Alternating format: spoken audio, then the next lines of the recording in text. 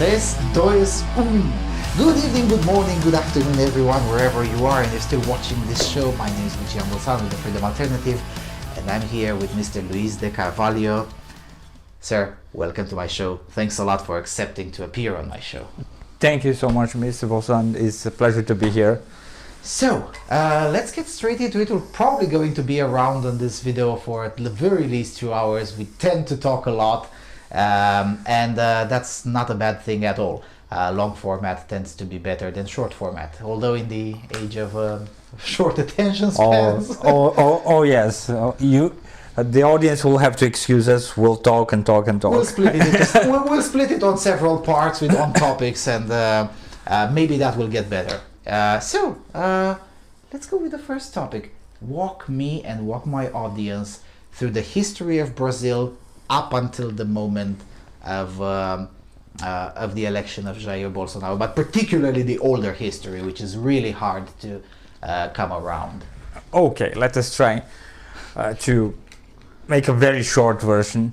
First, I just want to say that I only speak for myself. I don't speak in the name of any institution. I don't speak in the name of any government, any political party, or any other person. I only speak as an individual here.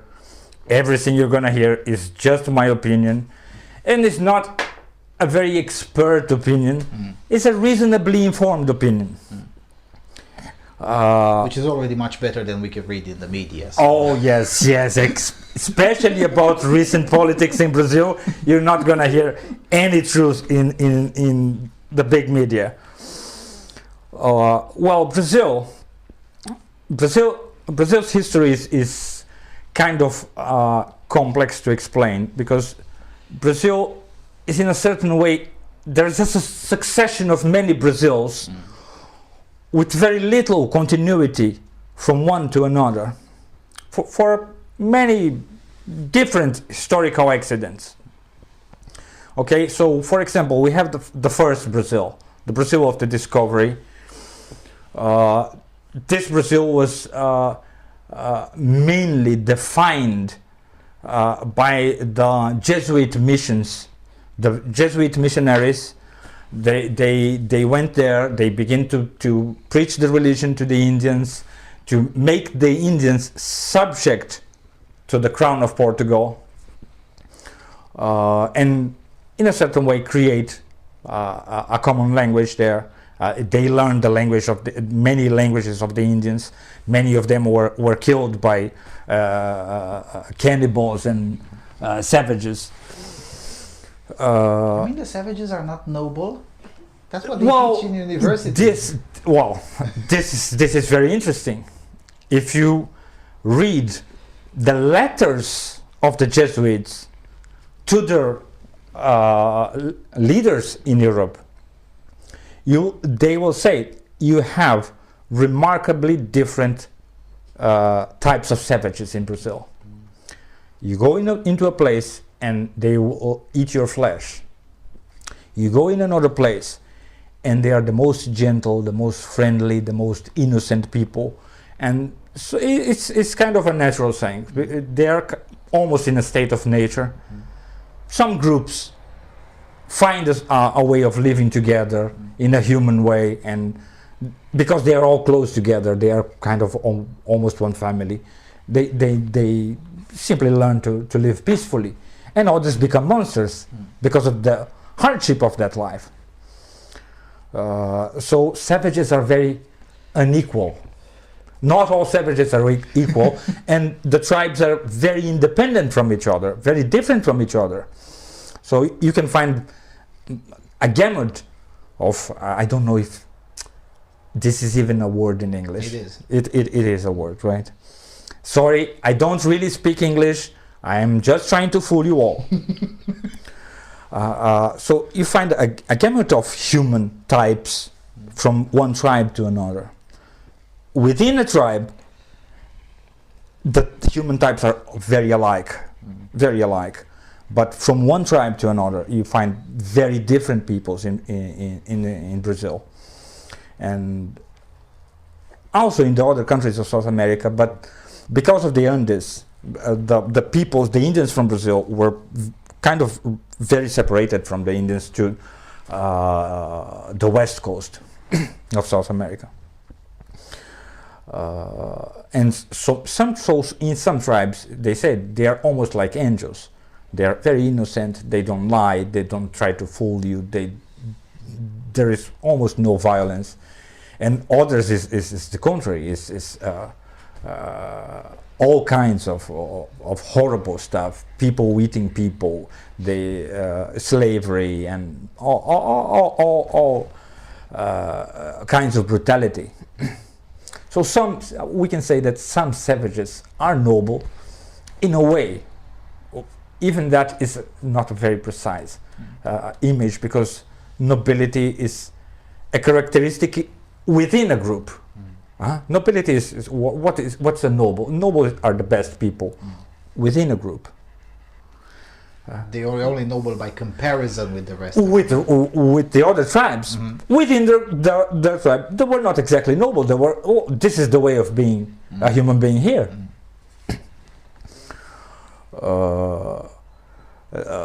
So there was lots of violence. There is lots of brutality. The Jesuits worked a lot for the benefit of the Indians. They every time the Portuguese settlers were abusing the Indians, they were constantly denounced by the Jesuits, because they were educating the Indians, the natives, to become subjects to the crown, to become Christians and subjects to the crown. But they were educating them and really not exploiting them. They were doing that not just for the benefit of Portugal, but also for the benefit of the Indians. And so this is the first Brazil. The root, the first education, mastery of language, crafts, everything, maps, description of geography. It's all from them. But this Brazil was aborted with the end of the Jesuit order in Europe, the extinction of the Jesuit order. This Brazil was aborted, and we have a intermediary term. I'm simplifying very much this history. Okay, it's 500 years of history. It's very complex. I'm not a historian. I don't have a great taste of telling you all the details. It's just the general ideas. The idea of the Jesuits was to extend Portugal, really extend Portugal in South America. Then, with the end of Jesuit order, we have a little time, and Brazil stays kind of in a state of limbo. It's kind of a limbo, exactly. That kind of started some miscegenation, in part because the Jesuits were teaching the children of the natives and the children of the Portuguese settlers all together, playing together, teaching together, going to church together, and in part because there is this system of education disappears with the extinction of the order, and that becomes again kind of a wild country. Then we have a second Brazil. This period between the Jesuits and this what I'm calling a second Brazil have many distinctive phases, but they are not relevant for our purpose here. Then we have when the Portuguese crown goes to Brazil, running from Napoleon,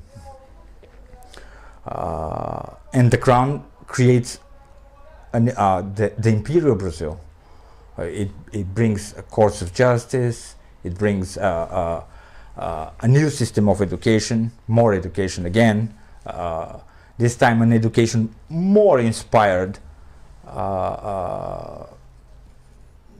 not exactly a church education, more an enlightened education, the education of the age of reason and things like that.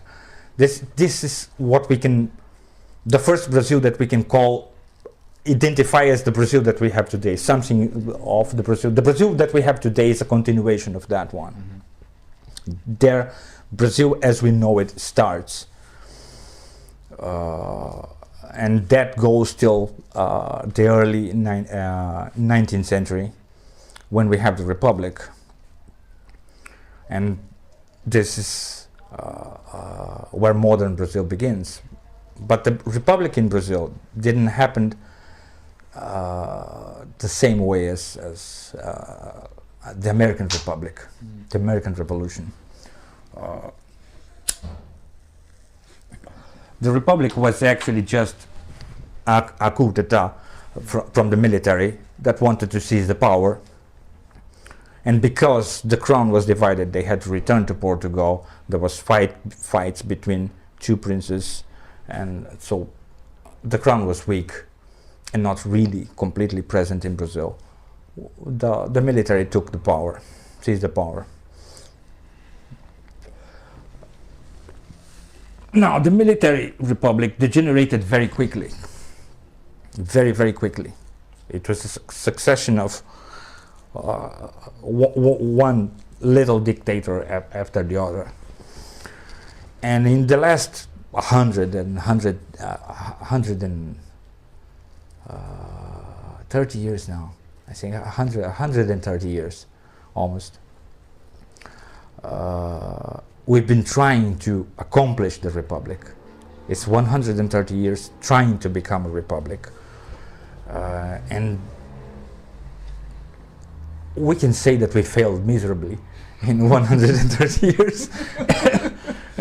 we can really say that, but Brazilians might get offended with that. I don't want to be offensive to my own countrymen. We tried, but we really didn't know what it was. We really didn't know what it was.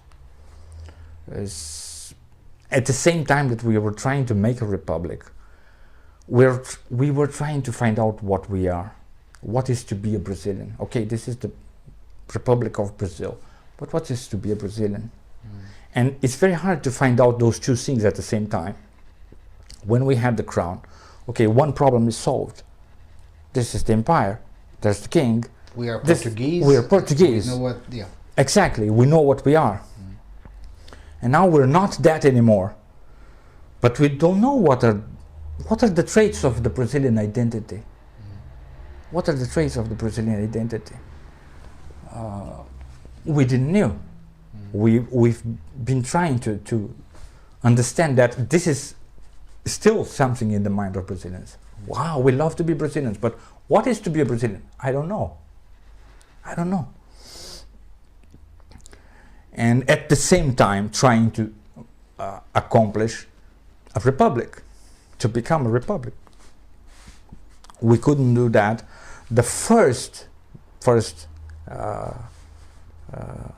great movement that we can say, oh, that was a Republican movement, is the movement that brought the military to power again in '64, because the military came to power by popular acclaim. There was serious danger in Brazil of becoming a communist country, but the people were very against communism.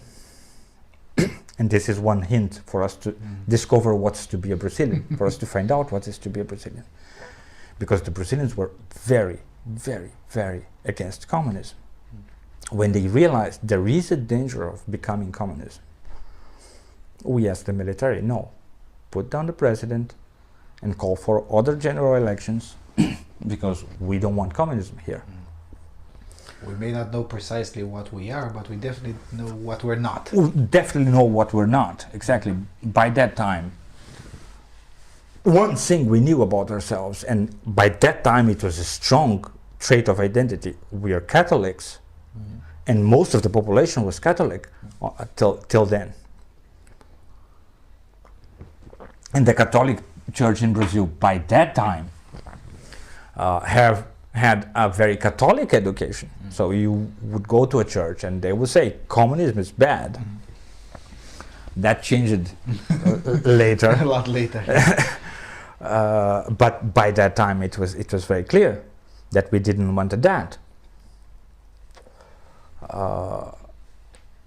Okay, the military did that, but they failed to fulfill their promise. They went to power, they took power, saying they were going to stay for 6 months, and they stayed for 20 years.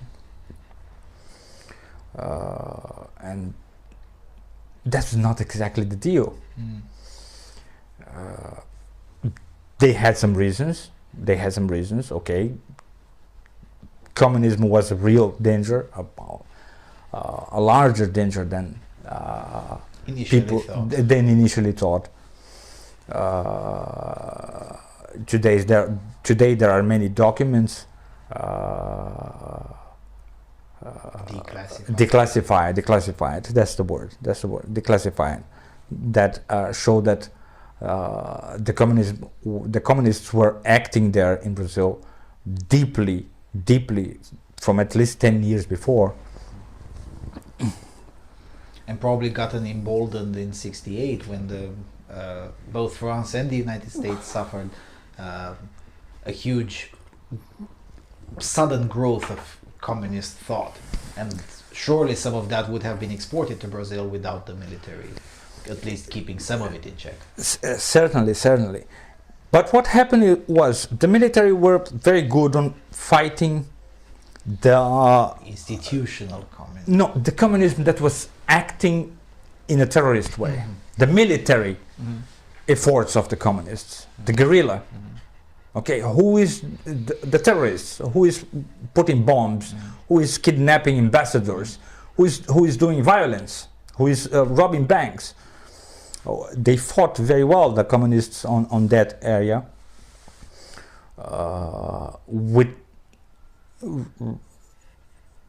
That might sound weird, but with very little bloodshed, actually. That didn't affect the population in general much. But at the same time, they were completely blind for the communism entering universities, newspapers, all the media, TV channels, and the culture. They were completely ineffective in this area. Ineffective or oblivious? In part oblivious, in part ineffective. Because I'm thinking, it's a military, so they would identify the military threats really well, but institutional threats are a bit harder for militaries to understand, unless it's military intelligence, which presumably at the time was less developed. Indeed. Also, we have to remember that the military in Brazil, they created the republic decades before. But they saw very quickly that it didn't work. It didn't work. And they carried kind of this guilt. So they were thinking on using this opportunity. Okay, we are in power again. Let us try to create the structure that we think will make the republic possible. Let us see what went wrong, what we did wrong. So they did some good things in the economy, some bad things. They worked a lot to renewing the infrastructure of Brazil. So they did something in this area because they thought that's the problem. The problem is on that level, and they didn't solve it. They really didn't solve that. Look, okay, but you go to a university and they're teaching there, or preaching there, really. Exactly what you're fighting against in the jungle. So gradually, in the 20 years that the military were in power, the left speech became the standard. became standard. The way people constructed thought. The way people constructed thought, exactly. The way people frame problems. The way people express what they think is wrong with their lives. So all the imagination is seized. And imagination and language is seized. Now you cannot escape this. It's very easy for somebody that understands that language from outside, or is the originator of that language, to use it against you. And that's exactly what happened when the military moved out. So when it was 89, I think, 88,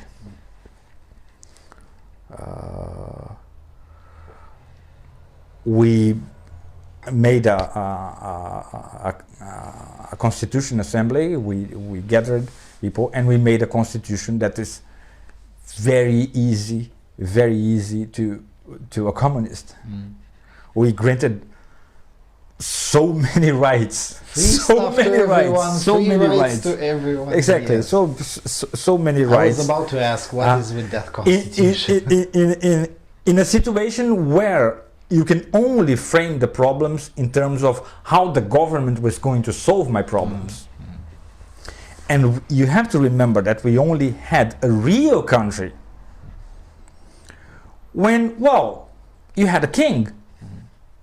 The king was the symbol of the country.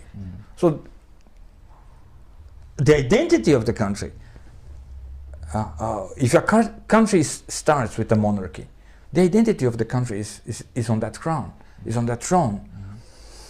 But now there is no throne, there is interior republic. We should think how we should solve the problems, and then we vote about it, and we talk about it, and we just put somebody to do what we want there. But that was not the mindset, the original mindset. That was not the mindset in universities, in the media, and that was not the mindset of the constitution. So the people don't have a real experience of what is to be a republic. Don't have that in history, in their history. No reference point. No reference point. They don't have a constitution that helps that, and they don't have a way of expressing themselves in a republican way, or a democratic way, or a free way. So when you have all that, what's the result? The result is we only have left. Chaos until the left becomes the norm. There's only left. There's only left. If you study the candidates for presidents in Brazil since '88, there's basically only left. There was a point when this was even admitted up front that exactly. all the candidates for the presidency were left-wingers, as in all of them, and there were like 12 or all of them, exactly all of them. Even now, even in this last election, okay, we had what, 15 of which 14 of the left. Exactly. Yeah. You have one kind of libertarian and 14 leftists. Then Bolsonaro, which is not a libertarian, not a conservative. Bolsonaro doesn't have an ideological profile, a precise ideological profile. He is aligned with the values of the people in a very, very unique way. We will reach Bolsonaro chapter later, but you cannot say he's a libertarian or he's a conservative or he's a militaristic type.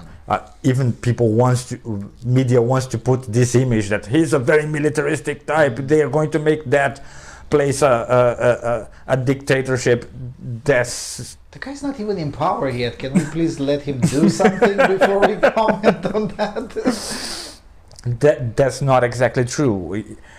He have a long history in the legislative.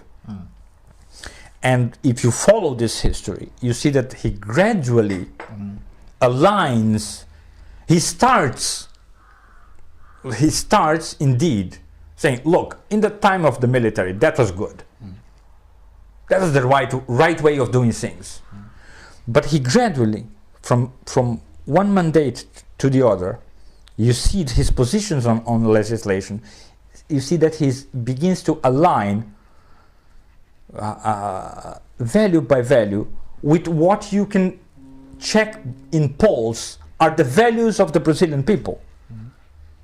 Little by little, he assumes that identity kind of naturally, with the experience in politics, he aligns with that. And so you see that this is the direction he's going. That's used, one thing that is used a lot against Bolsonaro is, okay, things that he said 10 or 20 years ago, out of context, or from the time that he himself didn't knew to express exactly who he was politically. Or had not evolved enough.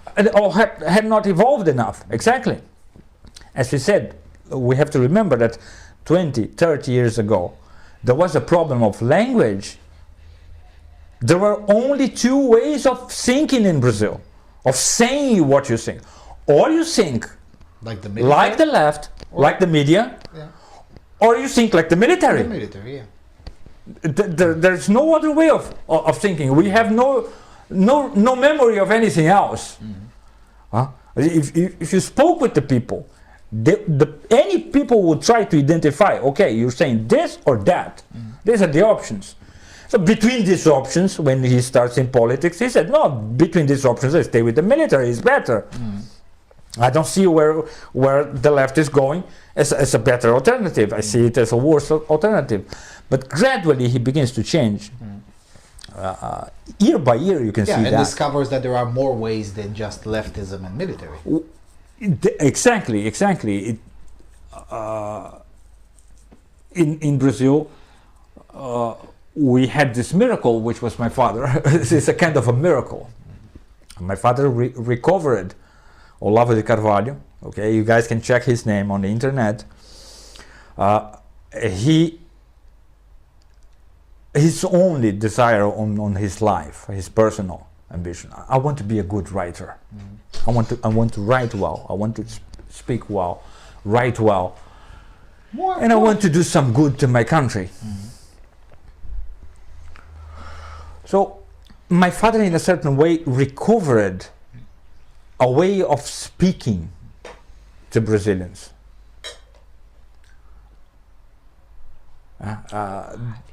Thousands of people that read his books or watched his classes, had classes with him, can attest to that. The fact is, okay, I was feeling the things exactly like that, but I didn't knew how to express, how to say exactly what I was feeling. I was having to force myself to say it in one way or another way, but none of them were expressing exactly what I was thinking. So he gave back to Brazil a language to talk about themselves, to recover who we are, what we feel, what are our problems, what hurts in us, what pleases us, what we love, what we hate. And people try to say, oh, Olavo is ultra conservative, right wing, and well, not exactly. Not exactly. He's not a politician. He's not a politician. It only happens that, wow, the things that we love. Once you expand the language, it just so happens that most people will start finding conservatism themselves, not necessarily because Olavo de Carvalho told them to. Exactly. Brazilians are very conservative on many things. They're not conservative in every aspect. For example, we have a great tolerance to nudity that conservatives in general do not have, that only libertarians have. Anglo-conservatives, to be more precise, because conservatives in Germany, for instance, have a very high tolerance for nudity.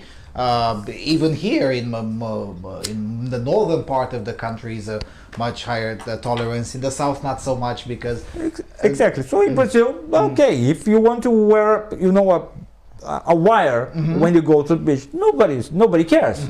Nobody cares. That's a point that we really don't care.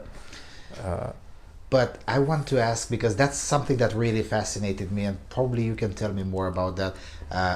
In 1990, so the military dictatorship is out, the left is in, and at some point, I believe it was even the guy who is now in jail, Lula, and some others, they created something called the Rio Forum, the Rio de Janeiro Forum, or something like that, to create in Brazil what was lost in Eastern Europe. Here in Eastern Europe, we had kicked the commies out. In Romania, literally helicoptered them out.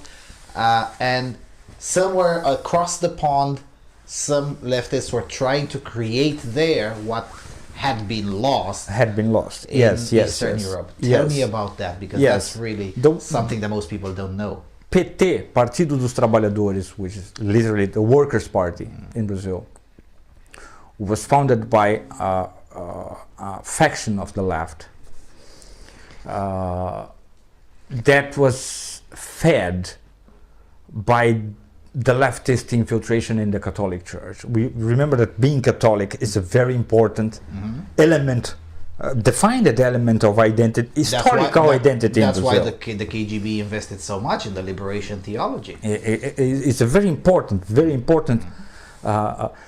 Nowadays, not that much, because we have now 35% of the population, 1/3 of the population are Protestants.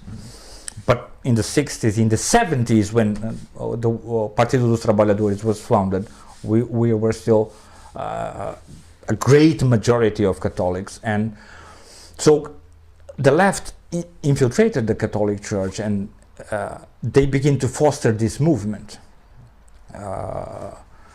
And PT was kind of fed. It was the faction of the left that was fed, and because of that, it attained a certain level of organization. Also, the great minds of PT were not isolated Brazilian leftists or communists. They were working together with the Socialist International. With the Socialist International, exactly. And about 20 years after the founding of PT, they found the São Paulo Forum, Foro de São Paulo, which is an international association of all movements of the left in South America. All movements related to the left, political parties, social movements, NGOs, and traffickers, drug traffickers,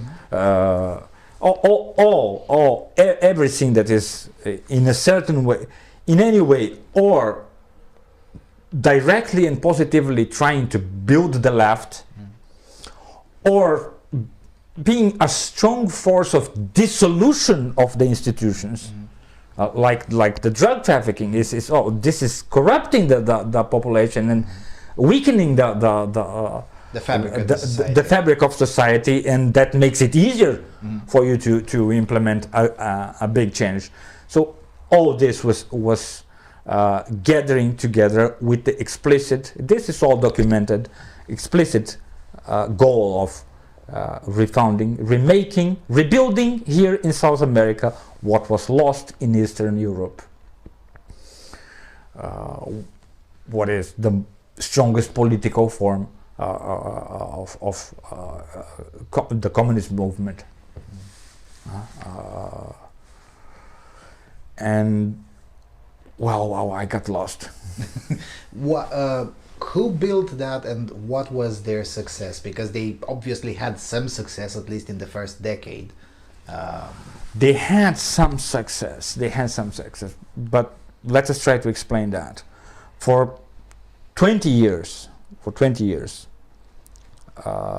Lula was a candidate. Lula, which is one of the founders of the Workers' Called Party. by Obama the most popular politician in the world. In the world. Oh, yes, that's very funny.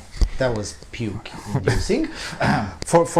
If you check video recordings of Lula in the 70s and in the 80s, you will see that he have a very visual identity of a worker, a proletarian with a big beard and a very communist. Very communist preaching. We want exactly. We're not going to say communism because we're not the communist party, though we are. Not necessarily communism, but something to be appreciated. Let us not name it. Yeah. Let's not name it communist. Okay. We want equality. We want social justice and. The problem of the world. We're not communists, but our enemy are the capitalists. Okay? And he was failing to have national projection, failing systematically on having national projection, because, as we said, Brazilians are very conservative. Even the party was big enough to have small positions, and even I think a couple of governors from states which are kind of provinces in Brazil, but he could not hit the target that was to become president. That changed when they decided to cover him in a makeup. If you see Lula from one year to the other, 1 year he's there on a t-shirt with a big beard, talking about how good is Cuba, how good is Russia, how good is China, and suddenly all that talk changes. He appears in a suit with a tie and a beard very well trimmed, and talking about we have to keep the privatization initiated in the former government. We have to making promises to businessmen and to the financial class that don't worry, we're not going to do anything crazy. We're just going to do advance the social order of the country, but in a very our model now is kind of Sweden, the old talk, but a visual identity very different, very different. That it was so remarkable that people nicknamed him. Now, from Lula to Lulinha Paz e Amor, the little Lula, peace and love. With a new talk, and then he got the presidency. Now, in those 20 years before reaching there, they didn't reach there, but they really understood very well how the political power worked in Brazil, how it worked. The moment they entered there, they took the state gradually and in a way that is invisible for the people. We have to remember that the Brazilian people, as we said, we were not exactly a republic. At no point it was in the open discussion or for the people or in universities or in the media how the power really works in Brazil, how decisions are made, how things really work. This was not being discussed. What is the institutional path towards change? Path towards exactly. How you do things here, and they were just knowing that among themselves, and they took that. They replaced that caste of power. They replaced completely that caste of power, and suddenly, okay, all the power is yours. You can do anything. You can do it. You're not only the president and a few governors and some people in the legislative. No, you can do anything. You can do anything because now in Brazil, we never had also exactly a fully capitalist system. So big business always depended very much on the government. There was a strong, let's say, promiscuity between business and government, and they took advantage of that. And so, in a very short period, from 2000 to till now, Brazil was quickly becoming really effectively a communist country. Communism in all but name. In all but name. We all know, okay, communism is dead. It's okay, it's dead. It's another thing, it's a different thing. It's the enemies of the capitalists. Okay? We don't. They change name all the time. It's not communism. Okay? It's the anti-capitalism. And at the same time, in the beginning, they did some effective but kind of artificial movements, and there was a sudden impression of prosperity very early. And people said, okay, life is a bit easier now, mainly through easy credit for small things. So a very poor person suddenly can buy a fridge and pay. The banks are having lines of credit for very short amounts, and people can buy small things, and suddenly their life improved a bit, and a few other. But it wasn't sustained or healthy economic growth. Exactly, it was not really developing the country. It is not really developing the country. It was suffocating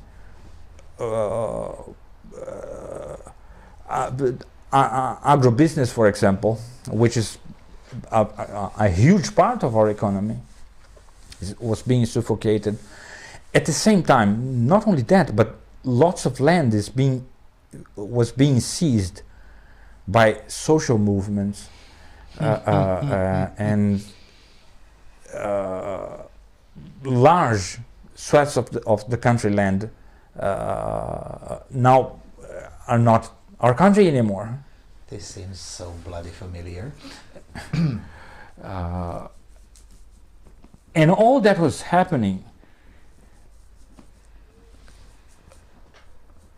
and the problem was Brazilians didn't have the means to say, I see there is something wrong on what you're doing. But I don't know why and how to explain it. I don't know why and how to explain, and because that is just a feeling. The population, it's just a feeling. What do I know really? Maybe I'm wrong. But instinctively, it kind of sounds bad. It sounds bad. It doesn't feel exactly like. Feel that something is getting worse. And I think that what mainly changed that was my father's work. Is the fact that he reintroduced to his readers and his students first authors from the right. Nobody was reading. Nobody in Brazil had no idea what was the right. Well, nobody, of course. Some probably 1 million people, but in a country of 200 million. 200 million exactly is nothing. Nobody was discussing that. Nobody was discussing that. Nobody was knowing Brazil. Okay, you buy this. How much of this price is taxes? How much is taxes? You don't know. Why do you pay those taxes? What is the return on those? On those, exactly. What's going on here? Do you know that you work 5.5 months a year for the state? For the state. Do you know that? At one point, does it become slavery? Do you know that a child in public school costs between 3 and 5 times more than a child in private school? Do you know that? And the quality of education obviously absolutely atrocious, like anywhere else, really. Exactly. Recent research is this. I'm not kidding. This might be. You're not going to believe. If we tell people what's going on in Brazil, people don't believe. They have to go and check the numbers by themselves. By the government numbers, about 47% of students about to enter college are not capable of reading a text and understanding it. That's functional illiteracy. Functional illiteracy, exactly. 47%. That's a half. That's a lot. That's unbelievable. Mm-hmm. That's unbelievable. I mean, there are places in Europe where it goes pretty high, but more like a third would be the worst. But most, yeah, 47, it's a lot, definitely a lot. It tells a lot about the quality of public education, for sure.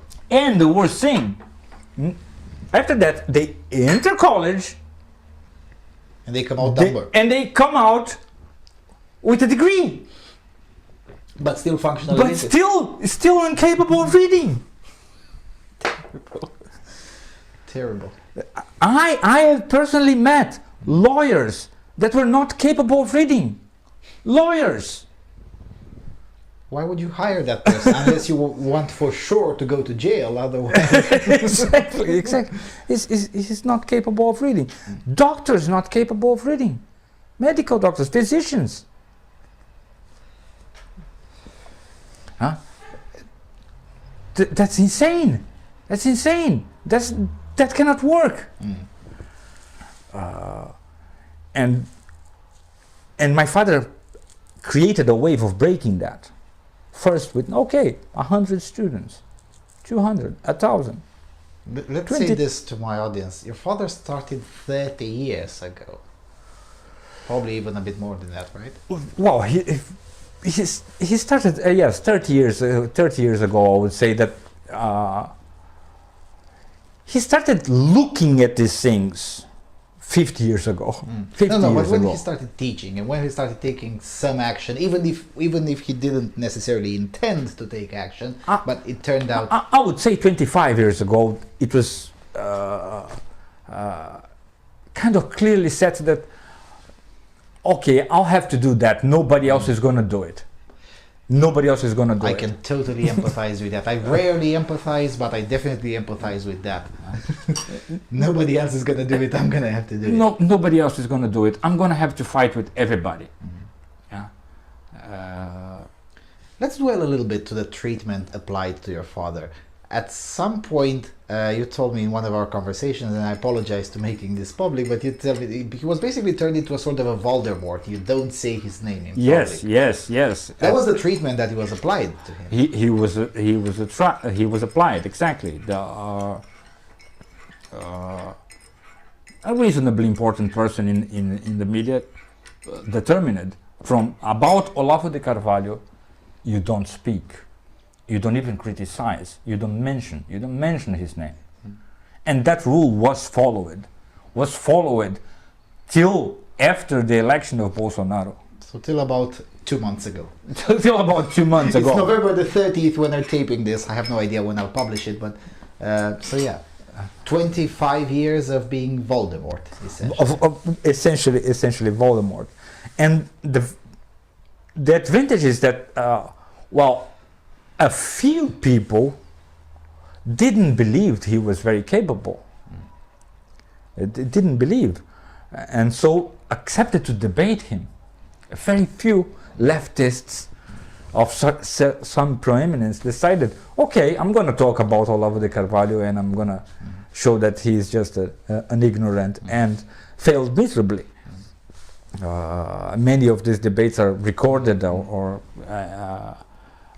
at least written. Transcribed, exactly. And all failed miserably. He has shown, look, you have no idea what you're talking about. You're just an idiot, basically. And he started first with his small private classes, then his books, then he started a kind of a radio talk show in the internet, where he used a more popular language. He was, but always indicating, look, on this subject, read this, read that, read that, and that reached a lot larger audience. And with the growth of internet in Brazil, then he finally made what is probably his greatest contribution, which is his online course on philosophy that have thousands of students and hundreds of classes recorded, where people could see him thinking on things, thinking about things. And examples on how to construct thought outside of the straitjacket. Thought, how to research something. If you don't know anything about it, how do you go? What you do? What you read? How you build a bibliography? How do you understand the state of the question, where it started and where it is? all, let us say, basic skills for an intellectual, but teaching very well and showing live the process of doing that, of starting. Okay, start from your perception. Never go away from your perception. Never go away from your own individual conscience. Don't tell yourself that you know what you don't know and that you don't know what you know.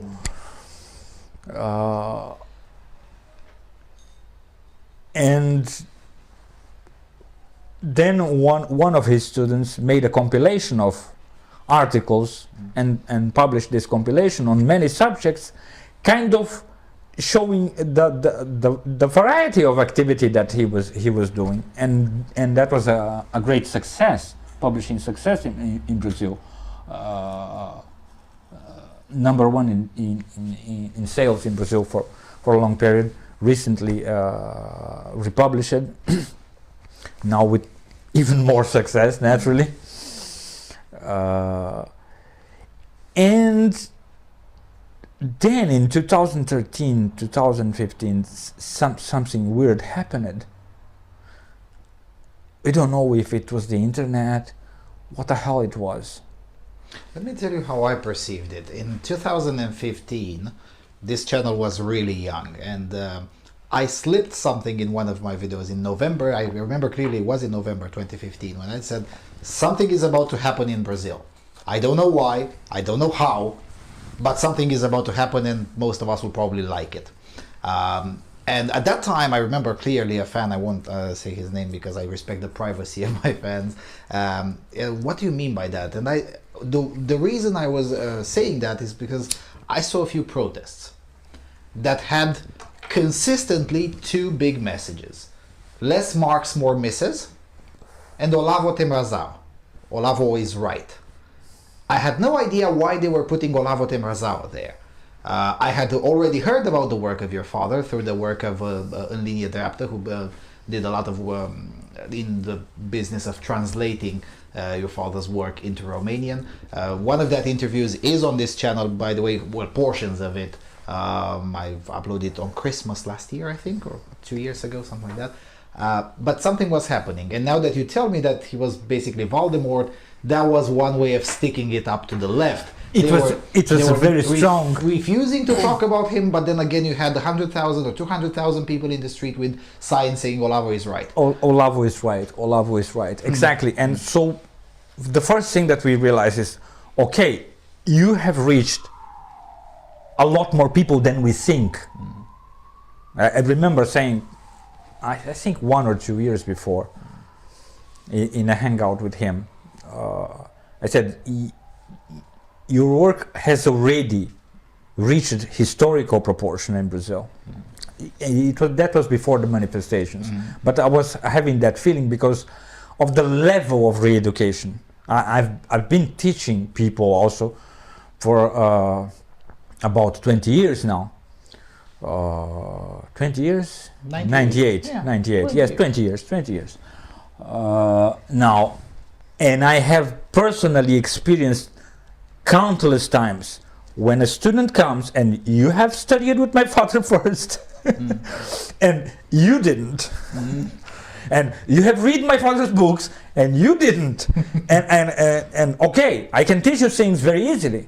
My subjects, my field of have almost nothing to do with politics. It's just okay, classic philosophy, okay, introduction to Aristotle, to Plato, to Socrates, and compared religion. It's other fields completely different, but are fields that demand all those basic skills, all those basic skills. And I was saying, what the hell? How can you not understand what I just said? How can you not understand? And I realized that difference, and I realized the number of people influenced by him was growing, steadily growing, and the difference in capacity for assimilating something was striking to say the least. It's striking to say the least. It's just, I really didn't imagine that. Actually, I didn't knew that education was that bad. I didn't knew. I'm a very ignorant person. I didn't knew education was that bad in Brazil. And it was so striking that those people, not only they understand things better, they are becoming capable of expressing their own problems with the same clarity, with the same precision, and they are capable of talking to other people, to their co-workers, to their friends, to their people of their family, in those terms. They were able even to spread the knowledge better. Spread the knowledge better, exactly. Not only they were understanding their problems better, but they were able to convey this knowledge. And then by that time I felt I think it's too late to revert that. But I was thinking, okay, in 20 or 30 years, I was thinking that 2013, 2014, in 20, 30 years, maybe we'll have some political change from this. And then suddenly begin those popular movements, protests that were actually initiated by the left and got hijacked and hijacked by the people. And it was very beautiful because it was very Republican. It was the people by themselves with very, very little institutional organization, expressing their problems in a very clear manner. In a very, very clear manner. Okay, not all problems, not the deepest problems, but well, okay, this is the problem, and the direction to the solution is that you're pointing. For the first time, you're pointing to a right direction. And the reference frame was distinctly non-leftist. Exactly. The direction of the solution we want is in a different direction. Is in the direction that is not the left. We don't know what it is yet, but it's not that. It's different. Somewhere else. It's less government. It's less. It was the first time. We want less. We want you to stop bothering us. What should the government do? Probably leave us alone. Get out of our way. And this Olavo was right. And this had another effect because everybody was saying that. It was not the TV channels tried really hard to hide, but now everybody has a cell phone, everybody has access to YouTube, so things were going to the internet, and lots of people were saying, "Who the hell is this Olavo?" And they have Google. And they have Google, exactly. For all its faults, Google is still your friend in many ways. Exactly. Very recently, I think a couple of weeks ago, kind of a YouTuber from Brazil that usually does videos of book reviews. Asked her audience to choose a book for her, and they choose one of my father's books. And she said, okay, I'm going to read. If you guys choose this one, I'm going to read. And she read, and she said, first thing I have to say, he's very funny. He writes really well. And I gotta say, guys, I kind of agree with 70-80% of what he says. Strangely, I don't know. That's so weird for me. He's supposed to be a monster. But I kind of agree with almost everything he says. And she had lots of problems because other YouTubers, Brazilian YouTubers, you're a traitor, you're a monster, you're fascist, you're far right. Didn't she learn to answer like your father, faci sua mãe? Not yet. Not yet. Not yet, because she was totally taken by surprise. She was not expecting this person. No, she wasn't expecting first to agree and then to also get the backlash that she was probably in the past part of it. So it's many levels of surprise. I was not expecting a human being first. Olavo de Carvalho should not be a human being. I was not expecting a good writer, a great writer, writing very well. And most of all, I was not expecting agreeing with him on anything. And no, he is a human being and kind of an interesting human being. He's a great writer, and I don't know, I think he's kind of right. She tries to, she tries to, no, I want to disagree more with him. But I think it's too late for you. You took the vaccine now. I think is a couple of years now, two or three more books, and you'll be done. You'll be converted. You'll be wearing the less marks, more misses sign. You'll be wearing that. You'll be wearing the Olavo tem razão with the cigarette in the t-shirt. And I don't think there is a way back for her, because once a person that knows how to read my father. He's a damn good writer. I know people might think, okay, you're talking about your father. No, I'm not talking that because he's a damn good writer. It's amazing. Even his enemies appreciate that he's a good writer. Yes. Every great writer in Brazil recognized that from the beginning. From the beginning. This is a great writer. This is a great mind. Not only a great writer, but also a great mind. But great writers they love their art. So it doesn't matter the position of the other writers. They love their art. Above all, they love their art.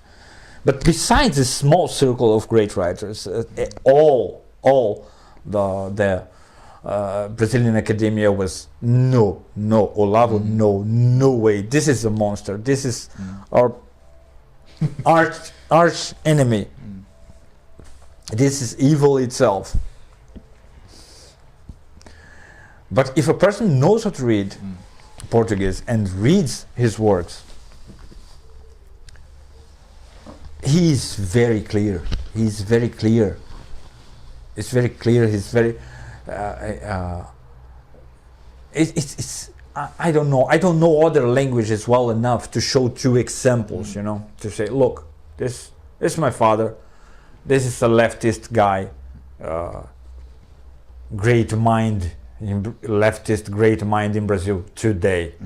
Read this and read that. And first, this is beautiful. This is ugly. First thing, you're speaking. You're just making noise. It doesn't matter the ideas, but you're speaking, you're making noise.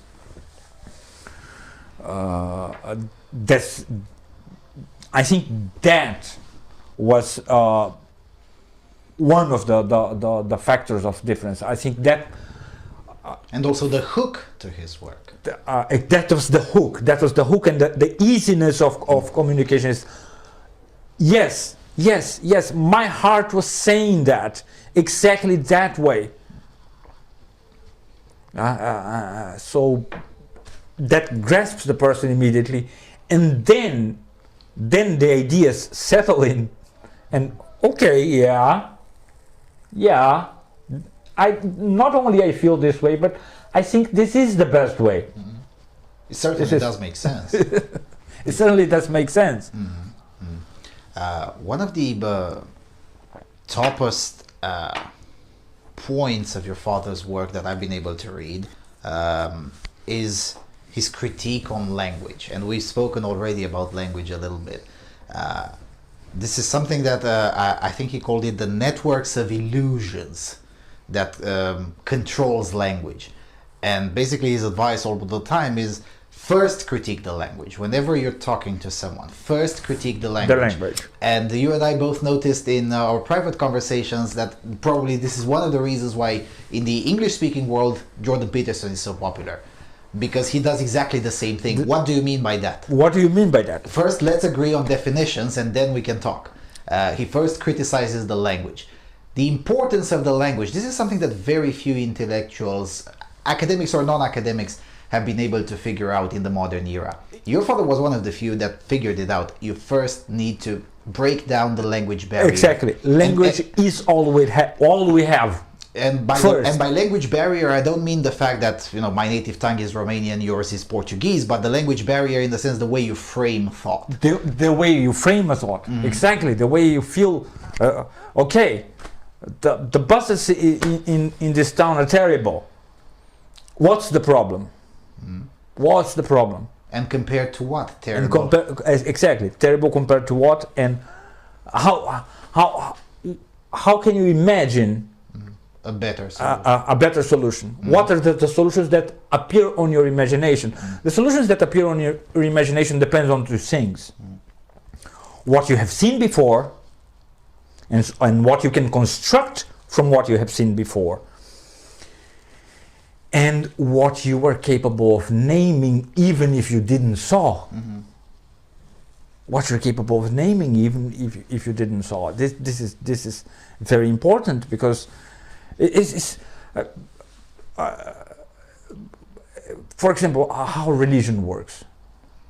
Well, most people didn't saw angels or God or a miracle, but they can name those things very precisely.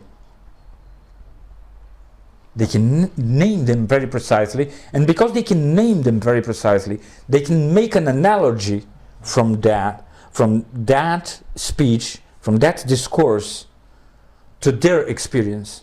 And so, for example, a person can say about the small miracles of my own life, the small effects of prayer, and I can feel in that an answer from God. Why you can feel an answer from God? Because you have first a name, God, and God is a person, and God speaks to you. All this is a discourse for you first. Because you have the language, then you can describe. Then you can describe. Then you can try to see if it is in your world. See, it's. Let us say that, in principle, abstractly, human intelligence is independent from language. But the fact is, we are not angels. We are not intellectual beings or spiritual beings. And definitely, we're not telepathic. So we're not telepathic. We still need language because we can't download each other's. Exactly. Now, language has this power that it can turn my intelligence to fields that were completely dark to it. This was one of the biggest revelations of the new left, wasn't it? The fact that language has power. The old left, the Leninists, figured only portions of it, tiny bits of it. They were still amateurs. That's why the Pravda type of propaganda was eventually completely inefficient. I mean, back in the days of the Soviet Union, or even here in communist Romania, we all knew that the Scânteia, which was the Romanian version of Pravda, was almost entirely lies, and even the portions that were not lies, they're only half-truths at best. Everyone knew that. Even the die-hard, dedicated members of the party, even those people knew. And nobody really believed it. But the new left came up with this thing that language has power. Has power. And as a result, it has to be subverted. Subverted, and we have to create a new language. And they have been doing that for decades and now. They've been remarkably successful. Successful. Exactly. They arrested people. Particularly in the English language, in the English-speaking world, but also, yes, in not just in Brazil, in the Spanish-speaking world in general. Less successful in Eastern Europe. Gee, I wonder why. Yes. But yeah, you create a few new words, and then you expand their meaning. Microaggression.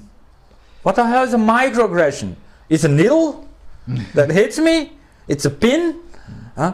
Microaggression, and the then fact that I'm asking you where you're from, that's a microaggression. Exactly. And you do that. You create new words, and you subtly change the meaning of existing words, such as gender, such as rape,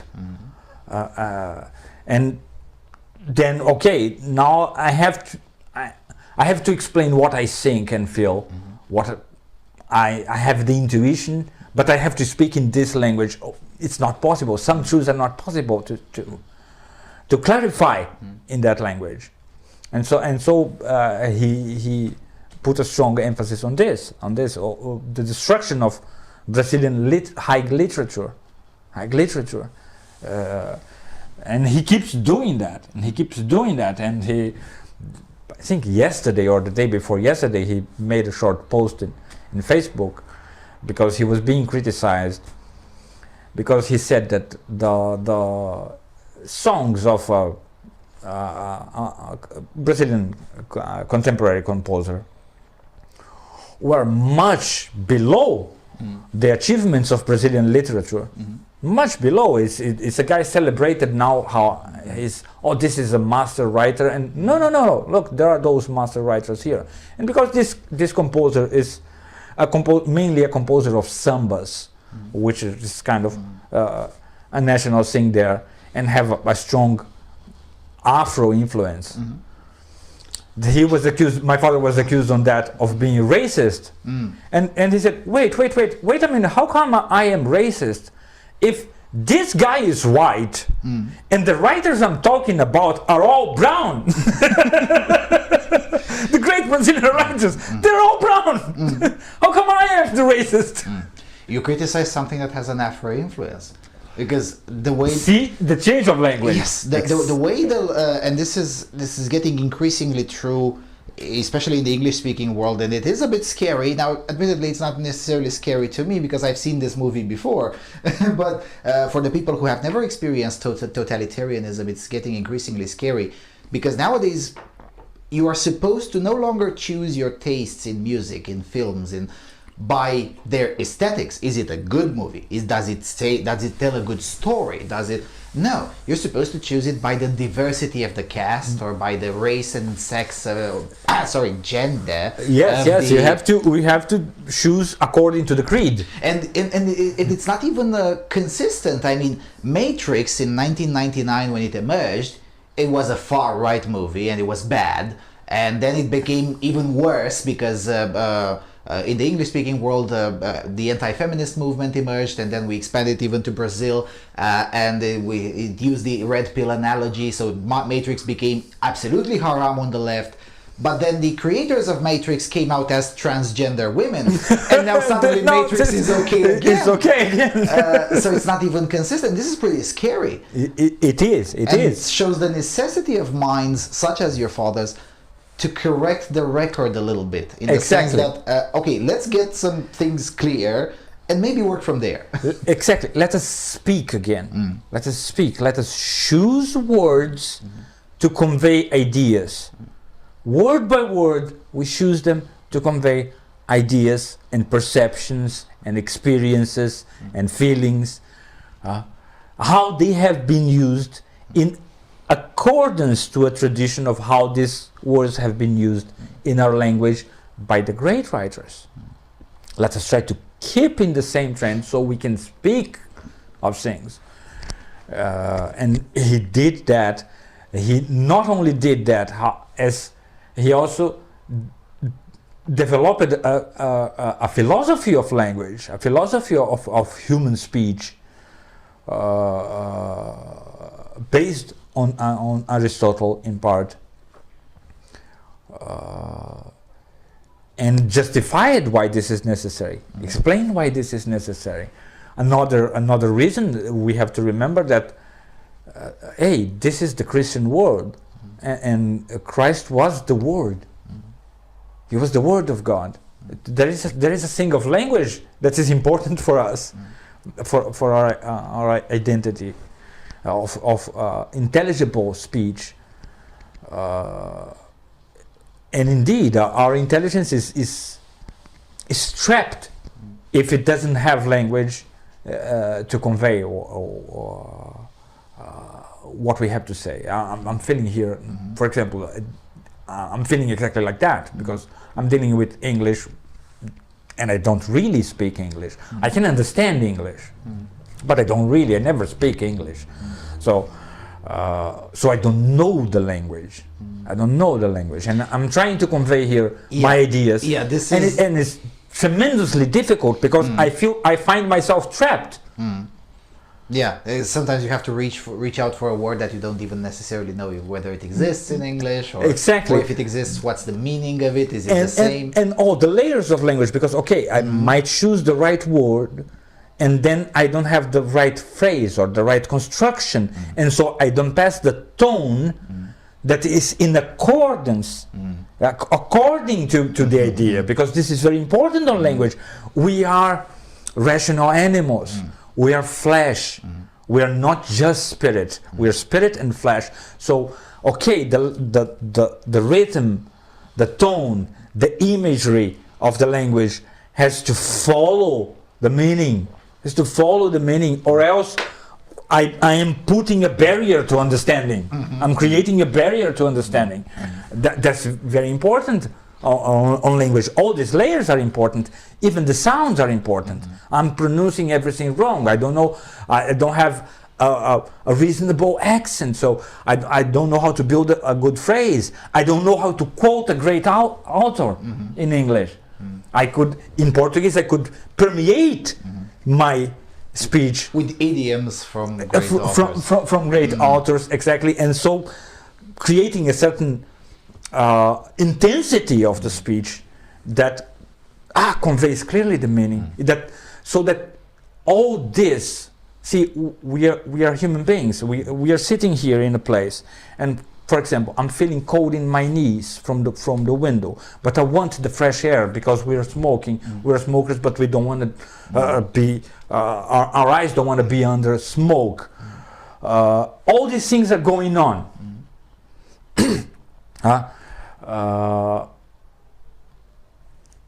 We're never completely comfortable. And that's okay. That's okay.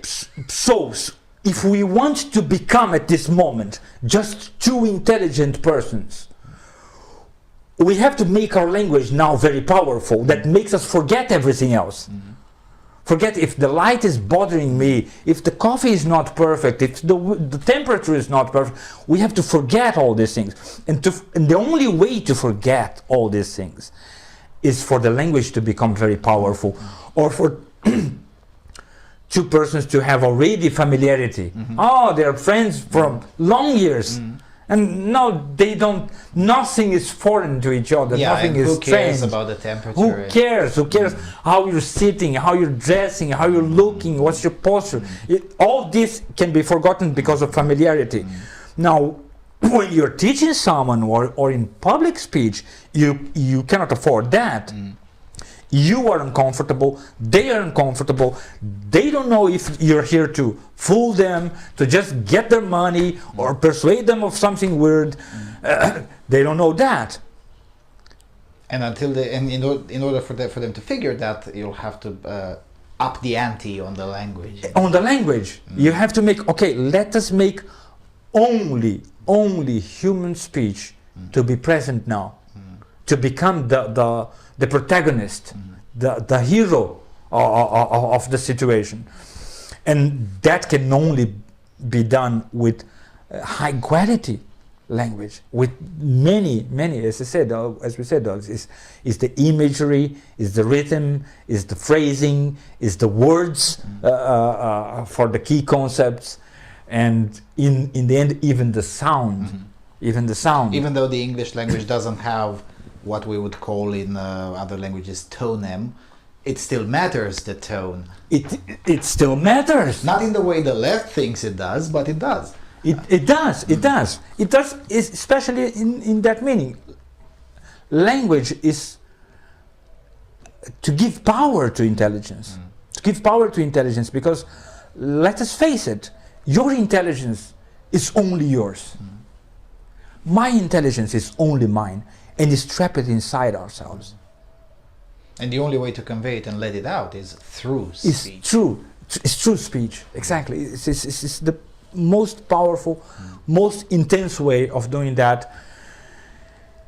And that's an amazing tool. And sometimes it's the only way, not only my intelligence is trapped from the outside world inside me, but many times it's trapped from myself inside me.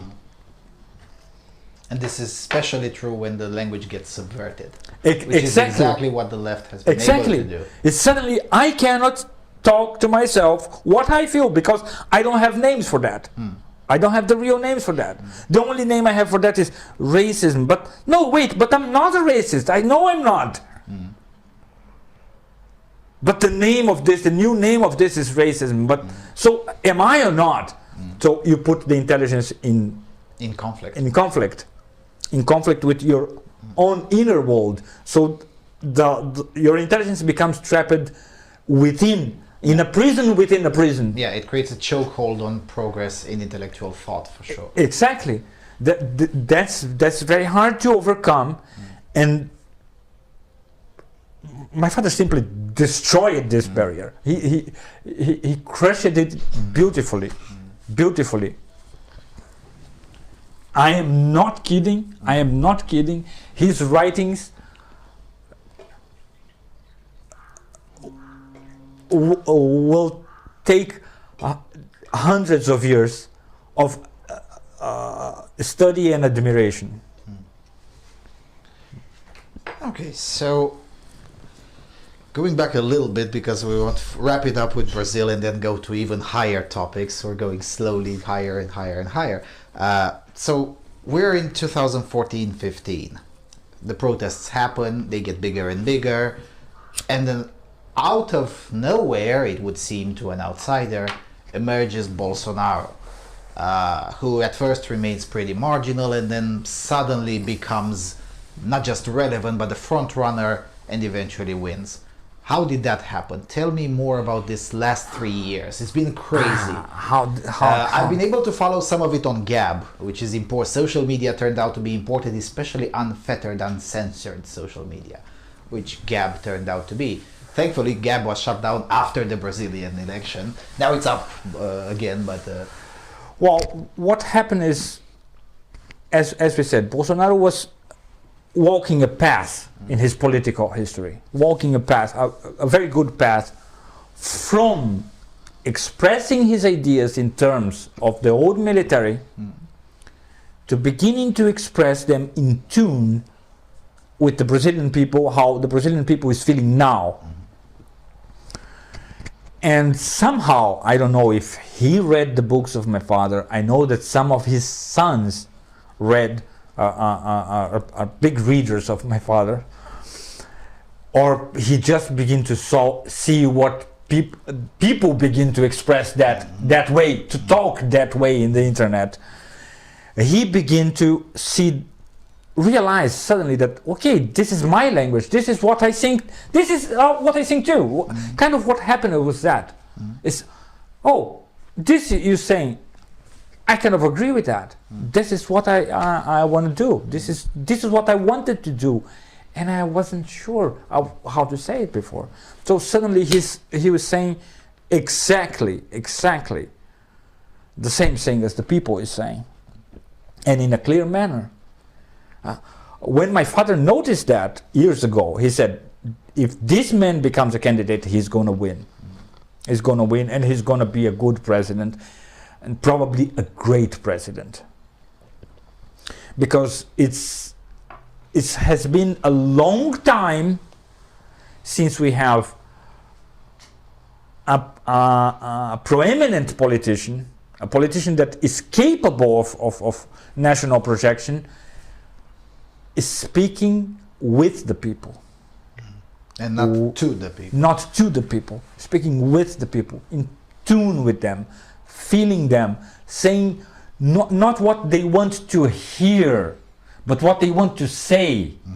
That's a very different thing, because, okay, I know that kind of in English people call much of this the populist movement, but populist is a bad word in Brazil, because populist is exactly that. It's kind of almost the same as a demagogue for a Brazilian. Pandering. Exactly. So I say what you want to hear, and well, the left does that many times. It's interesting that the slur populist is now popular on the left, when in reality the only populism that we've known in the last 50 years, almost anywhere in the world, really is left-wing populism. Exactly.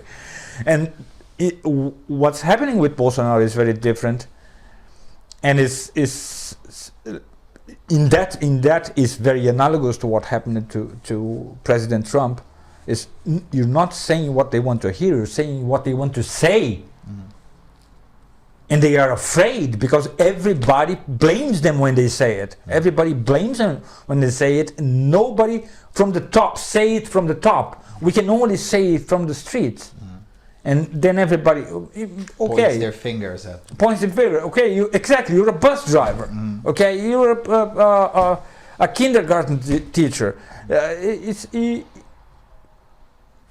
You know you're not in the top of the society. So you cannot say everything you think. So you feel that. But suddenly, okay, I cannot say anything I think. I cannot say anything I think because I'm ugly. I'm evil. And look, we're not evil. And suddenly, somebody in the top, he saw the people saying, and he heard, and he said, "Okay, this is what I want to. This is what I want to say too. This is what I really want to say. I really want to serve you guys." This is very honest on him. This is all he wanted from the beginning of his political life. You can see in his how he was always in the legislative. You can see how he voted, and most of the time, not every time, but most of the time, okay, you're voting with the Brazilian people. Of these two alternatives or three alternatives, you are voting the Brazilian alternative. It doesn't matter if it looks bad in the media. It doesn't matter what they're going to say, how they're going to misconstrue what you say, what you voted, what you did. He was doing it. But suddenly he have a common language with the people, and a true language, not a language of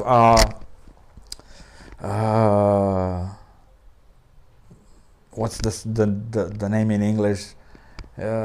When you say just a standard opinion or something that approved opinion, or exactly, or just what the good people, the beyond exactly the commonplaces, you know, that okay, everybody can say in public, and it's so pretty, so nice, so pink. No, it was a real language, really saying, pointing what we really think.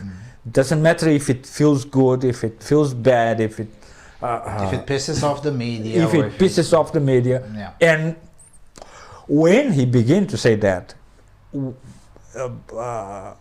on those same terms, his popularity increased exponentially. Yeah, and around the same period, his popularity also started increasing when, I guess here the media helped Bolsonaro a little bit, even though obviously they didn't want to, when they started digging up some of his older reactions. Because some, of course not all of them, some of them were pretty bad, but many of them were pretty like the common people would react.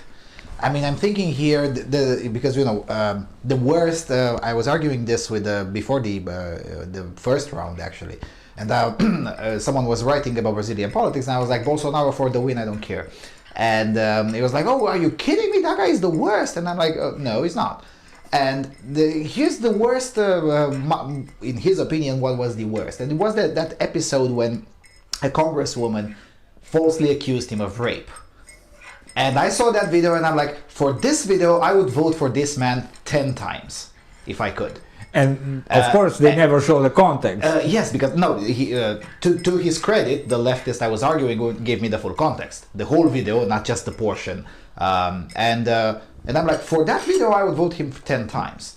Because this is how normal men, outside of the confines of the political correctness, this is true in America, this is true in Europe, this is definitely true in Brazil. This is a normal way of acting. A normal man, when faced with a false charge in a context like that, would react in a similar manner. I wouldn't even rape you, you're ugly, get lost. Exactly. That's exactly how any normal man would react. Of course, I insist on saying normal man, so soy boys don't count. But normal people would actually speak like that. And it turns out that trying to smear him as a rapist increased his popularity again. Increased because the context was the voting for a law. What happened? There was a big rape scandal. There was a young fellow of 16 or 17-year-old that kidnapped a girl and her boyfriend, and for days he and two of his friends raped her, and in the end of, I don't know, 6 or 7 days, they killed her. And now he could not be fully prosecuted as an adult for his crime because he was not. And so Bolsonaro was pushing for, look, let us change the age of criminal responsibility for these kinds of crimes at least. Yes. So that we can put this guy in jail. So he was he was the feminist in the equation. Come on, he was the feminist in the equation, damn it. And everybody knew that. Everybody was shocked by that. It was not just a simple rape. Like one guy raped a person once and lived. No. It was a particularly atrocious crime. Yes. Exactly. And so everybody was knowing that, the context of the crime. And then when we saw the video, and okay, it's evident. It's evident. Who is the insane part? Who is the insane part here? Who is the evil part? Defending this guy is evil. And this is another point that Bolsonaro changed the equation on values. Okay, for example, it's something. The left will always tell you that the problem is we need more money. The government needs more money, more government, more money, more bureaucrats, and more distribution. Okay, the problem is always in the level of the economy. But now let us be honest. There cannot be prosperity in the Wild West. If everybody's dying, if everybody's being raped, there cannot be a market. Least of all a free market. Least of all a free market. Exactly. This is something that many libertarians fail to understand oftentimes. Yes. Exactly. Many libertarians fail to understand. It's a common principle of human life. Look, for us to negotiate freely, we have to feel safe. We have to be safe. We have to be safe. And now, we have 60,000 murders per year, at least. At least. Okay? How can you talk about the economy? This is the problem. This is the problem. The first problem. People are dying. Criminals took over the country. On all levels. The economy problems is just, the corruption is just the crime reaching the top. But the crime, the vast majority pervades. of the problem, yes.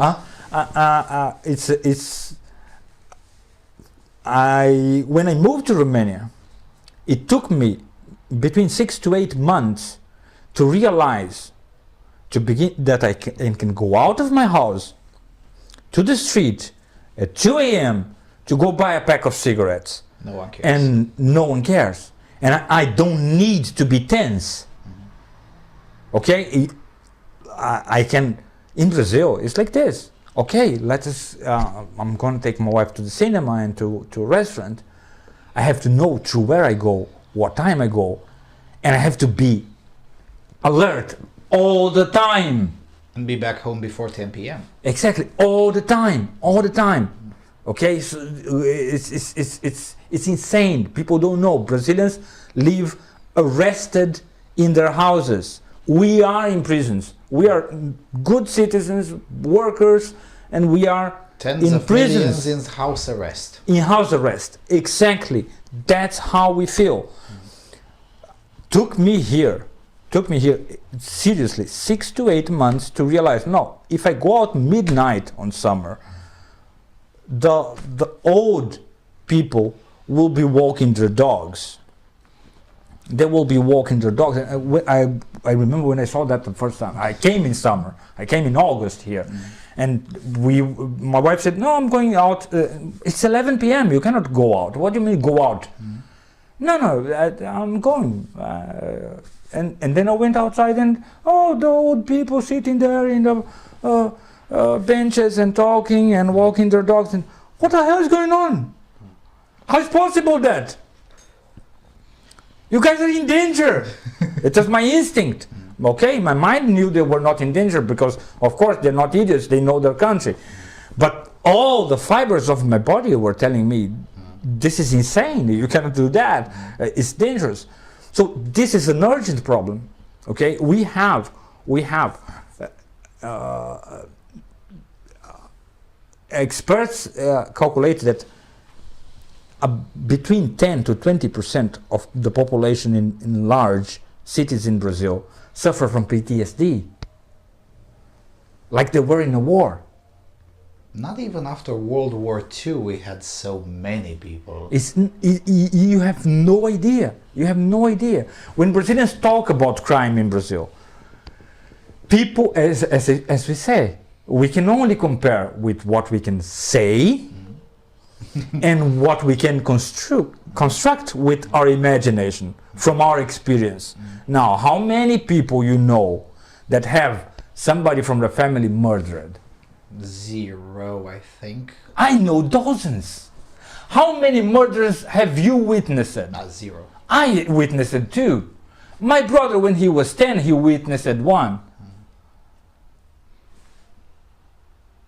This is something to be pondered upon the Europeans watching us, because with a few exceptions in Germany, where mass immigration has brought some of that, and a few exceptions in Sweden, but by and large, in London, but other than these three small areas, after all, population-wise and even geography-wise, most of Europe, even the crime-ridden part of Europe, is still pretty safe compared to...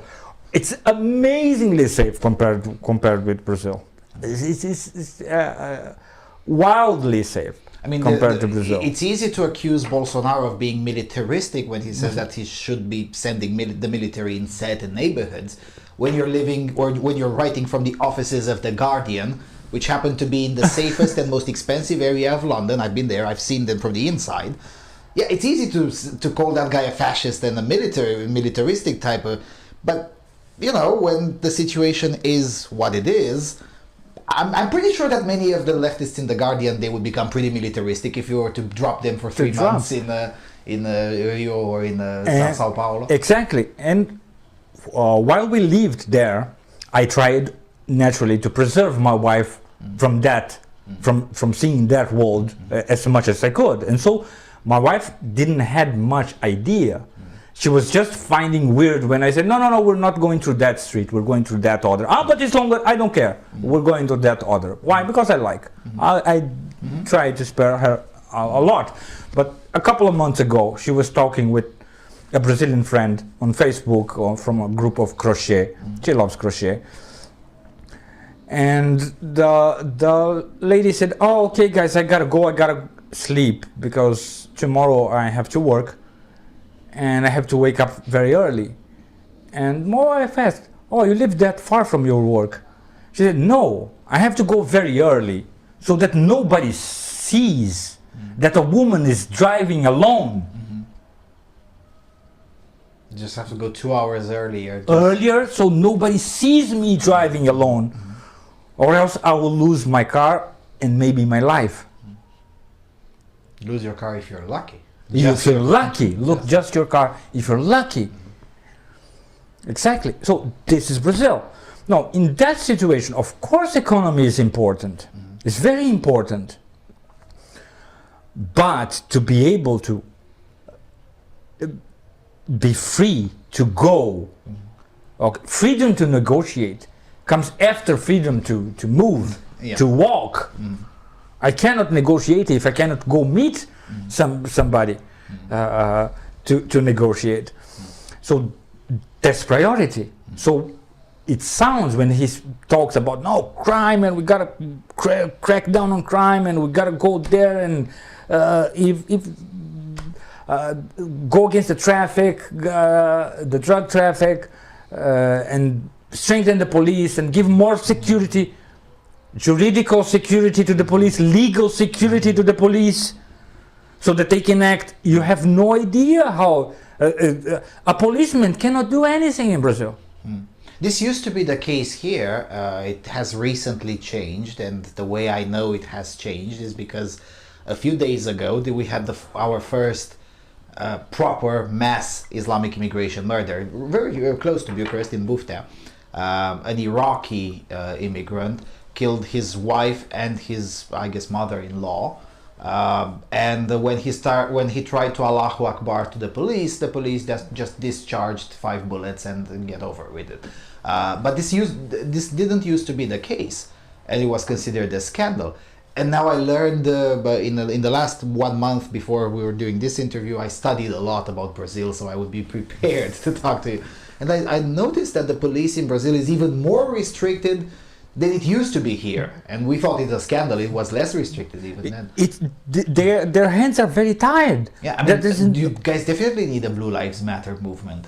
Even more so than the United States. We desperately need that. It's as I said, it's 65,000 murders per year minimum. Yeah, that's the population of Gdansk, Poland, I guess, or the population of, I guess, one smaller town in Romania. Not necessarily a city, but a smaller medium. Every year. Every year. Every year. And of course, Brazil is a big country, but still, I mean, 65,000, that puts Brazil around the area of Syria, which is a war-torn country. Still lower than Venezuela, though. I think it's higher than Syria because slightly higher than Syria. I think we have about 35 or 36 murders per 100,000. Yes, Syria is about 34. But still lower than Venezuela. Venezuela is by far the worst. The worst, yes. And Honduras. What a coincidence, both socialists. But still, I mean, it's remarkably high. I don't think Americans can imagine a city about the size of what would be Indianapolis, I guess, to be killed every single year. I mean, in the US they complain about crime, but the crime in the US is at the very least 8 times lower than Brazil, and compared to Europe, I mean, Europe is it's a dream. Yeah, I mean, in Romania, 2 years ago, last year I don't know, but 2 years ago, the homicide rate was 2.1 or 2.1 per 100,000. So about 16 times smaller, a tiny fraction. Yeah, exactly, a tiny fraction. A tiny fraction to the point that, okay, the population as a whole does not feel crime, the presence of crime. They are shocked when they hear of a murder, which is the normal thing for a human being. In Brazil, nobody's shocked on hearing about a murder because, hey, I saw a murder. I saw it. I didn't heard about it in the newspaper. I saw it. Or my cousin saw it, or my wife saw it, or my mother saw it. So this focus on, so it was basically a perfect storm. Finally, the chokehold on language was broken. The protests happen. Bolsonaro rises. The media miscalculates the effects on older videos. There was a serious mistake by them, poor propagandists. I thought the left used to be better at this. And then emphasis on security. It was basically a perfect storm. It was a perfect storm. At the same time, a huge scandals of corruption to a level. Yeah. As you, people cannot imagine. I'm sure you know, in Romania there's always a corruption scandal. But as someone who's traveled in over 80 countries, 13 just this year, I know that the Romanian corruption, as bad as it is if it were a football division, we wouldn't even be in the 5th division. We'd probably be in the 15th division, the tiny amateurs or something like that. Tell me about Brazilian corruption. I'm going to give you a tiny example, a tiny, very recent example. Okay, there was a program from the government called More Physicians, More Medics, More Doctors. And this program was supposedly like this. Brazil have many remote regions that are very hard, difficult to access, and they don't have good doctors. They don't have good doctors. So let us none at all. Sometimes not at all, exactly, none at all. And so let us create a program for that. But let us make it an international program. So people from other countries, because Brazilian doctors, Brazilian doctors, they're spoiled. They don't want to go to remote places in the country to treat Brazilian people. They don't care. They are the elite. They will go if you pay them more money. No, wait a minute. Let me tell you the story. Okay. And suddenly we have about 8,000 to 9,000 doctors physicians from Cuba working in Brazil. Now, the condition of these workers is like this. The initial conditions were like this, okay? They have kind of a good starting salary for Brazil, okay? It's about what? I don't know, some $2,500, $3,000. In Brazil, that's very good money for a starting. And if you're Cuban, physician. it's fantastic. No, not really, because the agreement is like this: 10% of this goes to the doctor, 90% of this goes to Cuba, because those doctors, they work for the government of Cuba. Bloody communists. Okay, so I'm not kidding. So basically this was a program to stifle money from the Brazilian taxpayer to give it to the terrorist regime in Havana. Second condition, they cannot bring their family with them to Brazil. Just so in case they might have the thought of permanently emigrating.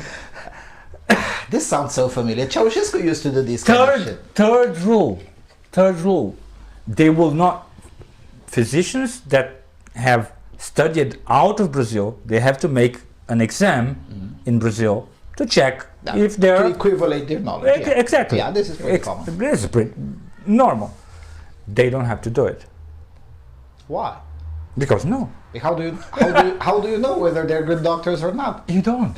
I mean, yeah, sure. I'm pretty sure many doctors from Cuba are pretty good. I mean, that's what my American friend tell me. But still, how do we know all of them are? Now, what happened after Bolsonaro was elected? He already said. He had said that before being elected. We're going to change the rules. They're going to get all their money. And they're going to make an exam so that we can check the equivalence of their studies, of their capacity. And Cuba, a couple of weeks ago, informed that no, As of January the 1st, we're scrapping the program. No. They are already, the first wave already returned to Cuba. See, they're not even waiting for him to get into power.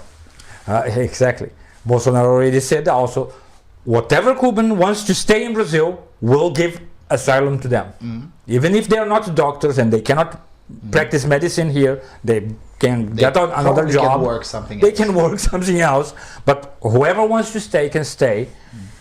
And then, then the government was forced to open inscriptions to the program again.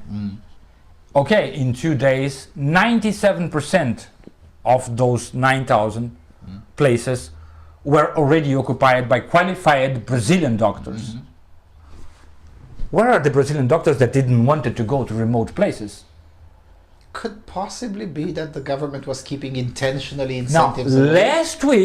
last week, a series of secret communications between Cuba and the government came out and proved that no, from the beginning, this is proved already. This is already established. This was an excuse to send money to Cuba. Okay, what was the money that was sent? Okay, about $2 billion. This is a small thing. This is a very small thing on the Brazilian scale of corruption. Yeah, compared to the Petrobras scandal, yeah, this is peanuts. This is a very, very small thing. So we estimate that we already lost 7 trillion reais, which is almost $2 trillion. $2,000 billion. $2,000 billion. Yes, $2,000 billion to those schemes. That's a lot of money. That's a lot of money. That's a lot of money. You know, as Reagan used to say about 60 years now, almost 70 years, when he was discussing an education program that was in place during the Lyndon Johnson administration, when he was calculating that the amount the government was spending to educate poor students was so highly wasted that he was like, we could send them all to Harvard for this money and still get some change left. I mean, with $2 trillion, yeah, definitely all the areas of poverty in Brazil. Look, cut this money by the members of the population and give a share for each one, and let us see what happens to the country. Damn it! It would still be better. Definitely better. Definitely. Just give them everyone a tax relief until we. Let us see what happens. Yeah. In comparison, and you were here in Bucharest when the big protests were in August and also in early January of this year. Those protests, I mean, the one in January was entirely political. It was an objection to a particular piece of legislation. But then in August was about general corruption. If you add all the corruption scandals, they wouldn't even get anywhere close to $1 billion. So, I just gave you one that is $2 billion. I'm saying this for, scale. Scale.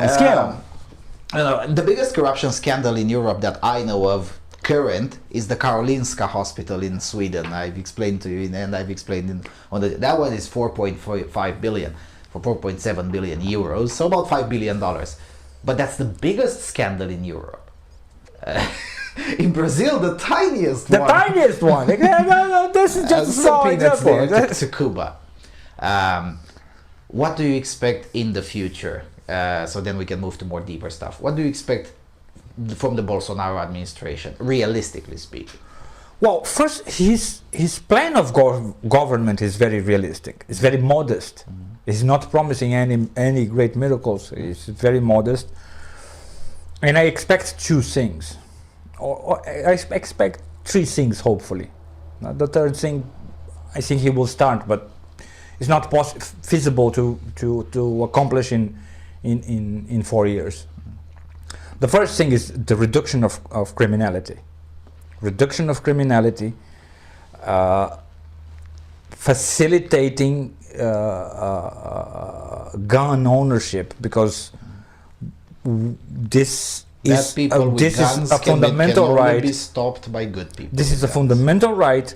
We made a referendum on that. The left wanted to change this right, to abolish this right. Okay, so they made a referendum on that, phrasing in a way for the people not to understand what they were saying. And still on the referendum, we sustained it. No, we want to keep the right to gun ownership. And even with the referendum, they took out our right.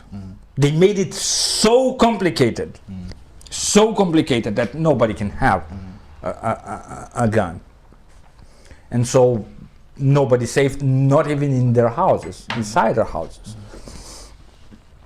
So I expect that to make easier the gun ownership, to reduce crime. So this is the first thing. This is, I think, is the most urgent thing, to make Brazilians feel that, okay, the streets are ours.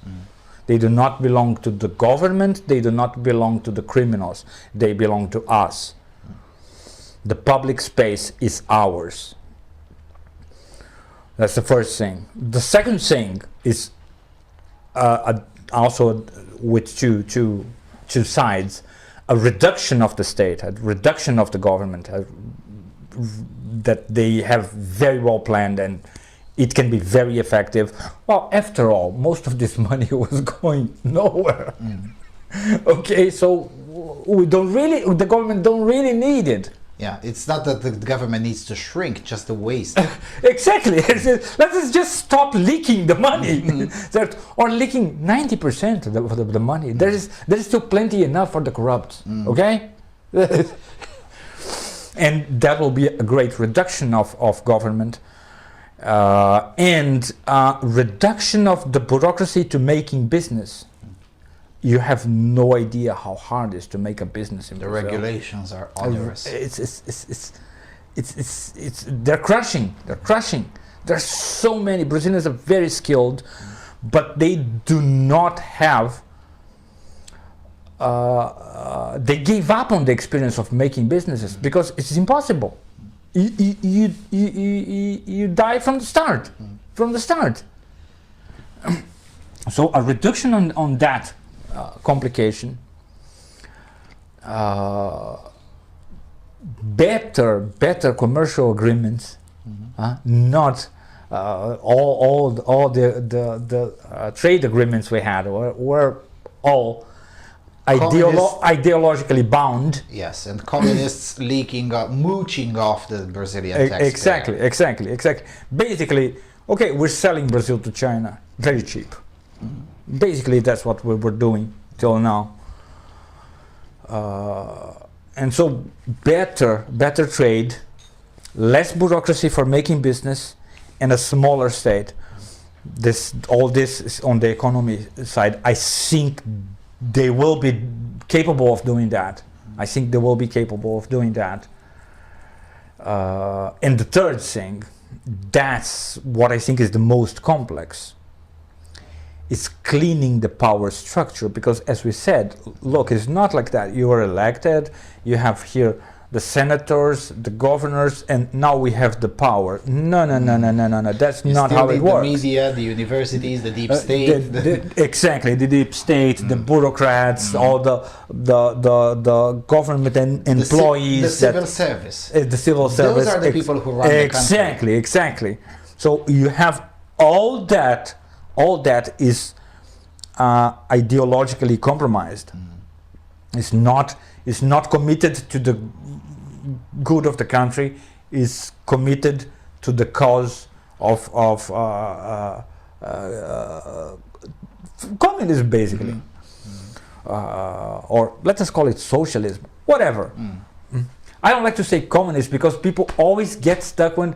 Look, they're communists. That's what they want. And they want it in the whole world. And they're pretty open about it. I mean, it's not like it's a secret or anything. Exactly. They're usually, when they're talking to each other, they are very open, and they don't hide when they talk to each other. They don't hide really. That's if you look for it, you want. But media will always no. Let us see what they say to us.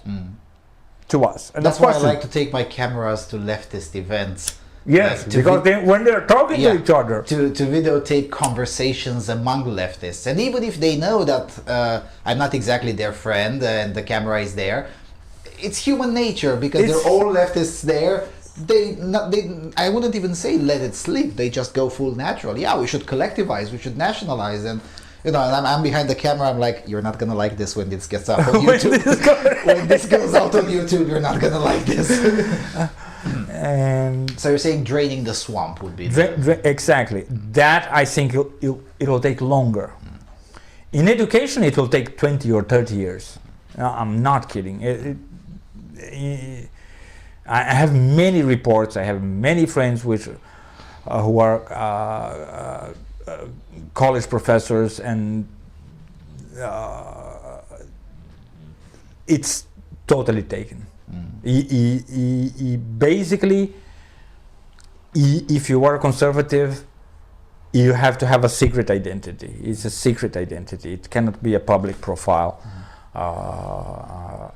And it's totally taken, and it's taken not only on that level, because if it was okay, college is taken. Okay, who needs college after all? Yeah, but it's primary schools, it's secondary primary schools, high schools, everything. Exactly. It's the teachers' unions around the country. And almost all of them are committed to world Almost communism. all of them, exactly. So it's going to take a long time. It's going to take a new generation of teachers. It took them 30 for 40 years to build it. To build it. It's gonna take at least 25 to unpack it. At the very least. At the very least, with optimism. Yeah, I'm we being conservatives optimist. tend to be slightly more efficient, but we cannot beat human nature on this. Exactly. It's We still cannot gonna need at least one generation. Let's talk about the incredibly long and common connections between Brazil and Romania, because this is something really interesting. I found out relatively recently that the 1920s and especially 30s and 40s economic system of Brazil was primarily influenced by a Romanian intellectual. I did not know this. I found out about this about 5 days ago or something like that. When I was, as I said, in the last month, I've studied a lot about Brazil in order to appear a bit more prepared. And that was not the only connection. You told me that the head of the very famous Jesus Christ statue was sculpted by a Romanian. And then there is, your father has a long connection with Romania. I found pictures with him sitting on the head of Lenin in like 91, when the last statue of Lenin got bombarded, essentially controlled demolition, because that's how we treated communism once we were allowed to treat it as it deserves. There's a lot of connections between Brazil and Romania, and even in the in late 19th century and especially in the early 20th century, Brazil targeted a lot of Eastern European countries for immigrants because it needed more people, and it targeted particularly Poland and Romania. Again, why? What is so appealing to Brazilians about Romania? Because the other way around, we just look, okay, Brazil has very nice football. Well, not now. After the disaster with Germany, not really, but in general. In the 70s, obviously I wasn't born then, but in 1970, my father was fascinated by the famous squad of Jairzinho and Tostão and of course Pelé. So that's what we know mostly about Brazil. And then after 1990, of course, a lot of students who are very nice at partying and very nice people. That's pretty much what we know about Brazil here. Now, of course, I learned a bit more than that, but the other way around, there seems to be quite a long connection, and it's going back at least a century. Why? Well, I don't really know. I only have an impression. It's not even an opinion. Mm-hmm. Okay, it's not even an opinion. I would have to study the history of both countries. I just recently began to introduce myself to Romanian history, and I'm reviewing Brazilian history to see, and I see kind of some patterns that are interesting. So I think it's just an impression. People, look, okay, an impression is below an opinion. Mm-hmm. Yeah, it's the first step towards forming a thought. Exactly. I might change it in 1 month. Mm-hmm. I think there is a spiritual kinship between Brazilians and Romanians, and by spiritual I don't mean metaphysical or supernatural necessarily. While I don't exclude this dimension, I don't think it in these terms basically. But I think we have many common traits, even we have very different histories. We have common traits. And one common trait that it was very remarkable for me here, how little ethnicity means to a Romanian. How little, how a Romanian is basically defines himself, even without thinking, of course, by its language, by its behavior, and somewhat by its religion. So, okay, we are Orthodox, we speak Romanian, and we have this history like this, and this behavior. There are many characteristics that you can see on the daily life of Romanian, and you can trace that to the singularity of Romanian history. So that's the first thing. Brazilians also are kind of almost blind to ethnicity. No, if you speak Portuguese, you're trying to speak Portuguese, you speak 2 or 3 words of Portuguese, you just arrive, you speak 2 or 3 words, we begin to feel friendly to you. If you learn Portuguese, you're a cool guy. If you behave in a standard that, okay, it's not weird to us, it's okay, you're one of us. So both in Brazil and in Romania, the orthodoxy of the accepted behavior is pretty wide. It's pretty wide. Exactly. It's quite, you have to really want to be weird. Exactly. To be exactly. Weird. Brazil went off the scale, off the charts on this. That's actually a problem in Brazil. We lost. There's no such a thing as normal in Brazil. In such a way, no, everything is normal. Everything is normal. I can see why that is a problem. We went a bit too far on that. At least on our mind, on our opinion, we have some feelings that no, okay, some things are weird. Some things are weird. For example, if you beat a person for being homosexual, that's weird for a Brazilian. Even for the most conservative, most Catholic or Christian Brazilian, this is very weird. Nobody will understand that. And that's very odd in Brazil, you know. Generations. So that's something very weird for us. That would... Why? As in why? Yeah. Why? Okay, I understand that you don't approve that. Okay, no, we don't approve that too. Most of us don't approve that too. Okay? I understand if he or she hit on you, and then as a reward beat the crap out of that. That can understand, but just for being, because that's here is not even weird. It's even worse than weird, because here. Persecuting homos in that fashion is associated with communism, because the only people that actually persecuted homosexuals in Romania were the communists. Nobody persecutes homos more than communists. It's just a fact. The left's long history of homophobia is very well documented. Is another common trait. So first, we are this wide, exactly. We accept a wide variation of behavior. And we really don't think, Brazilians don't think of themselves, for Brazilians it's impossible to think of themselves ethnically. It's impossible, because it's a new country. It's a new country, the ethnic diversity is too wide. In Romania the diversity is not that wide, but there was remarkable ethnical differences in successive periods of formation of the Romanian people. Yeah, various admixtures. Both us and the Hungarians are some of the most diverse peoples of Europe, genetically speaking, because there have been so many admixtures of invaders, starting with the Mongol invasion, but even before that. And everything was assimilated and became Romanian, became Romanian, and it's a remarkable thing, because if a Hungarian is here for 200 years, but he still speaks Hungarian, he is the Hungarian. Yes. Now, even though genetically and ethnically, the way Americans understand it, there's no distinction. I mean, there's no distinction, exactly. If I go and take a genetic study, a genetic analysis with a random person in Budapest, it's probably going to be quite difficult to differentiate who is who. But because of the language, it's clearly Exactly. who is who. They will tell you, oh no, they're the Hungarians. Mm-hmm. They will never tell they are the Romanians. They are the Romanians that live there. No, they are the Hungarians. So language is a very strong element of identity, like in Brazil, because we are the only country in South America that speaks Portuguese. So language is very important.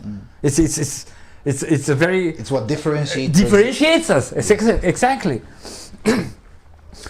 And ethnicity is not that important.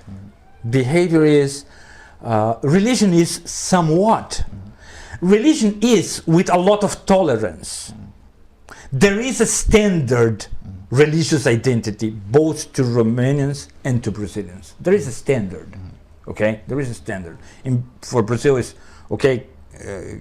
It was mainly Catholics. Now Protestants are a significant part, one third of the country, I would say, and for Romanians, Orthodox. But I don't think a Romanian or a Brazilian would reject someone just because of the religion he practices. That would be just a bit weird, but I don't see it. Still within the acceptable margins It's of still weird. Exactly. It's still within the acceptable, as long as you respect the fundamental values established by that religious identity, because this is a very important thing. I have friends that are priests here, and they say, look, when you walk in the street here with what's the name of The robe. The robe, yeah, the priestly robe. I don't know the name in English. Let's pretend it's a priestly robe. And I don't think there is a name for the Orthodox one is called patrafir, but I don't think there is a word in English for it. I Or don't if know. it is, it's probably the same because it has to. So, if a priest walks with that in the street, he will be met or with indifference, it's just another guy, or with respect. Never with hate. Hate would be unacceptable for a Romanian. Look, no. Hate would be unacceptable. To make something against the church, go to a building of a church and break a window or painting something, that would hurt a Romanian. That would hurt a Romanian. A Romanian would feel hurt with that. And Brazilians are the same. Okay, you're a different religion, okay, but don't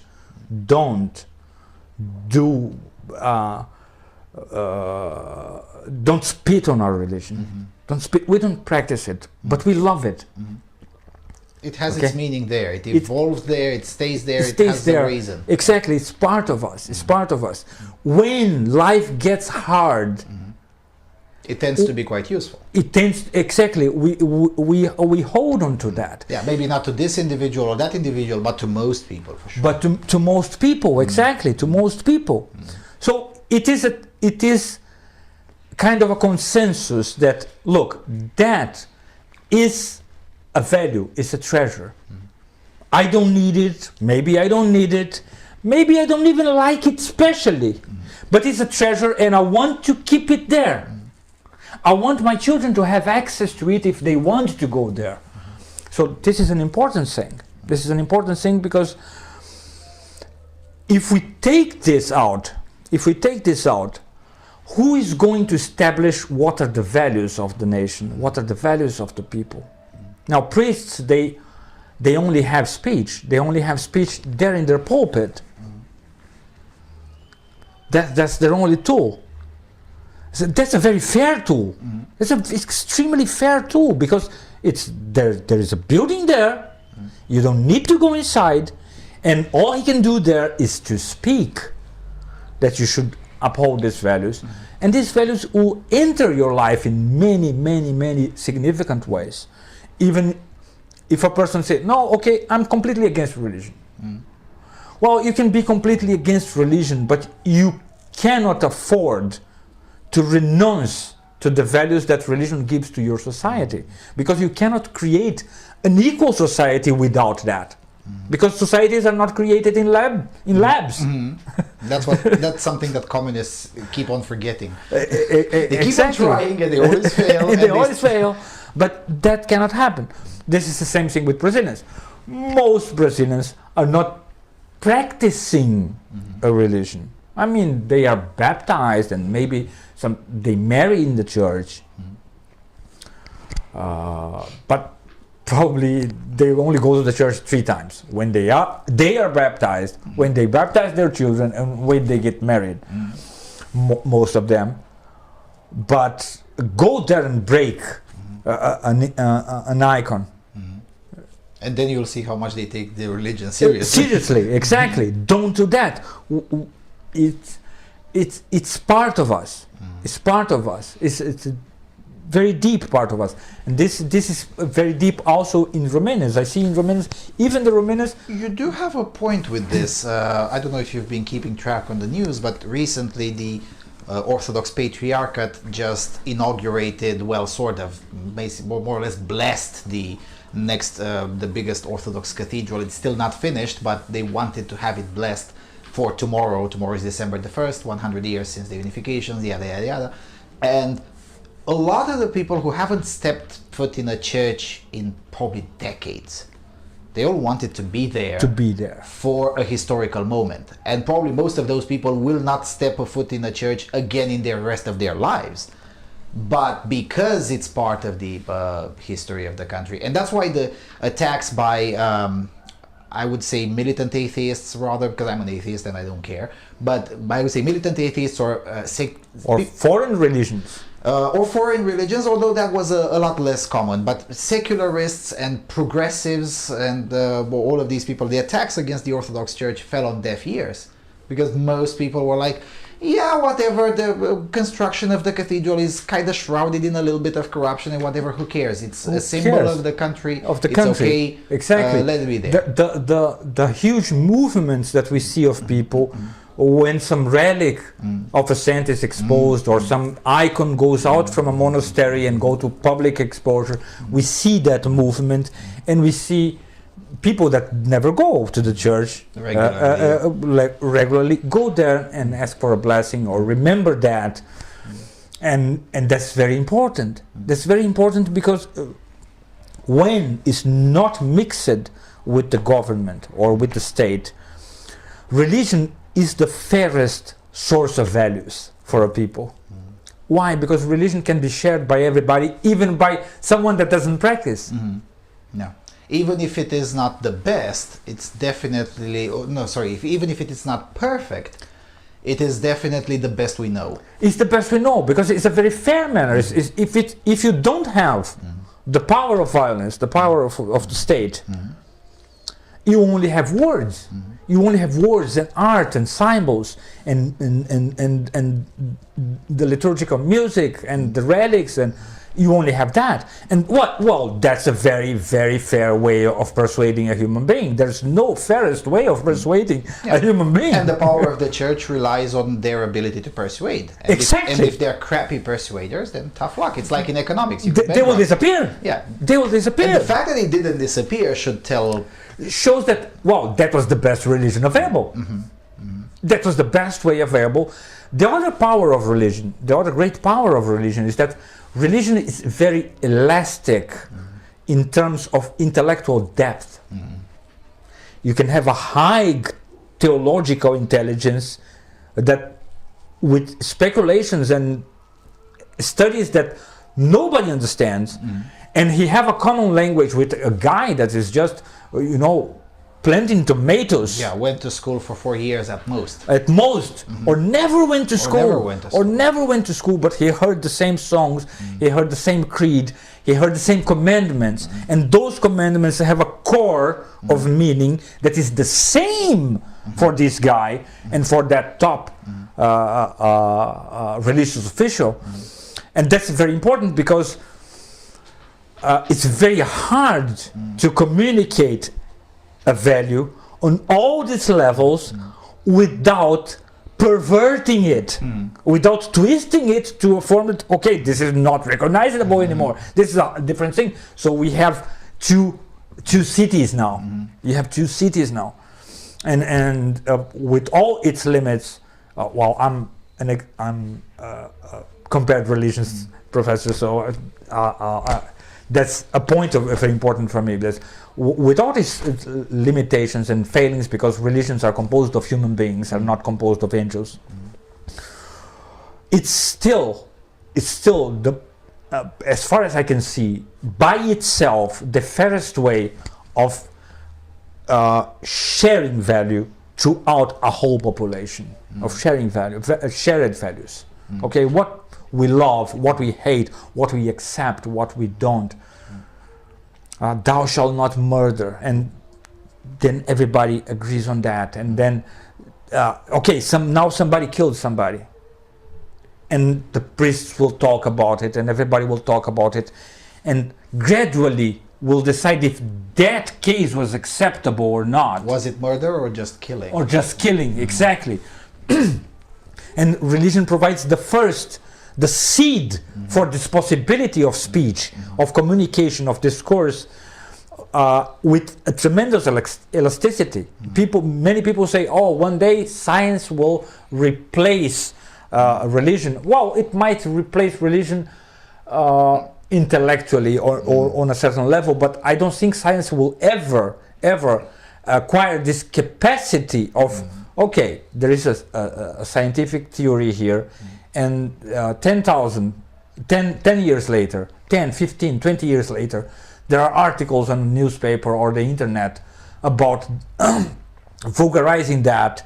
And what is spoken here is completely different from what has been said 20 years ago by the scientists. Oftentimes, and the scientists now, they are thinking already a different thing from what they were thinking 20 years ago. It's a good example with the global warming and global cooling. Exactly. I recently found an article from the 1920s talking about how we will all be under ice by 2010. Well, 2010, it's been a while. It's been a while. Not all under ice. Exactly. Yeah. What happened? Well, there is a way for science to replace religion. There is the ideology called scientism. The problem is that it tends to be pretty totalitarian. The problem is exactly that. It makes the Catholic Church at its worst still better. It's still excellent. Exactly. So, okay, at least we can live. We survived. We survived 2,000 years of this. Can we survive 2,000 years of that? We don't know. Yeah, and the main advantage of religion is that it can not create necessarily, but connect and put on the same table almost all of the social strata, of the social classes. A university cannot do that, no matter how much it tried. The left tried to make universities popular and led by the people, and it still failed miserably. It cannot connect the poorest person with the richest person, the dumbest person with the most intelligent person. Just exactly. The noblest person with even the criminal. Even the criminal can have, he's breaking the law, he can have an awareness. I am doing something wrong. Yes. Yeah, which is evident in the fact that how many inmates in prisons find religion. Find religion, because when you go out of the rules, okay, you went beyond the force of the state. Now there is only one reference for you, which is your conscience, and you are alone there unless you say, "God, I know I'm doing something wrong. Forgive me." You look to your kinfolk, and that you're harming, and you can see in their face maybe a mirror of a God inside you. That's the only one with whom you can still speak. Because the moment you become a criminal, you cannot speak with us anymore. Because we don't want to speak with you anymore. This is a good transition moment, or I guess I would say a segue to the third sort of main point that I really wanted to cover with you in front of the camera. We already discussed this quite extensively. This is something that I definitely learned from you, the concept of conflicted identity. The biggest enemy of a civilization, and of the West in particular now, is the fact that many Western nations have a conflicted identity.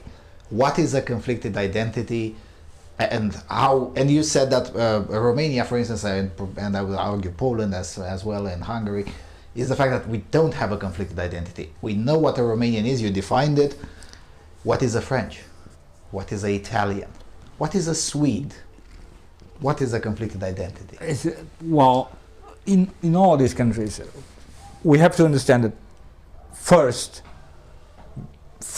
they were Christians. Well, first they were tribes. They were tribes. They were warrior tribes. Most of them warrior tribes. So they were warriors. So they respect courage, they respect strength, they respect nobility, even with cruelty.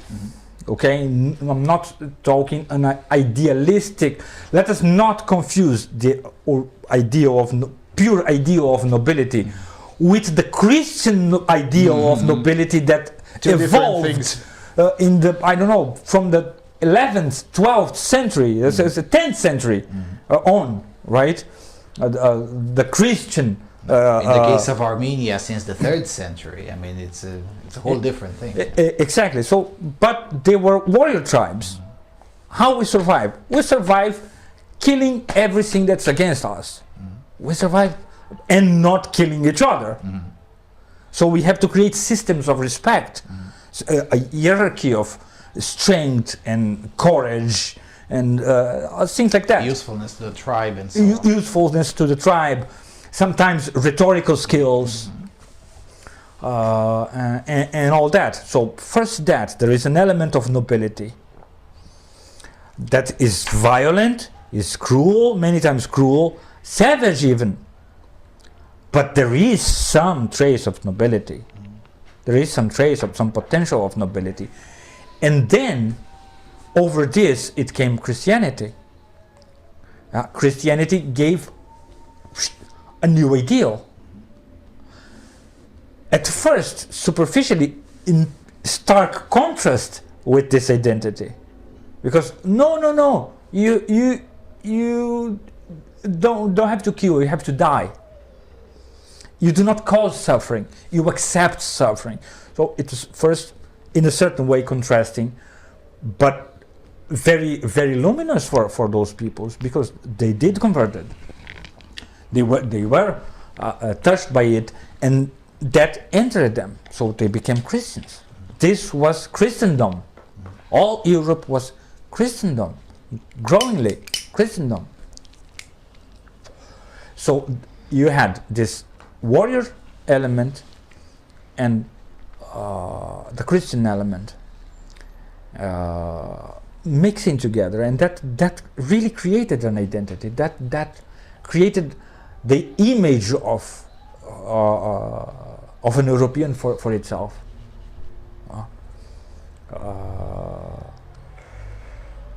And well, I would say that the first identity that people have here, historical identity, is Christian. And before that you were tribes. Each one was having their own identity, but those do not become part of history, except in the measure that they were integrated in the Christian identity, the Christian identity. And at some point, there was a breaking, a rupture, a separation from that identity. There we say a schism. A schism from that identity, exactly. For whatever reason,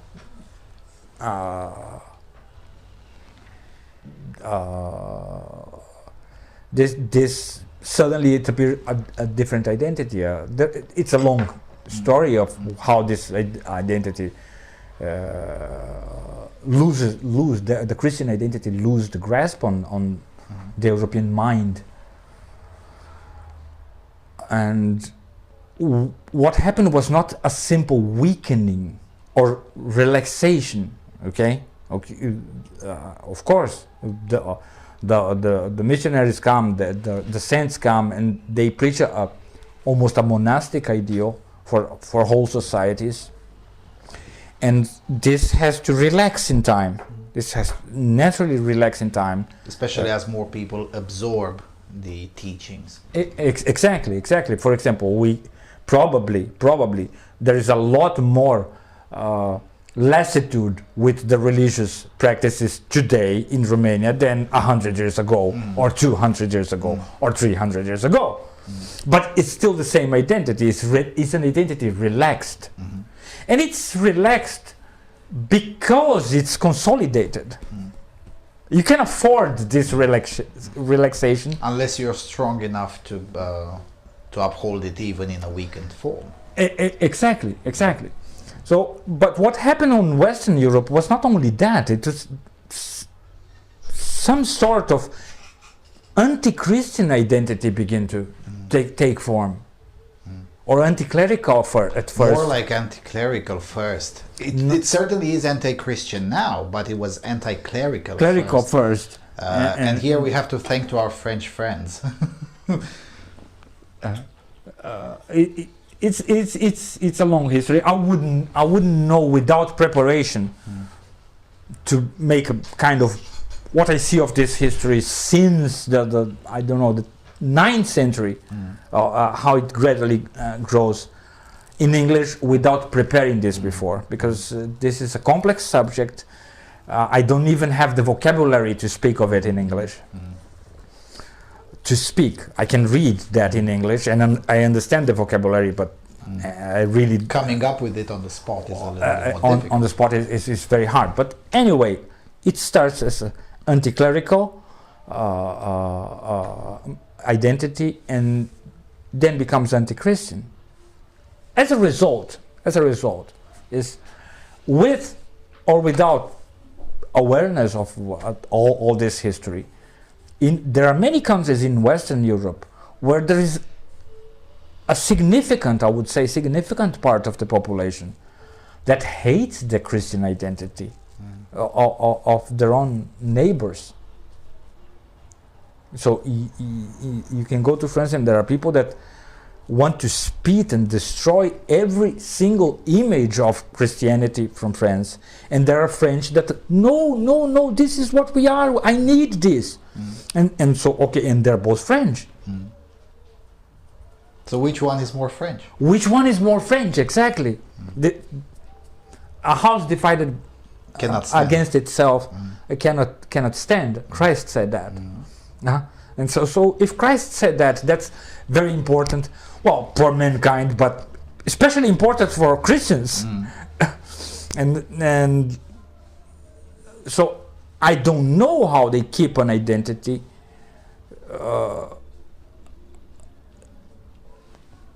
without solving this conflict. It's something, as I said, it's something that we don't find in Romania. In Romania, the part of the population that, okay, I hate Christianity, I want to disappear completely, it's less than 1%. Less than 1%, exactly, less than 1%, and it's tolerated. It's tolerated. Yeah, and as long as you don't act upon it. It's even funnier that the only society where such a segment can even exist is a Christian society. I mean, good luck with that in Burma, for instance. Let's not pick an Islamic country. Let's pick a Buddhist country. Good luck with that in Burma. In Burma or in Islamic countries, you could probably get away with it in Jordan or maybe Morocco. Maybe. Yeah, as long as you don't do it in public. Yeah. As long as you don't I don't think do you it can get away with it even in private in Iran or in Saudi Arabia. I don't know even if you have a private life in Saudi Arabia. Especially in Saudi Arabia, yes. Yes, that's I don't know if you even have it. That's absolutely true. And this conflict doesn't seem to be getting closer to be solved. Rather, it's getting wider. I think it's getting wider. And I think it's for a while, we try to replace those things with local products. That's a thing that we see a lot. Okay, this is a Romanian tomato, or this is a French cheese, and okay, this is some element of identity, but we have to remember that, look, making food, feeding yourself is the lower level of culture. It's the first level for of beyond wild animal survival. No, we know how to cultivate our food, and we know how to make our food in our way. This is just the first level. This is not good enough to construct an identity around. It's not good enough. It's good enough for a tribe maybe, but not for a civilization. It's not enough. It's not enough for especially these days when, look, okay, this is a Romanian tomato, but here it is a Spanish tomato that is cheaper, or I don't know. I just say Spanish, but makes more sense. Or you know, an Italian orange that is cheaper, and okay, I think with my pocket, I am very proud of Romania, but I'm gonna buy the cheap tomato because I want to save for a car, I want to save for something else. So you, even if you love that value, you will not uphold it with your money. You will not, and so you're gonna squeeze that thing sooner or later. And besides, I hope, please, Romanians, don't be offended with me. I love Romania. I love Romania with all the fibers of my body. I'm very proud of Romania. I'm very proud because, as I said, you guys have a very clear spiritual identity with these levels, and all these levels, okay, religion, behavior, language, this is very human. This is very, very human. So there is dignity in it. There's dignity in it. Okay, this is not just it's not an animal identity. It's a human identity, and that's very beautiful. And I really love that. So don't be offended with me when I say that. All the time a foreign comes here, you say, oh, this is Romanian tomato, it tastes better, this is a Romanian cheese. Look, don't say that, don't do that. Say, look, this is a Romanian poem. It's like this, like this, like this, like this. This is a Romanian church. In that church, a holy person lived 100 years ago or 200 years ago. This is that city. There we fought the Turks. There we fought them. There we did this. This is Romania. This is Romania. Romania is... Yeah, this is one bad influence, one of the many bad influences that we've got from Western Europe. Because this is one of the things that did not used to happen in the 90s. In the 90s, especially when the post-communism, immediately after the economy was utter garbage. So as a result, whenever you would have to say something about Romania, you would say, okay, fine, let's go to Târgoviște to show you where Vlad Țepeș defeated the Ottomans. Let's take you to Vaslui to see the Battle of Vaslui, which is a worldwide known historical event, things of that nature. But nowadays, with the Western European influence, this is one of the things that we imported from Western Europe, and it's a poison. Exactly, it's a poison terrible. Fruit. It's a poison fruit, both literally and metaphorically. For many reasons. First, is the lowest level of human organization, producing food. It's the lowest level of organization. Second, you will not uphold it with your pocket, and you're not committed to it.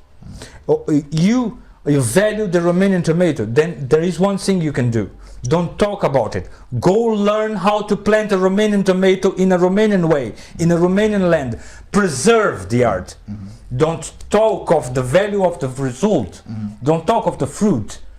But preserve the art. The craft. Yeah. The craft. Preserve the tapestry. Preserve the embroidery. Go and learn. Consider the Japanese people. It's a remarkable people. Among the Japanese, it's considered a universal duty that each person must learn a traditional craft with the only end of preserving it to the next generation. So do this. Don't say to yourself, oh, but I'm poor, I have to work a lot, I don't have time to that. guys, with half an hour a day, you learn a traditional Romanian craft and you preserve it. Yeah, and with few exceptions, most of them are now, thanks to capitalism, pretty cheap to practice. To practice, exactly. Exactly, so preserve it. I guess Preserve it. gold embroidery, things like, yeah, that's expensive. But most of the rest of them are really not that expensive. Exactly. So go learn that, and so you will keep it for the next generation. That's a noble act. That has value. Learning a craft has value. Praising the result of the craft of someone else, well, doesn't have much value. Have a lot less value. It's a lazy solution. It's a lazy. Now, to learn your poetry, to learn your literature, that has value. That has value. Yeah, it's still being taught in schools, but lately it has come under attack by the usual suspects because oh my God, we're not studying enough universal literature, and I guess that's fair criticism up to a point. But then again, not everyone has to be a philologist, but everyone is desirable to know at least one or two poems, one or two traditional stories. So in that regard, I would rather keep the national literature being taught the way it is now. Maybe the teaching method can be improved. I believe it should be improved, but the curricula should stay pretty much like it is now. Because and you know those who want to become philologists, sure, they can study as much as they want. Yes. No, we're talking about individual initiative. You are a Romanian, you go and learn 3, 4, 5 poems, you read them out loud. You read them out loud so many times till you see, this sounds true in my mouth now. I can recreate the tone that makes this sound true and profound in my mouth. So this poem still exists. The way the author intended. Intended, exactly. So it's an element of Romanian identity that you kept alive. You kept alive in person. So don't go the lazy way of praising the most simple thing that you're not going to do. Because okay, look, even making your food is the lower level of organization. It demands a lot of time to learn to do that way. So you cannot go. I understand. You have to work here. You're in your town. You have a job. You have a family to raise. You cannot go learn how to plant tomatoes the Romanian way. You cannot. That's very hard. That's just for a few people can afford to do that for the love of art, for preserving Romanian culture. But you can learn poems. You can learn your history. You can learn the battles. You can learn the virtues. You can learn what is a Romanian hero, why he is a hero. Somebody shed his blood so that you can speak Romanian. So that you can speak Romanian. Think about that. I think we're pretty good at that. It's a lot. I think you guys are. I think you guys are awesome on that. What I don't understand, and this is what was one of my biggest shocks when we're finally able to travel westwards and study. Let's see what those people have done good. And of course, there were many things that we could copy, and some of them we did. Some of them maybe we shouldn't have never even attempted, but that's a different story. But what seemed shocking to me is that in many countries of Western Europe, dare I say almost all of them, there is so little historical memory in the common pleb. Exactly. I mean, if we go out, you can do this experiment. We go out now, and we're in a poor neighborhood in Bucharest now. We could go out on the street and ask 100 people who was, I don't know, Michael the Brave or Stephen the Great. I believe 98 out of 100 will know the years when they ruled and at least one big accomplishment of them. If we go in France and ask about the great battles with the Islamic Caliphate, maybe 2 out of 100, maybe 2 5 out of 100, and those 2 ashamed, embarrassed, because they did it in name of Christ, in the name of Christ, not in the name of whatever else you're calling France now. The name of the Third Republic, the Fifth Republic, sorry. Yeah, this is conflicted identity. Is there any hope for that to change? I don't know. I don't know. I really don't know. I was hoping you do, because I don't know either. I don't know. I really don't know. Okay, this is so wild, this speculation. Maybe if Eastern Europe keep it, they will regret. They will reach the bottom and say, okay, let us return and let us relearn from you guys. It has happened before. The Eastern Roman Empire. I mean, it wouldn't be. Wouldn't be exactly first time in history. In addition to repeating itself, history also has this bizarre sense of humor. In many ways. So Romania is special because I see that in Romanians. I see.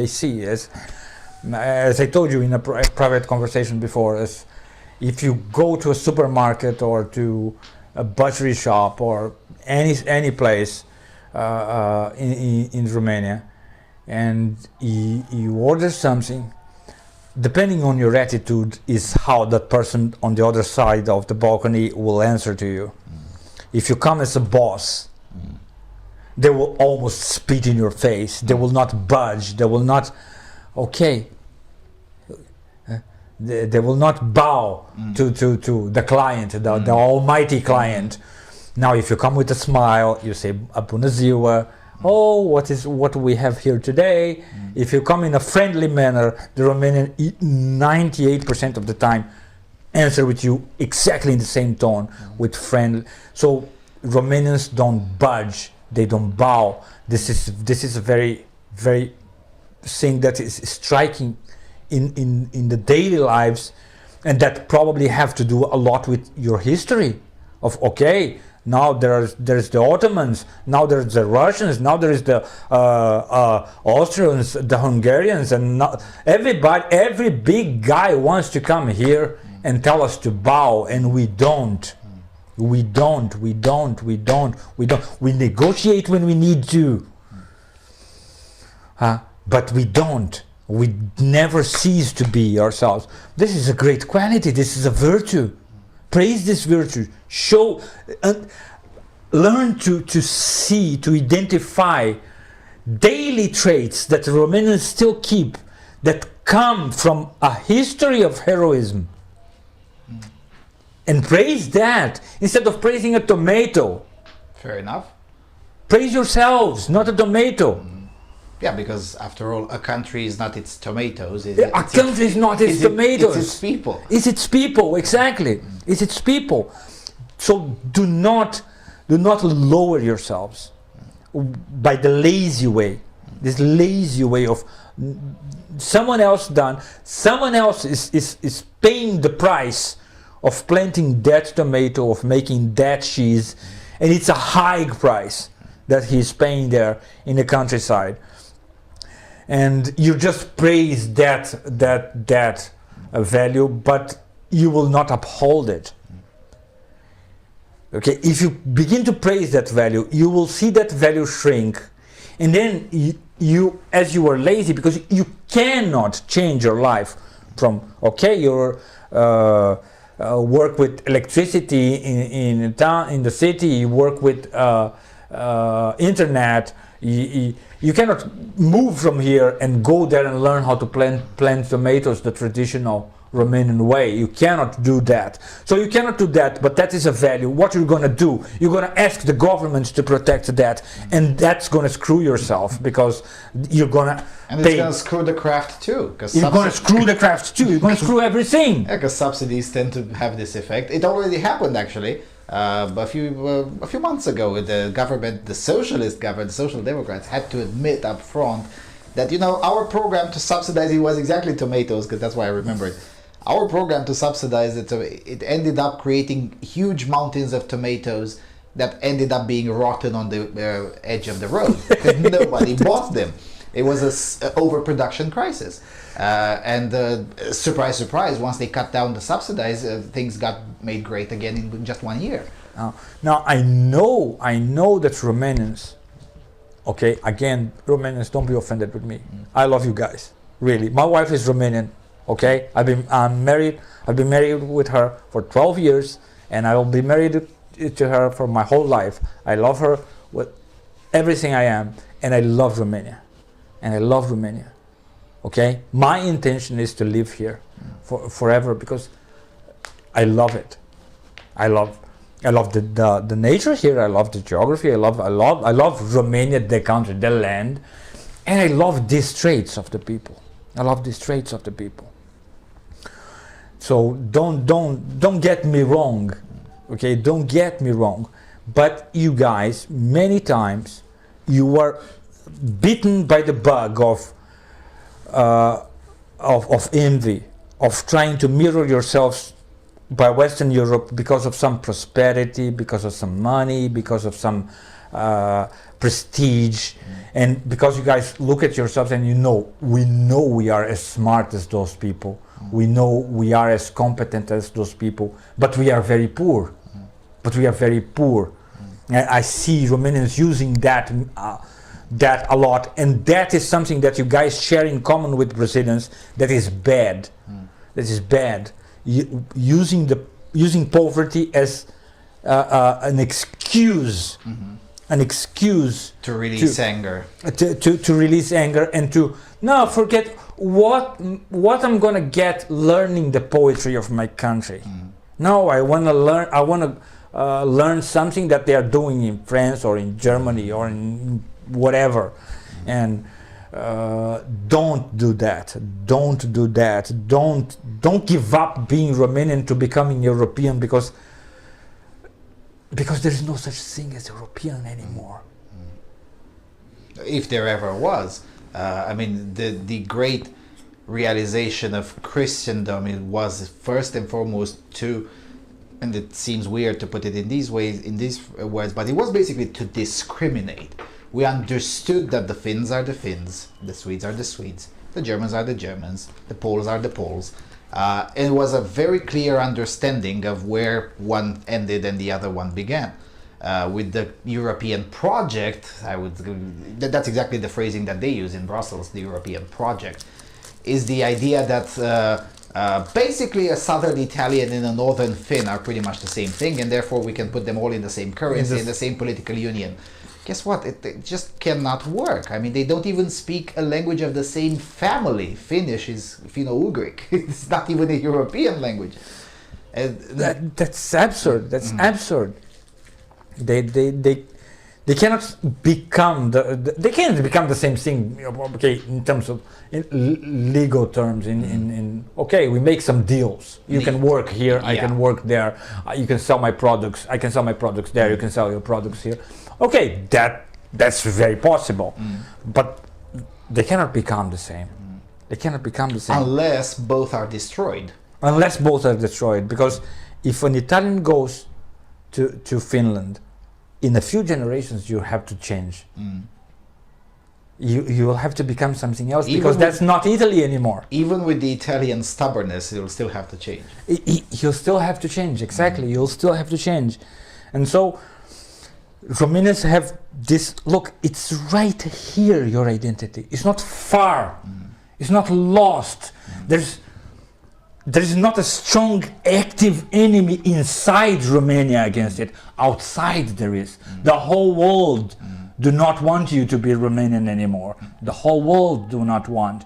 Do not count on the whole world. But inside there isn't a strong enemy saying for you, do not stay Romanian. And the Romanian identity is not far. It's not hard to identify, to recognize. It's not far. It's within the grasp of your hand. So grasp it actively. Learn your history. Learn your religion. Learn the songs of your religion. You don't practice, doesn't matter. For the songs to survive another generation, learn them. Learn them. They have to live another generation. In one of our private conversations, you were telling me that in Brazil the task was pretty complicated because the identity of a Brazilian had to be built. Because we at the beginning of this conversation about 3 hours ago, you said, "What is a Brazilian?" And here we don't have to do that. But in Western Europe, they're gonna have to do it again. They're gonna have to do it again. They lost it, and they're gonna have to do it again. Because I mean, at first I laughed about 5 years ago when the previous Prime Minister of Sweden asked in public, as if it is a fair question, well, what is a Swede anyway? We don't have a Swedish culture. And I'm like, are you fucking insane? But then I realized, well, he was insane, all right, but he had a point. He had a point. We don't have one, we have two or three. Mm-hmm. The problem is that. Mm. So, okay, you don't have one, you have two or three. And they are enemies to each other. Because even if you have two or three, that's not necessarily a problem if they don't hate each other. If they don't hate each other, if they integrate, if they circulate. Case in point, us and the Republic of Moldova, we're basically the same country. You used to be the same country. Yeah, sure, the Soviets separated us and all of that, the gulags and all of that. Still, if we take the train now and go to Chisinau, yeah, the flag is a little bit different, the money is a little bit different, but otherwise it's pretty much the same people. It's pretty much the same people, Yeah. exactly. Even the church is identical, and everything is almost identical, or the differences are marginal. At best. Marginal, exactly. And there are local variants, but we understand each other, we feel the same, we remember the same. We remember the same. The memory of great accomplishments, of courage, of bravery, of sacrifice, of understanding, of when we learn something, when we learn what was good, what was bad, what was true, what was false, what we learned, what we know, that we know, that it was how we learned. So Romanians have to seize that, and you have to tie yourselves to that. You have to tie that in your flesh, not in the country. Okay? It's enough that 5%, 3% of the population have to put this actively in their flesh. Okay? I know this poetry, and I know, not only I know to say it. I know this history. But not only I know it, but my heart beats faster when I remember it. It's a small part of the population have to put it inside themselves, alive. So because only we are alive. Culture is not alive. Human beings are alive. Human beings are alive, and culture is only alive in us. They are not living forms. There's not a species, you know. Yeah, let's grab a culture and pet it a little bit. And pet it a little bit, exactly. Yeah. Oh, here it is, the 10 Commandments. Let's get a commandment here and eat it a bit. It's not there. We are alive, and so we have to make those things live in us. If you do that, only a natural calamity can make you cease to be. Let me pivot a little bit back to education, because I said this is still a shock to me, although I've been aware of this for at least 20 years, that in most of Western Europe, history starts with maybe 1938, maybe 1912, 1918, 1914. I mean, in Britain it's a bit longer. It starts with the 1890s with a few socialists here and there, but nothing beyond that. I was telling you before we started the camera how I piss off the British nationalists when I remind them of the Donelagen, and much to my shock, even those that call themselves nationalists have no idea what Donelagen is, even though it's an integral part of the British history. And in the Netherlands, the history starts with the World War II, and in Germany the same thing. And maybe in Germany it starts with 1929-ish, but still, I mean, most of it's 100, maybe 120 years. Nothing of 400 years ago. Even though most of these countries, France in particular, Germany too, Italy not to mention, Italy, it's an open-air museum. It's a lovely country from a historical perspective. They have a lot of things to talk about and to remember from 400 years ago, 500 years ago, but they don't. And most of the population doesn't have a historical memory. And you told me in one of our conversations that the university was a shitty invention, and it was one of the bad ideas, especially. I think it was one of the most terrible ideas. And the university is one of the reasons why many Western Europeans don't have a historical memory. I think the university was a bad idea because, for one reason only, they invented the degree. They invented the paper that give you access to a profession. That's the only reason. The university says, okay, let us gather here and let us study and debate and discuss things. This is genius, this is great, this is excellent. To have a dedicated space for doing that. It's an achievement. But look, I'm going to tell you something. The monasteries were doing that a long time before. Yeah, the concept of university in that sense has been around even before Christianity. Even before Christianity, yeah, exactly.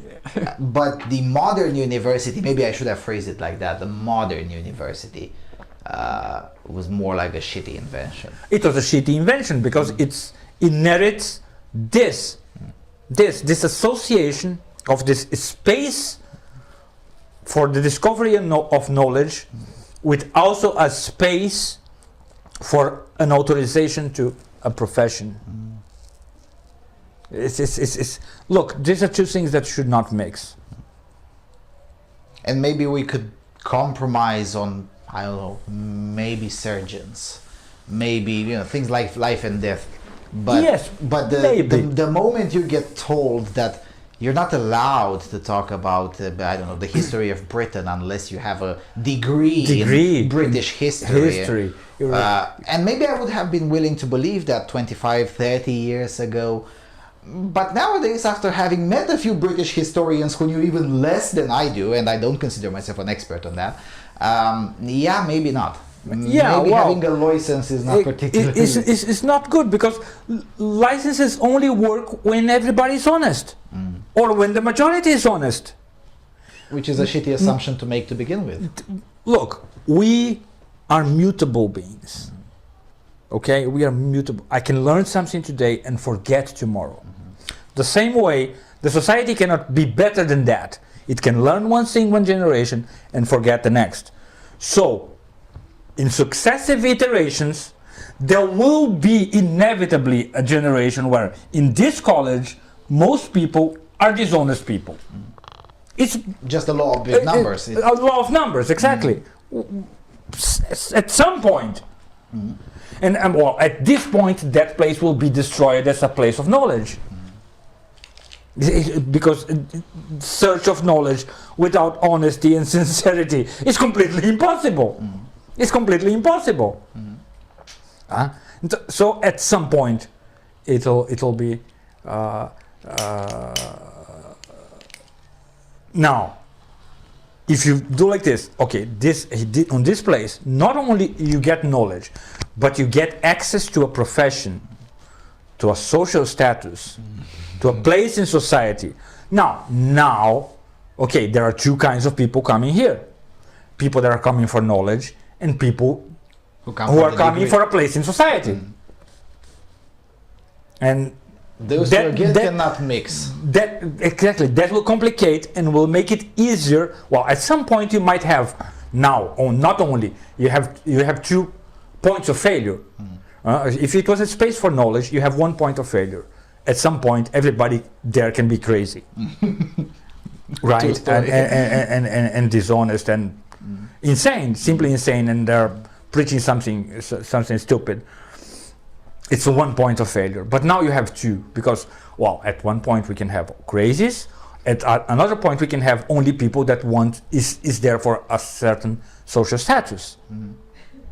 And now you destroy the place of knowledge.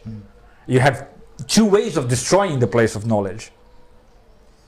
And that's terrible, because having a place of knowledge, a place dedicated for knowledge, is an achievement. Actually, having a place for knowledge, I would say, is the highest social achievement possible for a human society or a civilization. We have a dedicated place to that. The first thing is we know how to make our food. Now we know how to prosper and to be just to each other, to be fair, to live in peace. And okay, the last thing, now we have all these things, and we're just going to sit here to see if you can answer my questions and I can answer your questions, that are just questions that only exist because I have a mind. So this is a great achievement to have a space for it. That's not just in the privacy of our homes. We have a place dedicated for it, and nobody will disturb us, or nobody will blame us or shame us because we're seeking knowledge. This is a beautiful thing. Or if they do, if we can definitely afford to ignore them. To ignore them, I remember exactly. a portion of in one of the interviews your father gave, when he said that basically, my wife loves me, my dog loves me, my children love me. Why do I need more? Why do I need more? I don't deserve more. Yeah, why do I care whether someone on the internet says that I'm a racist or a Nazi? Or, screw them. Exactly. So it's many points of failure. Many points. Then we create a third point of failure. We want public money for this. As always. We want public money. We want the force of the state that only exists, that is only justifiable to keep peace in a fair manner, or in the fairest manner possible for these people here, around here. Okay, force is only good for that. And even the force can only go to only as much as the average society can tolerate. Can tolerate, exactly. As we said, as much as the society think is fair. Beyond that, you cannot do it. As we said, in theory, the state should not determine the values. What are the values here? So the laws are when these values are violated in a way that breaks the peace of the society, and that's it. We only use force when violation of the values breaks the peace. So that's, let us say, ideal government, right? Now we want you guys to protect us from the people, or from the ignorant, or from the priests, or from whoever and not just else. to protect us, but to enforce our ideas. Our Pay ideas. for our ideas and then enforce them. Enforce our ideas. So it's another point of failure. And so that's it why will attract power-hungry people instead of people there for the knowledge. Exactly. So what we have to do, we have to remember that, look, a place for knowledge is the highest achievement, social achievement, a public space for knowledge. If it's the highest, it's probably the most difficult to maintain, to achieve and to maintain. So it will need a lot of adaptation along the way. At some point it will be in the monasteries, at another point it will be in the seminaries, at another point it will be in college, at another point it will be in forums in the internet. We have to understand that this space have to walk around. It cannot stay. It cannot stay. In a certain way, this is, you can see that when Christ says that the Spirit bloweth where it wills. You cannot hold it in a place. You cannot keep it there in the college and now the Spirit will be here. The Spirit, the intelligence, the light will be here. No, it's not going to happen. It doesn't work like that. It doesn't work like that. It's not a material thing that, look, I'm going to keep this here as long as this exists. And if somebody comes, I will force against. Well, knowledge is not here. Knowledge is only here. Yeah, and if I move, knowledge moves with me. Knowledge moves with me, exactly. And now we are replaced. I will not be here forever. Somebody else will have to replace. Maybe I could afford to live here, and the person that inherited my knowledge, if somebody did, will live there. And now that knowledge is there. The same knowledge moved. I take it that you view very favorably the move of universities basically on YouTube and on the internet in general, because yes, and I see it as natural. I see intelligence as something that, look, you cannot hold. You cannot hold it in yourself. You cannot learn something today and guarantee that you will know it in 10 years. Yes, that's absolutely true. This is something else that it's harder to remind people. in a way. Exactly. It even happened to me. Someone told me, oh, but 5 years ago you said this. I don't even remember saying, maybe. Exactly. Maybe. So it was in me, and now it's not in me anymore. But because I spoke, maybe it's in someone else. So it changed, shifted places completely. That's the nature of knowledge. That's nature. It's the most intimate thing that we have. Only you know what you know. Huh? Only I know what I know. It's the most intimate. It's the most private thing. The most private thing. So having a public space for it, it's very hard. It's very hard. It's easier to have a private space for sex, a public space for sex, than for knowledge. Why? Because sex is in our bodies. Yeah, it comes natural. It comes naturally. You just carry yourself there and done. Yeah, you don't even need more than 60 points of IQ, but it's a lot more complicated with the knowledge. Exactly, exactly. So it's very fickle. It moves. It's a wind. It's a breeze. It's a breeze that moves. And when it moves, you gotta go where it is. You cannot complain and say, no, but it should be there. Listen to me. It's not a thing that you can move back there. It's not a thing. This was my next question. The former places of knowledge, still mistakenly called universities, are seriously complaining that the knowledge is going out of there. The authority, the intellectual authority. The intellectual authority is moving out. Jordan Peterson comes as a very good example for the English speakers. He basically quit a tenured position, a very high status job, to become even more high status and even more influential and even more relevant on YouTube. Your father, the same thing. I mean, he quit academia and became a lot more relevant in the end. Exactly. History proved him right. Even though it took decades to prove him right, but it still proved him right. Exactly. If we love knowledge, we have to go where it is. And we have to remember, it's a spiritual thing. You don't need to think spiritual in a metaphysical manner. You don't need to create an ontology or follow an ontology of that. You don't need to be a religious person. But you need to see, look, it is in yourself, in a place that you cannot hold. Within yourself, it is in an intangible space. It's not on physical space. I'm not saying that it's not somehow related to your brain. But okay, get it. Good luck with Get that. it and put it on the other person's head. You cannot Or put the hard that. drive. or in the hard drive. Exactly. So it is in a not tangible space, and it moves. And it moves. And it moves where it wills. It's kind of a live thing by itself that we follow, that we hunt. At best, we can hunt that, and we can reach some of it, and that's very precious. But we cannot imprison it. We cannot imprison it, and so we have to accept this nature of it and follow where it goes. Yeah, and try to work with it And to the extent that it is possible. Exactly. Right. We're gonna take a short break, I guess. I guess.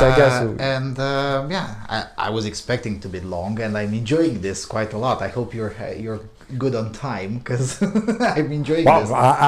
Now I'm enjoying it very much, because now I'm on my field. Okay, this is what I love. We're getting even closer to your field after the break.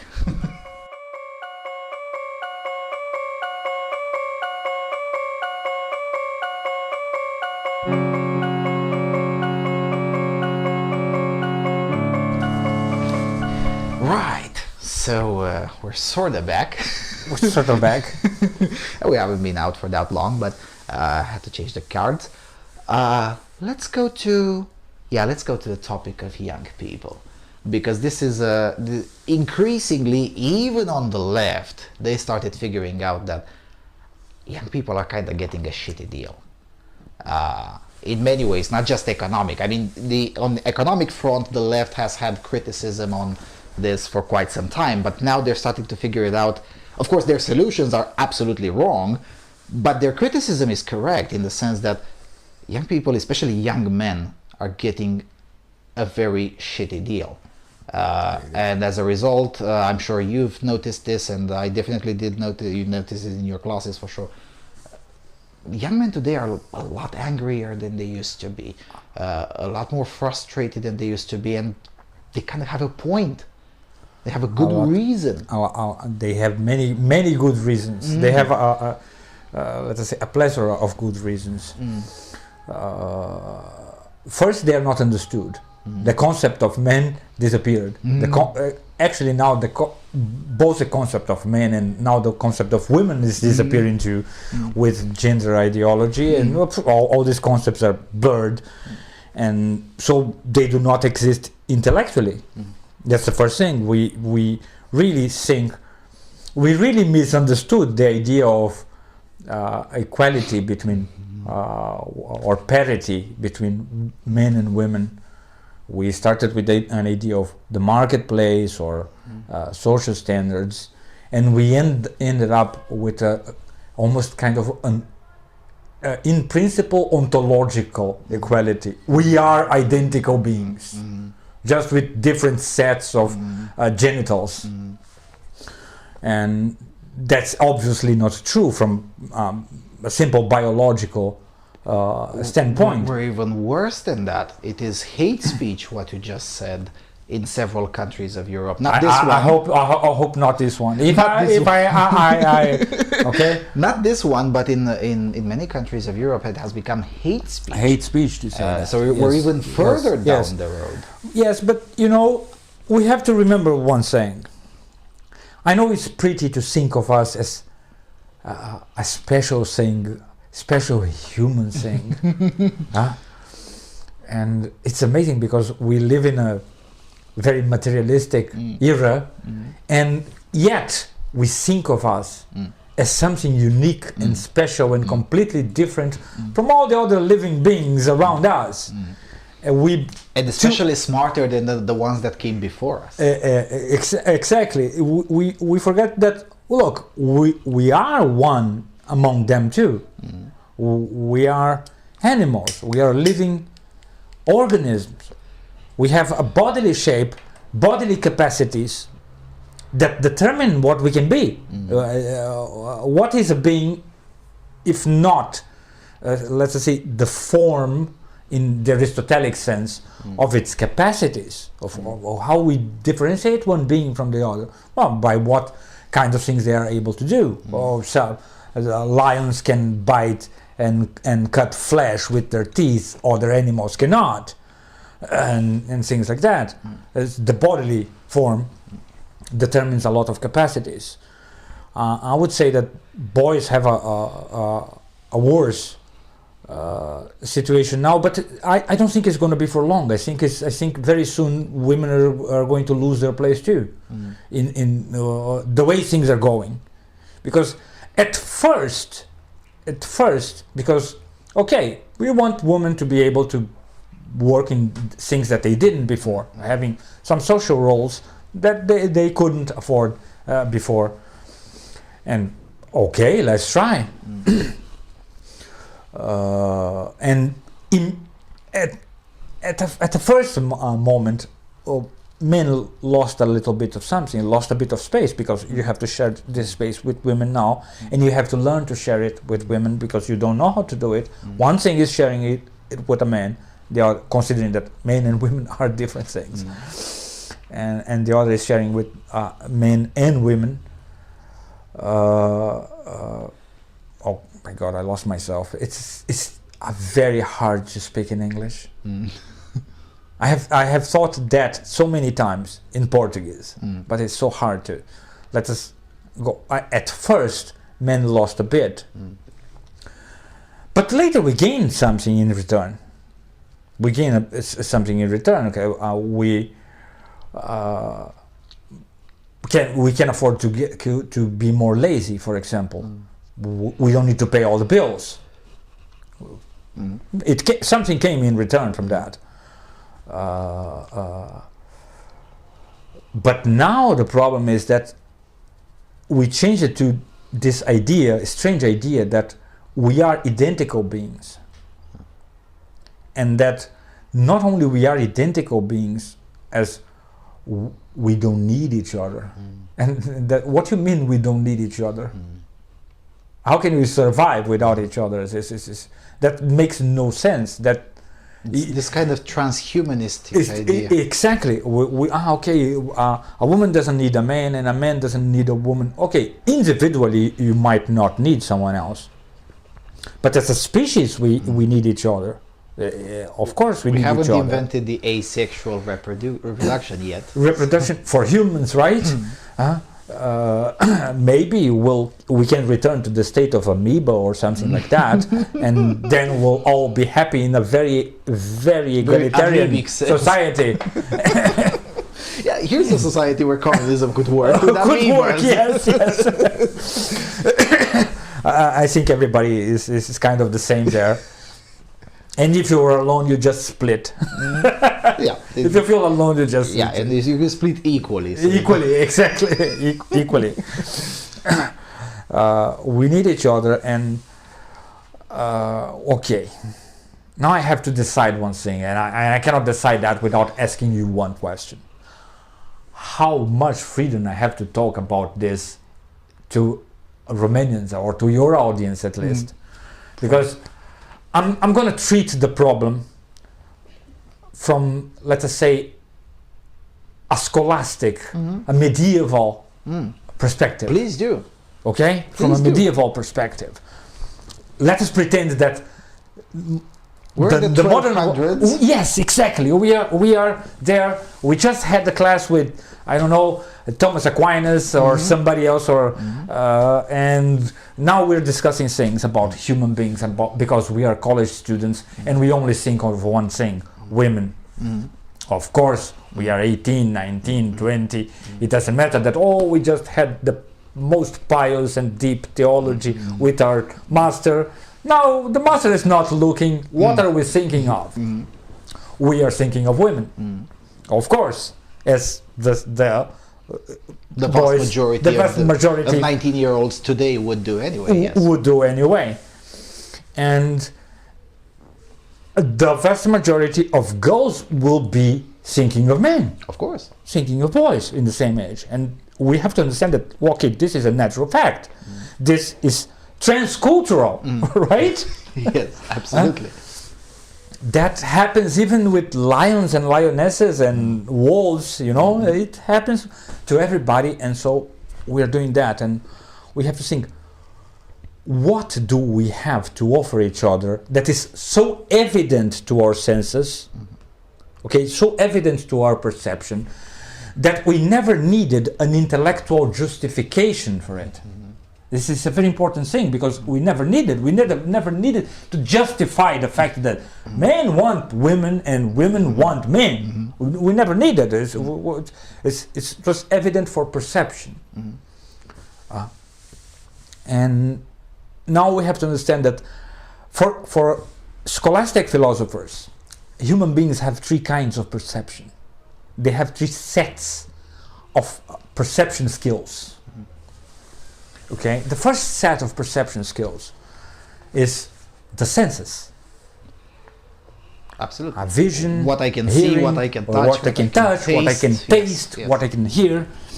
And an immediate effect of the senses is I can classify the objects of each sense in an order of preference. I like this color better than I like that other color. I like this sound better than I like the other sound. I like this taste better than I like the other taste, and so on. So this goes for all senses. This is remarkable, because this classification creates inclination to act. Oh, I like this, I want to stay near this. I don't like that, I want to stay away from that. That's very useful for us and for all the other animals that have similar skills, similar capacities. Most animals, probably all animals, have some kind of sense perception. At least it's a very good guess. And they also have their preferences. These preferences are very useful because many times they coincide, or by the miracle of evolution or by the miracle of creation, they coincide with what is good for us. We tend to like the taste of things that are food and not poison. We are pleasant with forms, shapes, movements that also are beneficial to us and not harmful. But the scholastics noticed a difficulty with that. And the difficulty with that is like this. Look, suppose you have here a gazelle. And the gazelle is thirsty. And you have there the river. Now, by the sense perception, the gazelle might be inclined to go towards the river. Now, in the middle of the way, there is a lion. Now, is the lion unpleasant to the gazelle? Does the gazelle hate its smell, or its shape, or its color? Seems not very likely in all occasions. Or instead of a lion, there might be a hole in the ground, a hole in the ground, something that the gazelle has to cross, and so the gazelle goes and notice that is harder to cross. That is harder to cross. Now, the gazelle cannot, by sense, by color, by shape, by sound, by touch, desire to jump over this hole, because that's not a desirable thing in a sense perception way. See that? See this point is just very interesting. So the gazelle must have another set of perception skills that they called estimative. Estimative is the capacity to see the relation of things, of sense objects, to your own capacities, to your own body and to your own capacities. So the gazelle sees a hardship and it measures the hardship, the size of the hole, the depth of the hole to see if it's too dangerous, and the strength of his legs. It measures those two things. And estimates whether it can jump over it. Exactly. What are the dangers if they misjump? Misjump, exactly. And with this estimation, it decides to jump and get the water, or to avoid it and wait for water in another opportunity. Or walk another kilometer to it. Exactly. So it measures capacities to act. This is very important because capacities to act, the act is not an object of sense perception directly, because it didn't jump it yet. And the gazelle cannot learn to jump holes by practicing with small holes. And now I discovered the hole that I cannot jump. Or if you discover the hole that you cannot jump, you're screwed, because now you die. So you have to know that before having the sense perception, the perception of the jump. So we must have estimative. Estimative is a very important thing, because through estimative, a gazelle can predict that a lion is harmful before she is attacked by the lion. Before even the lion sees her. Before even the lion sees her, she doesn't need to wait. Okay, I just saw a lion eating another gazelle. That's probably not a cool stuff, not a cool thing. It doesn't need to see. It will feel the shape on the shape and attitude of the lion, in the teeth, in the claws, in the body, the capacity for aggression towards her. That thing could definitely eat me. That thing could definitely eat me. Look, that mouse, why that, it's the little Red Riding Hood, Listen, why that mouse? Why those teeth? The gazelle can make that evaluation. And they say, usually the most perfect animals have these two sets of skills. With these two sets, they can live animal life perfectly.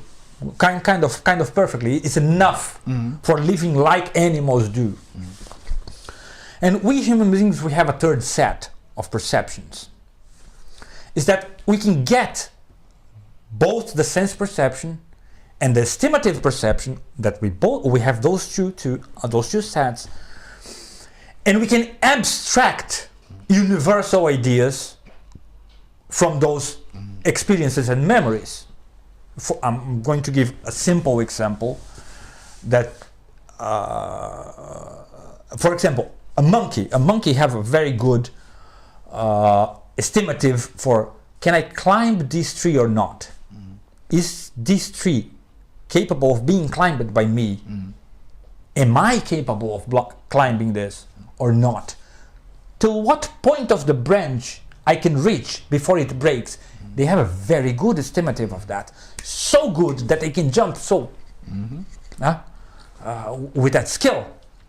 And that's how they escape many predators. Now a man can do that too. Not as efficiently. First, because he cannot climb as efficiently as the monkey. But if he has to, he learns that too. And he can also do that. I think if I sit on that branch, it's going to break and I'm going to fall. But a little nearer to the trunk, and it should be fine. It's the same estimative.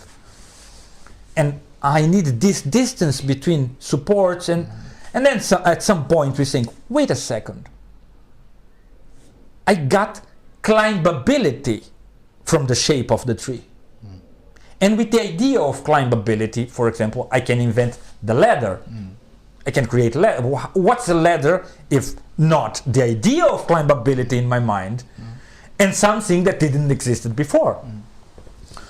Now, monkeys will never make ladders, much less they will make lifts or automobiles, because they cannot separate these ideas from their memory or from their perception.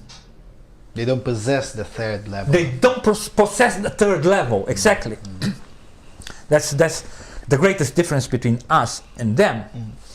But as we know that we don't need to think or to have much philosophy to desire women, and women don't need much philosophy to desire men, we have to think the perception that moves us to each other must be on the two previous levels. Must be necessarily on the two previous levels. Because we don't need philosophy, we don't need a justification, we don't need a commandment for that, we don't need justice to impose. Yeah, we need a commandment the other way around. The other way around. To control, exactly. Thou shalt not covet your wife's neighbor, the neighbor. The neighbor's wife, exactly. Wife, yes. So it must come from those two first levels. And how it comes like this. Now, we don't think those things because we don't need to think them. Thinking depends on that capacity of separating ideas. We don't need to think, but we perceive that. And what we perceive, for the average man, puberty is a great experience of freedom. Why? Because when we reach puberty, there is one day we are sitting at the breakfast table, and on the other side of the table is my father. And up till now in my life, in my whole life, every time I was sitting there, my body, through estimative, was saying, that's a danger that you cannot overcome. My body was saying that on estimative. And at some point you start seeing him as a peer. Exactly. At some point in your puberty, you're looking, okay, you're just a guy. I might love you, I might respect you, I might trust in you, but I'm not afraid of you. Not anymore. Physically afraid of you, not anymore. Yes. And that's an amazing moment of our life. That's the first story we tell to ourselves. To ourselves, exactly. Probably the moment you break away from childhood as a man. Exactly. So this is delicious. The very next day we begin to do stupid things. We go and we stay out the whole night with our friends. We throw toilet paper in houses. We drink. We do foolish stuff because it's just an experiment of freedom. It's not because we're mean or we want to destroy things, but it's such a rush to be free. It's a newfound thing. How does it work? How does it around? Yes. It's a delicious thing that we experience individually and collectively with our friends. It's a delicious. So that happens why? Because we have become a standard predator there. We are not bodily, we are not under the species. We are not the model of predator.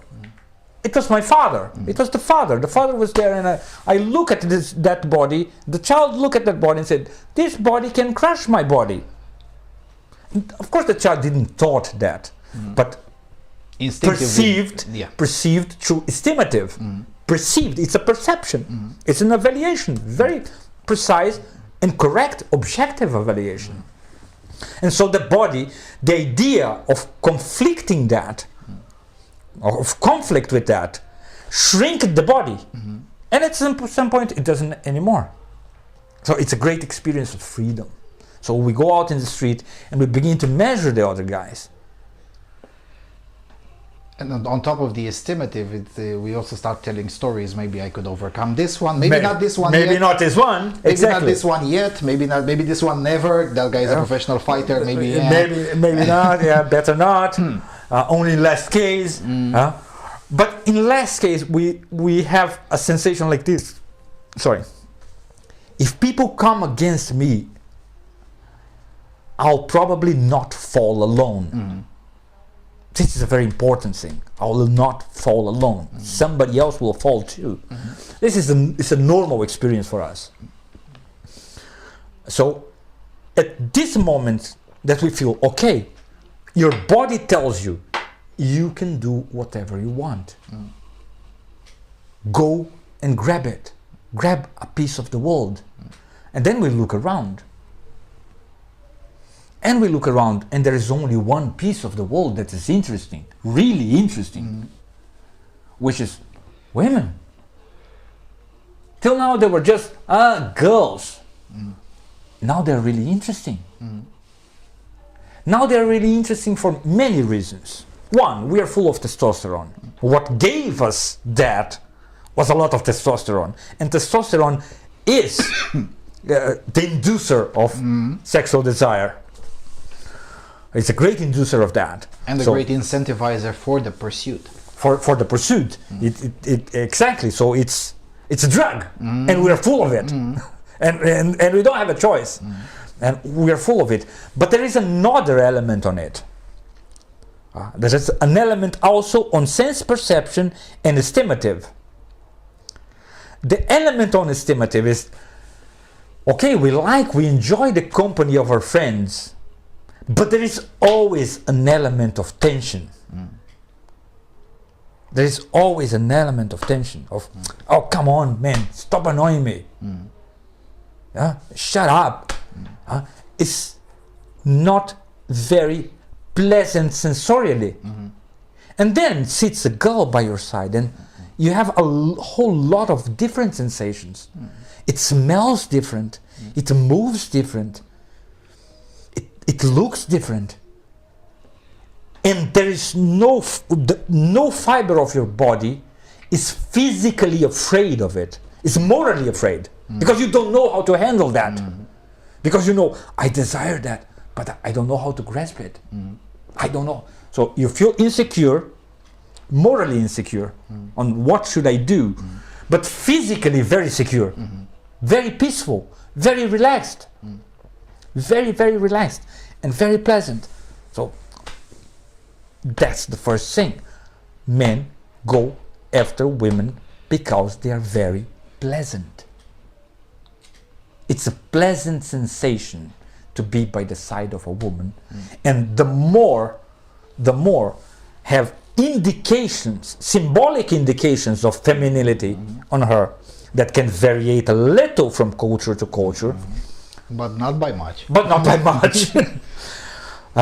The more she presents that, the more pleasant it is, the experience of just looking at it.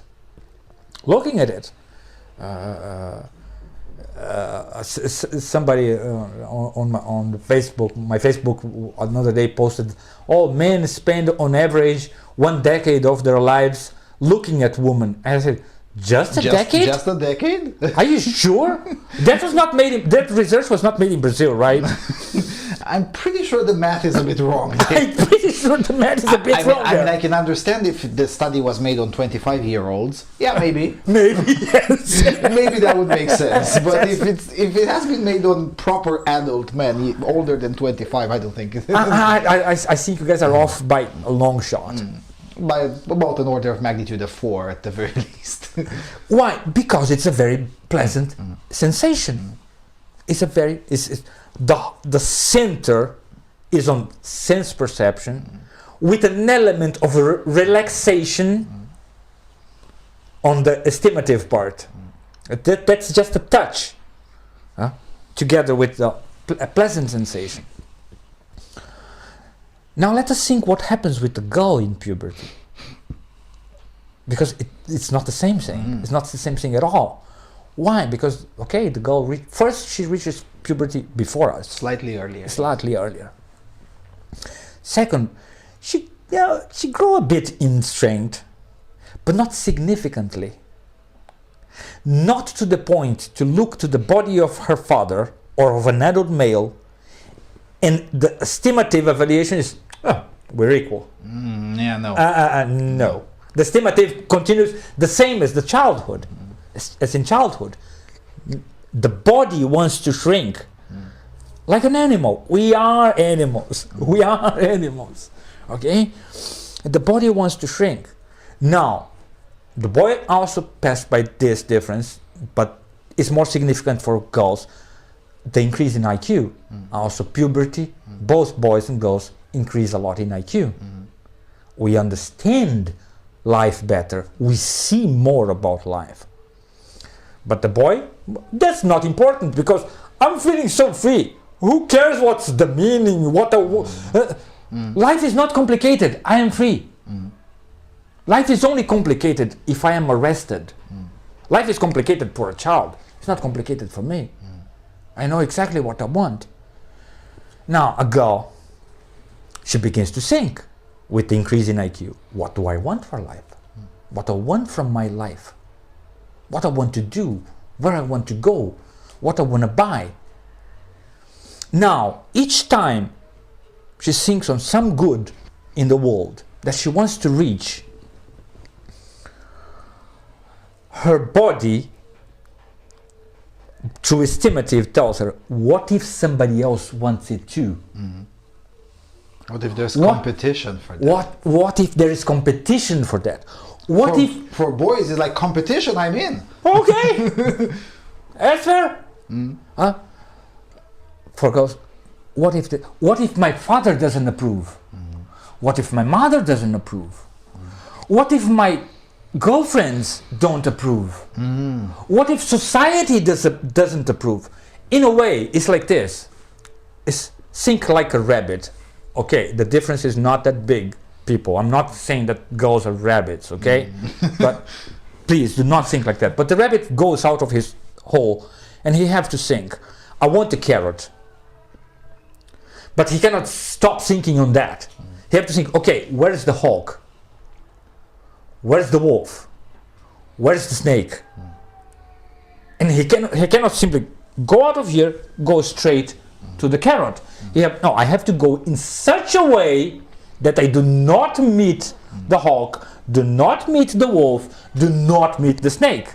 Get the carrot and then get back to the and hole. then get back, also without meeting them. See, it's a very complex path. This complex path is not chosen. So it's not an experience of freedom. It's a natural constraint. It's a natural constraint. But a constraint nonetheless. a constraint nonetheless. Exactly, it's an experience of oppression. That's why feminist message is so powerful over a woman. Because if you tell a woman you're oppressed, yes, I am. I know I am. They know they are. And when we hear that, we think, how come you are? No, you're not. Because we are not. Okay, feminists lie when they say that we oppress them. Yeah, or the way they describe the oppression, which describe the causal process, the explanation of the oppression. I think is fundamentally wrong. I think the main fundamental cause excluded the situations of clear injustice, okay, or bad societies. But the fundamental cause, I think, is a biological one. Is estimative. You have to think, okay, I want this. I want to be a dancer, but my father will not let me. He will say no. It's simple like that. You're 16. You come to your parents and you say, this weekend I'm going to stay in the beach with my friends. Your parents will have to think. They are in a dilemma. They don't trust you because you're an idiot, you're 16. But their body feels, if we try to hold him, he will probably, a significant portion of men will simply jump out the window in the night and go and stay the whole weekend with the friends in the beach. Anyway, I would do that. I did that so many times. Okay? And I'm not a big guy. I did that many times. Many men will do that. We have to remember, if you remember old times, every family had an uncle that ran away. That's run away and look, I want to live my life. I don't care what you guys think. Because societies were very rigid. This is why it's so funny when the modern academics and the wider left try to regulate teenagers according to their ideology, and I like, especially teenage boys, I'm like, you're all gonna fail. Like, you're gonna fail miserably. The last thing a teenage boy wants to hear is that he's not allowed to think in a way, or to draw something, or to play something. Yeah, it's gonna do exactly that. He will, because his body will measure. If the body doesn't warn you, you're gonna die,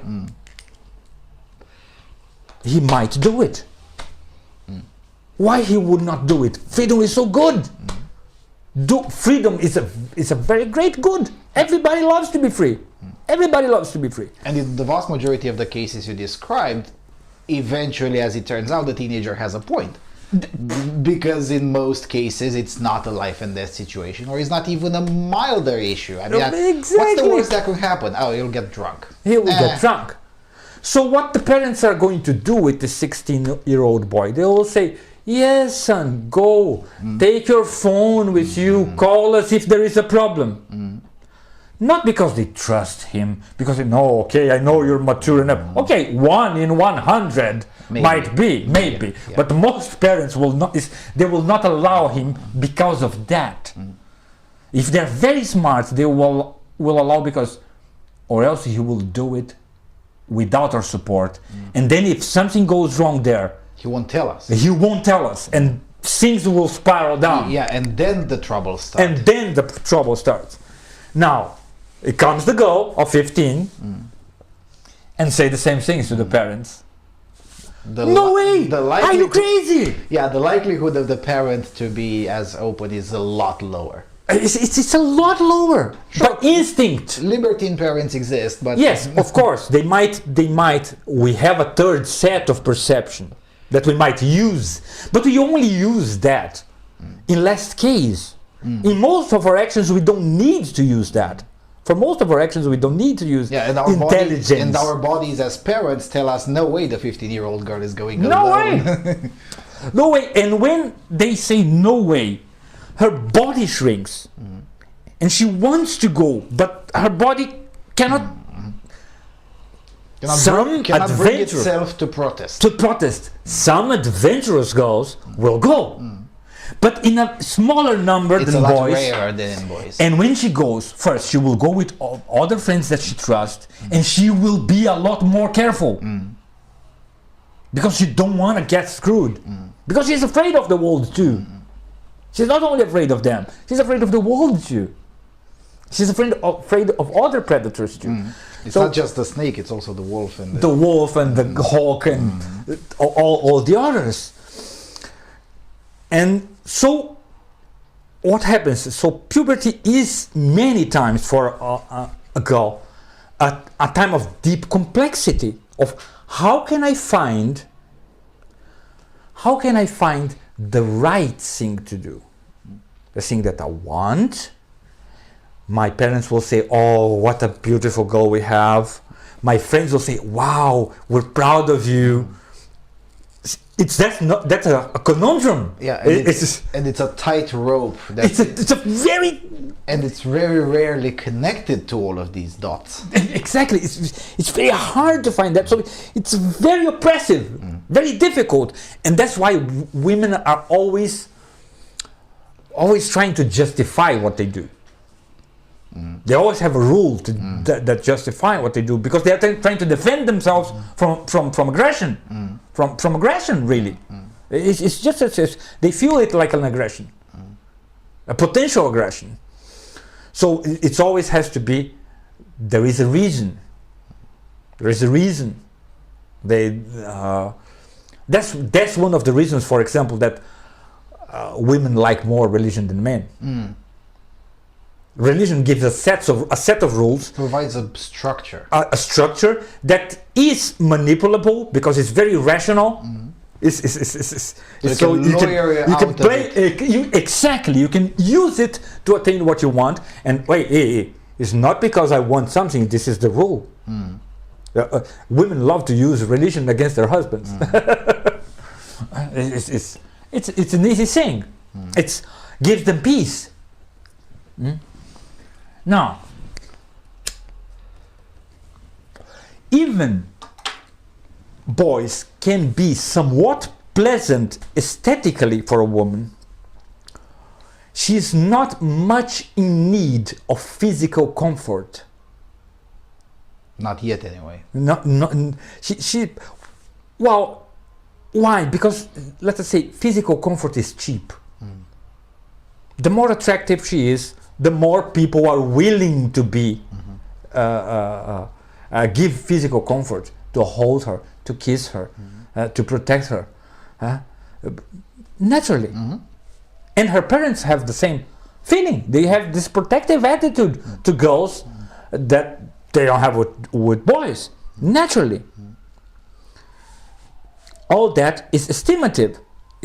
Doesn't depend on human element, which is intelligence. It's kind of the same among all developed animals. Now, that's not very interesting for her. It's a bit interesting, but it's not enough. The main component of attraction of a man, of a boy, to a woman is not that. It's estimative. It's these guys are feeling so well with life. They're so okay with life. Life is so good for them. They're joyful with life. They're joyful. They do what they want and they are enjoying it and nothing troubles them. And so this is at the same time is scary for them because okay, he's doing what he wants and he doesn't look around, so he might trample me, pass over me when he wants something. But it's also captivating because how cool is to live like that? How cool is to live like that? And I see that I attract him. That something in me fascinates him. So maybe I can share this freedom. I can take part of it. I can associate. I may not be able to be the main driver of it, but the passenger seat is still good enough. It's still good enough as long as we're going where I want. Or at least we're going where I want half the time. Yeah. Sometimes. So it is an enlargement of freedom. Women look in men freedom, for freedom. We look for pleasure. We don't feel that our freedom is going to increase with a woman. We know it oftentimes doesn't. We know that it's going to be restricted. We know that. We know. You can imagine. Oh, okay, you're gonna get this girl, and you can get any other girl. Yeah, try to do that with many at the same time, just for you to see where it goes your freedom. You're gonna see that. Okay, getting a woman is a restriction because now I have to please her. Now I have to look less to the others, or at least in a more discreet manner. I cannot touch the others, and it's of course it's a restriction. It's a sharing of freedom. I have this amount of freedom. Now it's mine. Now I have a girlfriend. Now it's half mine and half yours. Half mine. It's just half. It reduced my freedom. Okay, it's reduced my freedom. Now what happened? The first principle of disagreement between men and women is that we don't know that that's going on each other.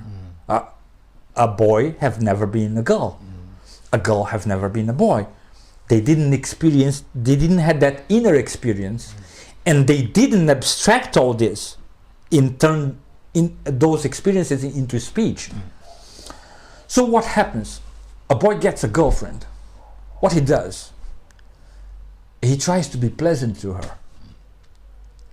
He kisses her, he holds her, he says she's beautiful.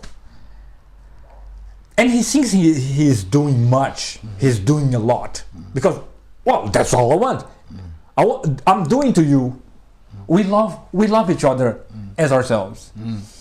I'm doing to you exactly what I want you to do to me. Exactly. By instinct, because I'm doing by instinct. I'm not doing by intelligence, I'm doing by instinct. And now we have to understand this loving, pleasant sensations, they fall on the inner female universe, and they reduce in value a lot. Why? Because the offer for this, let's think of it like a market. There are lots of other guys that want to kiss me and hold me and tell me I'm beautiful and sleep with me.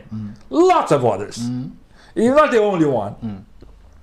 That is not worth much in this market. What I don't have in this market, freedom. Somebody that will help me figure it out, my path to reach what I want, and will put away some hawks and some snakes and some wolves for me to reach that. Somebody that will support me when things get rough. That will help me deal with this difficulty. And we don't know that. So we don't offer that. Definitely not at 16. Not at 16. And it takes a long time for us to understand, look, your value for a woman is the freedom you create for her. It's not the freedom you give for her in the sense of, go do the things without me. This way you're not creating any freedom for her. This way you're thinking that she has freedom by default. You're acting with her like you act with your friends. If a friend of yours come and say, I want to do something stupid. Oh man, don't do it. Don't be an idiot. But if he goes, well, he went. He have his freedom. So we think that giving freedom to a woman is to let them do what they want. But it's not that. Giving freedom to a woman is to help her navigate. It's like this. What's troubling you, dear? And for that, universally, women have too often only two answers. And the two answers are nothing or nothing. Those are the two answers. And those answers, what they are indicating? They're indicating, I am afraid that when I tell you, when I reveal that, the body is afraid. It's not a thought process. I'm describing it as a thought process, but we have to remember it's not a thought process. It's an estimative. Still at the second level, yes. It's still at the second level. What I'm telling by this answer is that I am afraid that when I tell you, you will be another predator against it. Or you might use it against me. Exactly. I am afraid of that. And so the guy already get upset. Because if a friend comes to you and, okay, a guy, and you see that he's upset. Troubled. Troubled, exactly. Now, what's the matter? What's the matter? Nothing. Okay. Then that means it's nothing. That means it's nothing. Exactly, it's not serious enough. He wants to handle by himself. Why? Because handling by himself is cool. It's nice. It's freedom. So when the woman answers nothing, part of us think, okay, she wants to handle by herself because it's fun. No, she's saying nothing because she is afraid that you're going to restrict her even more. And then, if you insist, and if you create a relationship of trust, she will open her mouth finally. Gradually, after a few hours or sometimes a few days even. And then when she tells you, and then comes the second part that is hard for men, is this: when she tells you, she will not tell you one thing, she will tell you 5 that are contradictory to each other. She will describe the maze she is in. It's not like us. It's like this: okay, I want more money, but I'm too lazy. What's more important, my laziness or my money? It's a very simple problem. Very simple. We think like that all the time. And then, no, I want more money because I'm going to get a prettier wife, or I want more money because I'm going to get a car, or I don't know, this lying down here in this hammock is more cool. I prefer that. Simple. It's a very simple. Our choices are between senses and very, very simple. The woman is usually in a maze. There is one thing that she wants to do because she thinks it's cool. It's her freedom. But maybe if she does that, her friends are going to think that, or you are going to think that other, or her father is going to think that other. So there is something else that she wants to do to keep her father away from this decision. And when we hear that, we know immediately it's impossible to do those 5 things. It's impossible. You have to sacrifice at least one. We know immediately that. It's why we know immediately that? Because we're men. Because we're predators. And we know, look, you cannot hunt 5 prey. You cannot hunt prey and fight a predator. You cannot do all those things at the same time. You have to choose one. And then comes our second mistake, to say, okay, choose one and I'll help you, woman. And I'll do anything for you to help. But no. Her main problem is the maze. So what happens if you care for your wife or for your partner and you know her long enough? It's also not very hard to detect what among these 5 is deeper in her, is more personal, is her. It's her identity. It's her. This is what she wanted to do. And so what a good partner, male partner, have to do is, okay, this is what you wanted to do. Hey, I think, let us do this first, okay? Then we're gonna handle the other. And you put your energy, you pour your energy, you help her choose, and to give a certain priority. And you handle the difficulties of the others, the objections of the others, but you don't try to solve all of them. It's a very exhaustive task. This is very exhaustive to men, because we are not that complex. Or even if we are, we do something that in modern programming would be called backtracking. It's basically, we split the problem into 100 small simple problems, and in the end, at the result, it appears that we resolved something complex, which we did, but by simple tasks rather than tackling the 100 problems at the same time. At the same time, because we know, look, those things are not possible, because this person hates that one. And so if you do this, you're going to please this one, and that one is going to hate, and that's inevitable. You cannot change that. You cannot change the other persons. Yeah, you got to pick one. You got to pick one, exactly. And she cannot do it. Well, it's not that she cannot do it. Of course, she could be a philosopher and think and analyze her soul. And but we're talking regular people. But we're talking regular people, exactly. Okay, the wife of the bus driver. Okay, she cannot. But the bus driver, because he knows his woman and he loves her, it's not hard to see. Okay, when you talk of this problem, this is your voice. When you talk of that one, I can hear your mother's voice. We hear that. Very easy.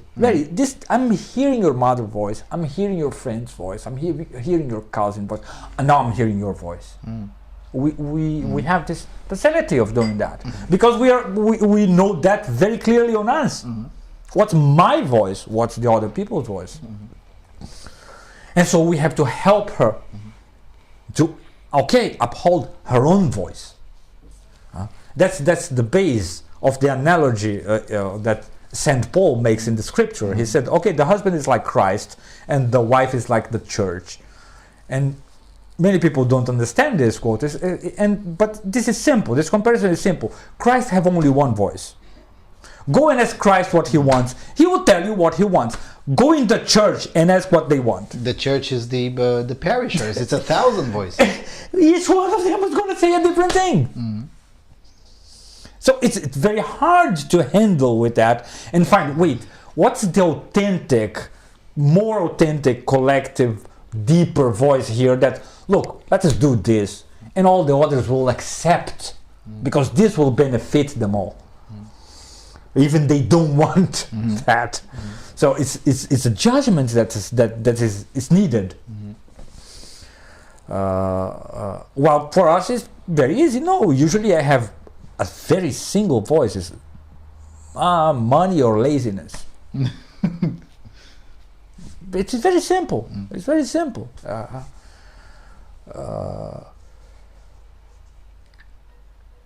And so a woman needs that, and so a woman needs an ally, a deep ally, and confident, and a confessor ally.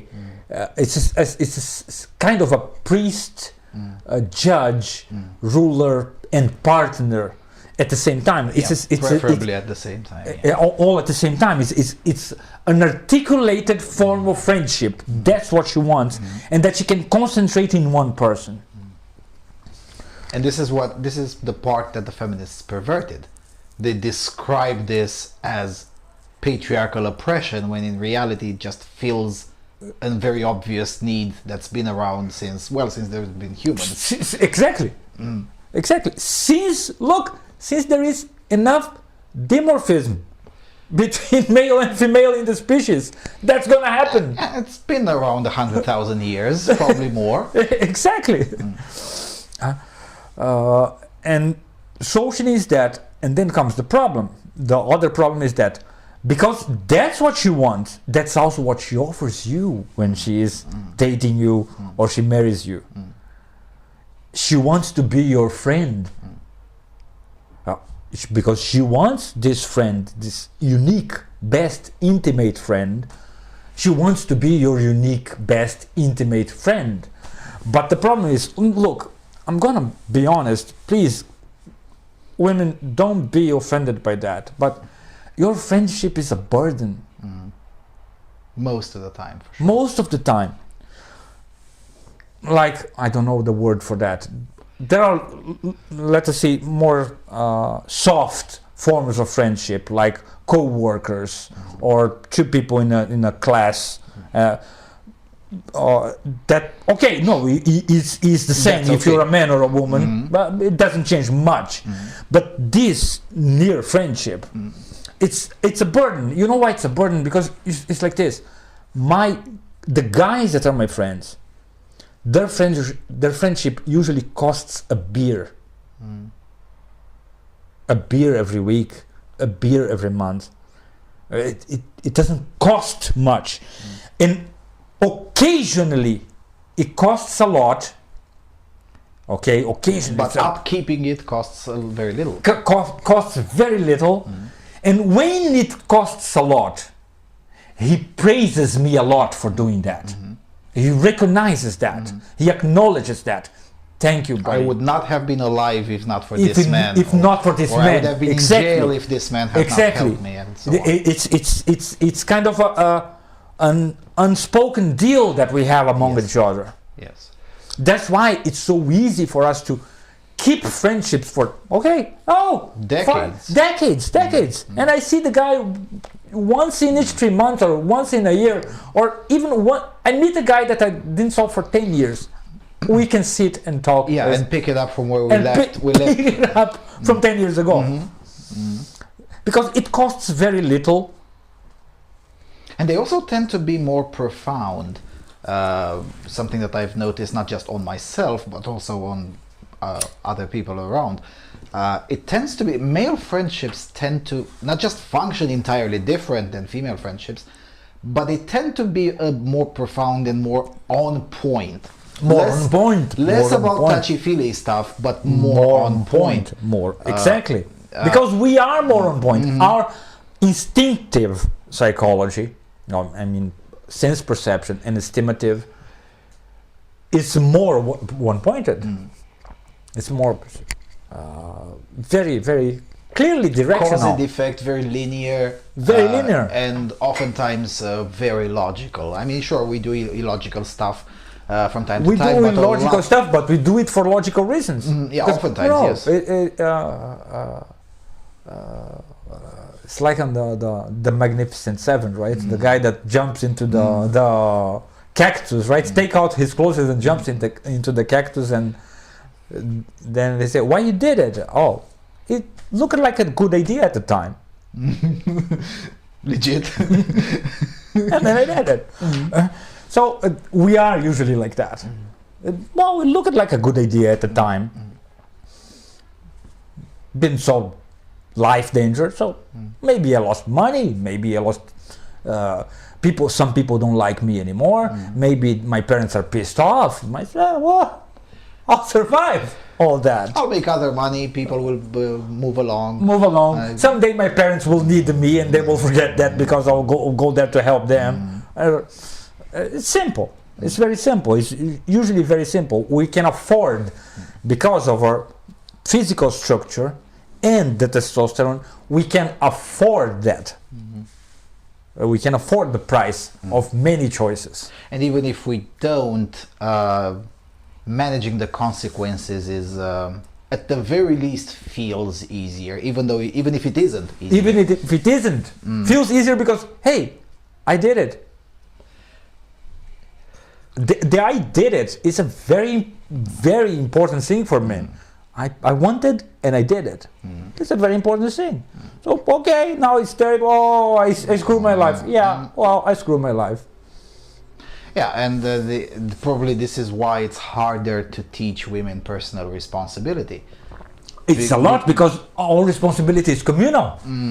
Yeah, whereas with men it kind of comes naturally, or at the very least you learn it really fast in your early puberty. Exactly, because now we have to understand most of our instinctive responsibility is individual, and most of the instinctive responsibility of women is communal. Communal, yes. Communal. So, or at the very least subjected to peer review. Exactly. Not necessarily communal in the sense with the whole society. But the networks of girlfriends and parents. Exactly. Yes, and the cousins and the extended family and so on. Right. And this is all of this has been with us humans, and or us hairless monkeys, as another YouTuber would say, has been around for at the very least 100,000 years. What changed in the last 50 years, and more pronounced in the last 20 years, at least in some Western societies, not here, but in Brazil it has definitely been attempted, and in North America it's gone full crazy, is that all of these have been perverted to the point of not being able to recognize them anymore. And one of the factors that was used is, it sounds, now that I think about it, it sounds like exploitation of women in a way, because not just the gender ideology, but feminists in particular, exploited the fact that for the last 100,000 years seemed quite irrelevant, but now it's very relevant. Women start with a maximum sexual market value, maximum societal power, and as time goes on, it declines. Men start with -1, not zero. -1, exactly. Nobody wants you. Yeah, sexual market value and social power. But by the time you're 30-ish, it gets pretty high, and you can expect it to, at the very least, stay high for the next 40 years. Exactly. If not even go even higher. If not even go higher, exactly. Yes. So, we reach our peak value at 30-ish. and it stays there. And stays there. Or if it goes down, it doesn't go like that. It goes, maybe a little bit, maybe the next decade a bit higher again. It stays pretty stable.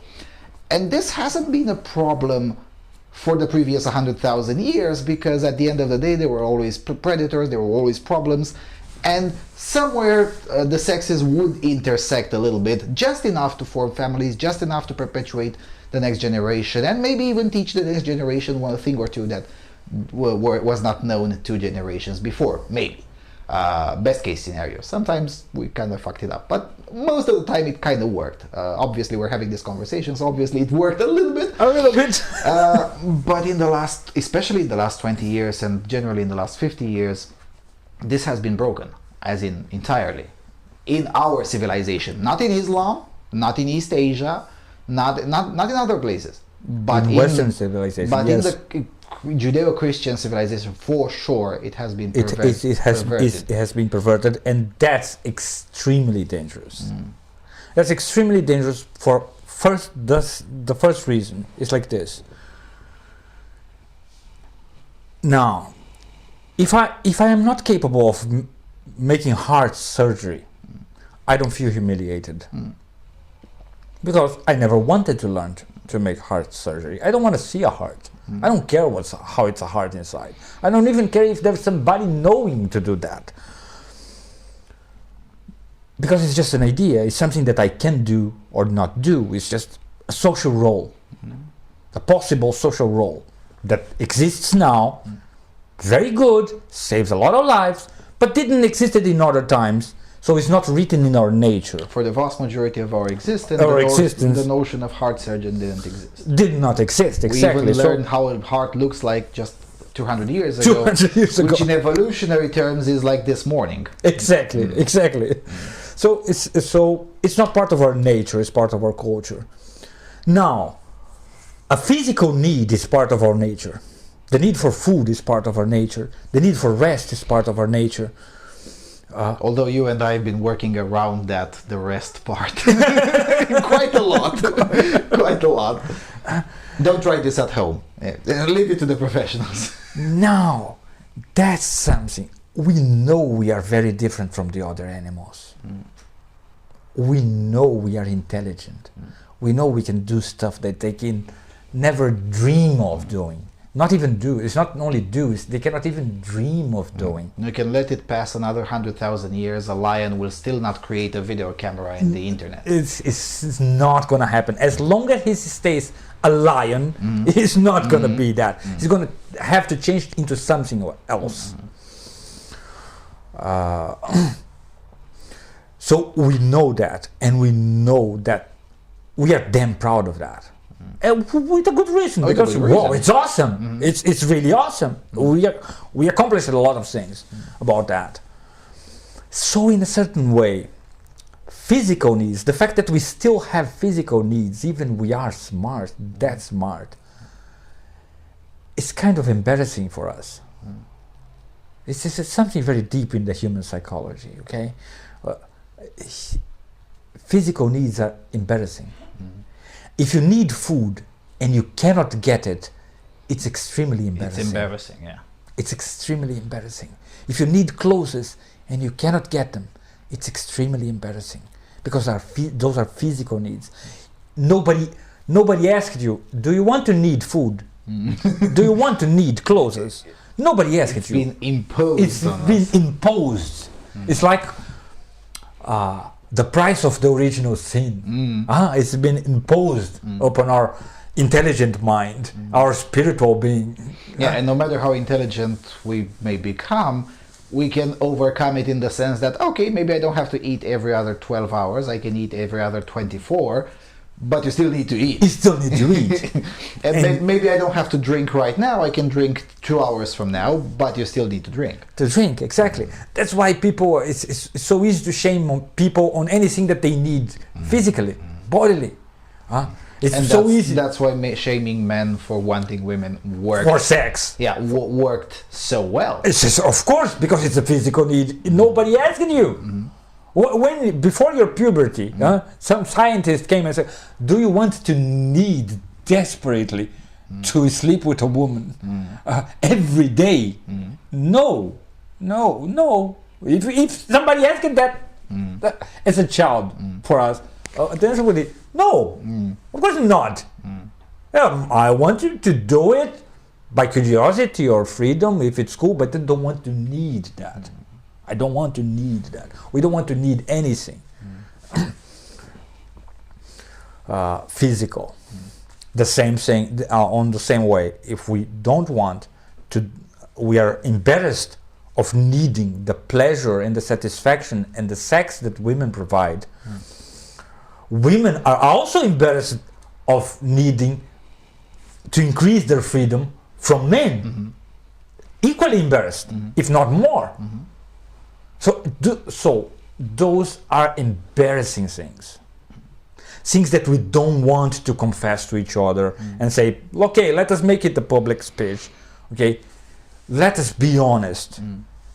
You women, you need men. Men, you need women. No. It's embarrassing. So we don't talk about it. No society talks about it. Okay, no society. And we actually we probably invented houses because of that, so that we can satisfy this mutual need in private without being embarrassed by others, by others seeing that we need that we need someone else, because food you might get for yourself, clothes you might get for yourself, but a woman you cannot get by yourself. You need the woman. You still need the woman. You still need the woman. Even if you force her, you need her. It still needs to be there, yes. She still needs to be there. And the woman, the same thing. She cannot get by herself because she still needs the man to be there. So it is a physical need that I have no choice on it. I have no call on it. And I have to negotiate with someone else.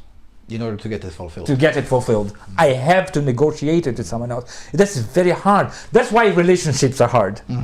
Because we don't want to think on that as a need, a fundamental need. Nobody wants that, because will feel like a failure.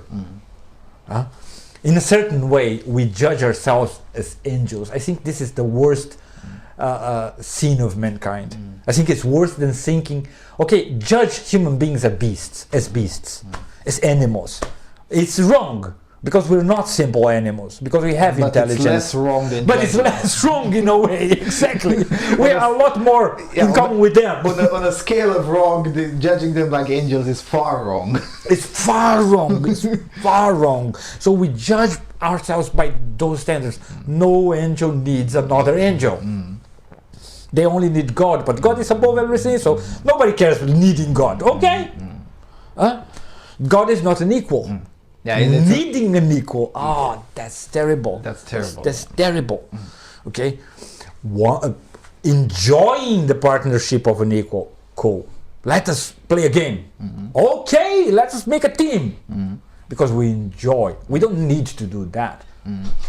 We don't need to play football. We don't need to play basketball. We do it because it's cool. But the conjugal relationship is based on a fundamental need. And the only physical need that I necessarily have to negotiate is the only one. Okay, food, I can learn how to hunt. I can learn how to fish. Sure, it's more profitable even there to negotiate, because through the market you can get it cheaper, faster, better. Exactly. But if I don't want to negotiate, there's still the option not to negotiate. Not to negotiate, exactly. It cannot be done, however, with the need for the opposite sex. And this is another thing that definitely few people dare to speak in public. Definitely even fewer men. For women, the need for male presence is, as you said, to extend freedom, and it's more abstract. But for men, it's not just the pleasure, but it is a literal physical need. This is something that is really difficult to convey to women. And I say to women, not to feminists. To feminists, you don't convey anything. You just throw them off helicopters. But yes. But see the term that you used. The needs of the woman is more abstract. It's more abstract for us. Or dare I say, I should have said more complexness, not necessarily more abstract, but more complex. Yes, but for her it's as evident and painful in her psyche as our need is from her. Don't be fooled. It's the same. It's as intense, as painful. And the physical living of it, I'm sure the physical sensation of that is sure. as deep and as primal as our own. That's as definitely primal true. as our own. That's definitely true. I was just the manifestation is entirely different. Entirely different. And when I think of the need, well, I can only feel it abstractly, because seriously. Yeah, because you really have this problem? Yeah, because in the from a male perspective, it's just, yeah, there is a maze. How about you just kick them all in the teeth? It's just what you want, and that's it. Because that's what we would do in a situation like that. In a situation like that, where we have peer pressure. Sure, sometimes we might abide. Yeah. But if we really don't want to, we can just tell them all to fuck off. Exactly. And, that last stand is there, and we know it's there, and knowing it is a great feeling. It's such a great feeling. Yeah, and in women this exists at best in 10% of the female population. Exactly, at best in 10%. And with men it's at worst in 90%. Exactly. At worst exactly. in 90%. There is an old medieval tale about that. It's amazing. I think why this is not taught in every Western school in the world when people are 14, 15. We discussed in the first part. The history starts with 1940s in most of the West. So there is a tale called The Marriage of Sir Gawain. The Marriage of Sir Gawain is a tale of that. King Arthur gets a curse, and the only way to solve the curse is somebody has to find out and go in a chapel and say what women want. And Gawain, which was brave and noble but not very smart, raises himself. I'll find that solution for you, my king. And he goes after it, and he spends some 2 years looking for it. And he asks one woman. One woman says one thing, the other says another, because women want different things in life. Of course, one woman loves music, the other loves money, the other loves power, their tastes are as diverse as ours, exactly as diverse as ours. Their instinctive psychology is not, but their tastes can be as diverse as ours. If it was not as diverse as ours, there would be some profession that was doomed to be single. There would be some profession. Okay, that skill, no woman likes that. So you're going to be single. And then he spends many years, and after some 2 years he gives up, and he's walking in the road and thinking, I'll never solve that. For my eternal shame, I failed. I'm the first knight of the round table to fail in a holy quest. And then it begins to come in this on his direction, an old woman in the street, and he sees that it's the ugliest woman he ever saw in his life, and he shrinks on the ugliness of her. And he begins to walk like this, and when she passes by him, she says, I know what you seek. And I said, you do? Yes. You seek to know what women want. Oh, I do. Do you know it? And she says, I do. Then tell me. And she said, everything comes with a price. If I tell you, you have to promise to marry me. Look, that's quite of a high price. That's the highest price possible. It was not simply an unattractive woman. It means it's the ugliest woman you ever saw. Okay, that's, as we say, we want an experience, a consistent experience of pleasure there on women. And okay, this is the ugliest, and it's old. There's nothing here. Might be an experience of pleasure, but definitely not a consistent one. No matter how hard you try. It's no matter how hard you try, exactly. But then he thinks, okay, but I have my honor.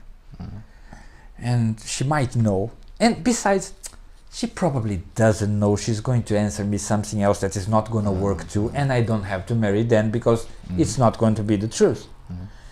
And then he said, I agree. If you tell me, and it is the true answer, and the king is freed from his curse, I will marry you. And she says, the woman want to be free to do whatever they want. Whatever the hell they want. I said, what? That's so silly. Everybody does what they want. Yeah, not really. Yeah, not really. Everybody that's a male. And then he goes to the king with this answer. And the king goes to the chapel, and then the curse is lifted, and he, Damn it. damn it, I kept my honor, but at such a price. And then he goes and settles the date with her to marry her in the court. And in the day, he's waiting for her to arrive, and he be mocked by everybody. And she comes completely covered in the wedding. And they made the ceremony, they get married, and they go to the couple chamber. And then she take out all her clothes, and it is the most beautiful woman he ever saw. And he said, what happened? And she said, well, I can have this appearance or the other appearance. And then, okay, he is okay. She said, oh, wait a minute, there is a condition. There is another clause to our contract. You have to choose. Are you going to have me like this in the night for you here, and like that in the day in the court? Or are you gonna have me like this as a beautiful princess in the day in the court, and the old hag here in the bed? What do you want? He, as a good man, he doesn't need to think much. Well, I want you like this here. And this is a very important thing. It's a very important thing because it's a last element of a woman's need, is that men are tempted to use their wives as trophies. Which again in modern world gets exploited quite a lot. Quite a lot. And that is a great cause of suffering for them.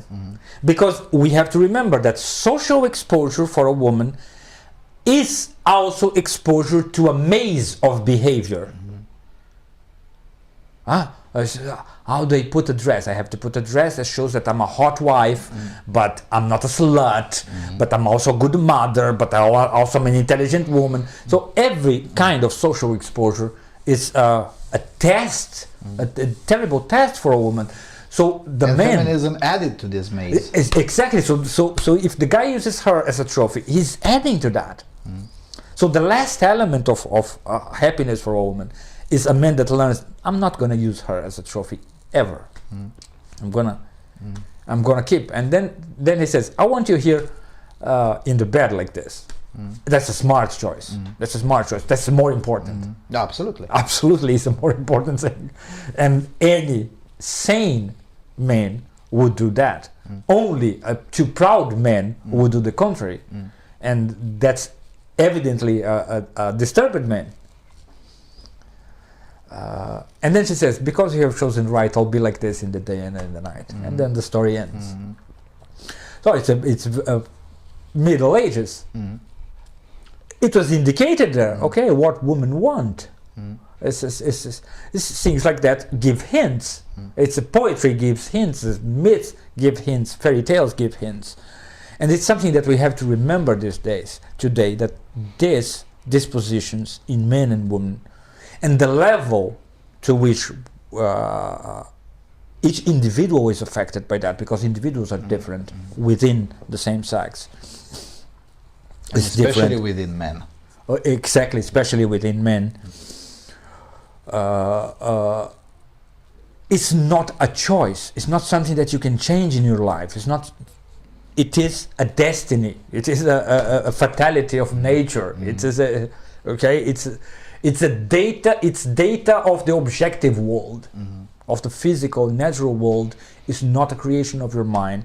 So we have to yield to it. We have to educate ourselves to it, so that we can become better partners to each other. Because to become better partners to each other, I'll have to remember, okay, marriage costs 2 hours a day. 2 hours a day. 1 hour, I need to be the best friend of my wife. I don't know if it's going to be in the morning, in the middle of the day, or in the night. But I'll have to be that guy. I'll have to think how I'm going to increase her freedom there. And 1 hour in that day, that woman will have to think how I'm going to be an experience of pleasure to this guy. If we do that willingly, that 1 hour for each other every day, we build a progressively happier relationship, because we are gifted with memory. We are both gifted with memory, and this is a cumulative experience. But if we don't think that, we think, no, we just choose, or we find magically the best. No, there is no such thing as magic, okay? At least not in love. There's no love potion, okay? It doesn't work like that. It works, we are human beings. We have to understand our animal nature, and we have to use it in our favor. And embrace it. Embrace it. Embrace it. In Jordan Petersonian terms, integrate our shadow. Exactly. As it were. Yeah, all of these have been perverted. You said that, for instance, in marriage, it's 1 hour I have to be the best friend of my wife, and 1 hour she has to think how she can be the best object of pleasure for me. The second part is now completely obliterated. Women are no longer taught that half. It is still rigorously enforced on men, probably even harsher than in the past. But the other half, the very idea of women having responsibilities to men as men is now absolutely haram. Yes. as it would be, because we're going to talk about Islam a little bit later, but it hasn't been made absolutely haram, and that creates a lot of negative tension. We were talking before we turned down the camera for the second part. Thank God for video games. Imagine a world without video games, but the world being 2018, not 1218. Not 1218. Yes. No, 2018, not 1218. So in 2018, without video games, it's easier to take the example of the United States. Have 40 million or 35 million-ish young men between the ages of 16 and 24 at the prime of their physical abilities, but still not at the highest level of their IQ. At about 24 you get the highest possible, and then of course it can increase even more, but then it increase slower than but 16, 24, no video games, but full feminism. Violent revolution would have already happened. Oh yes. Would have already happened. Yes. And it didn't happen, largely thanks to pornography and video games, sports. And of course, rigorous conservatives will hate us for saying this, because rigorous conservatives have been fighting against pornography and video games, and losing, of course, because they picked the wrong targets. They picked the wrong targets, and they targeted the symptom, not the problem. Not the problem, exactly. The symptom. This is just, look. You want fewer video games and fewer porn? Fix this intersexual relationships. Exactly, fix that. And we have to remember that, look, we have industrial society created a very different environment for men and women. That literally didn't exist for the entire history of mankind. A history of our existence.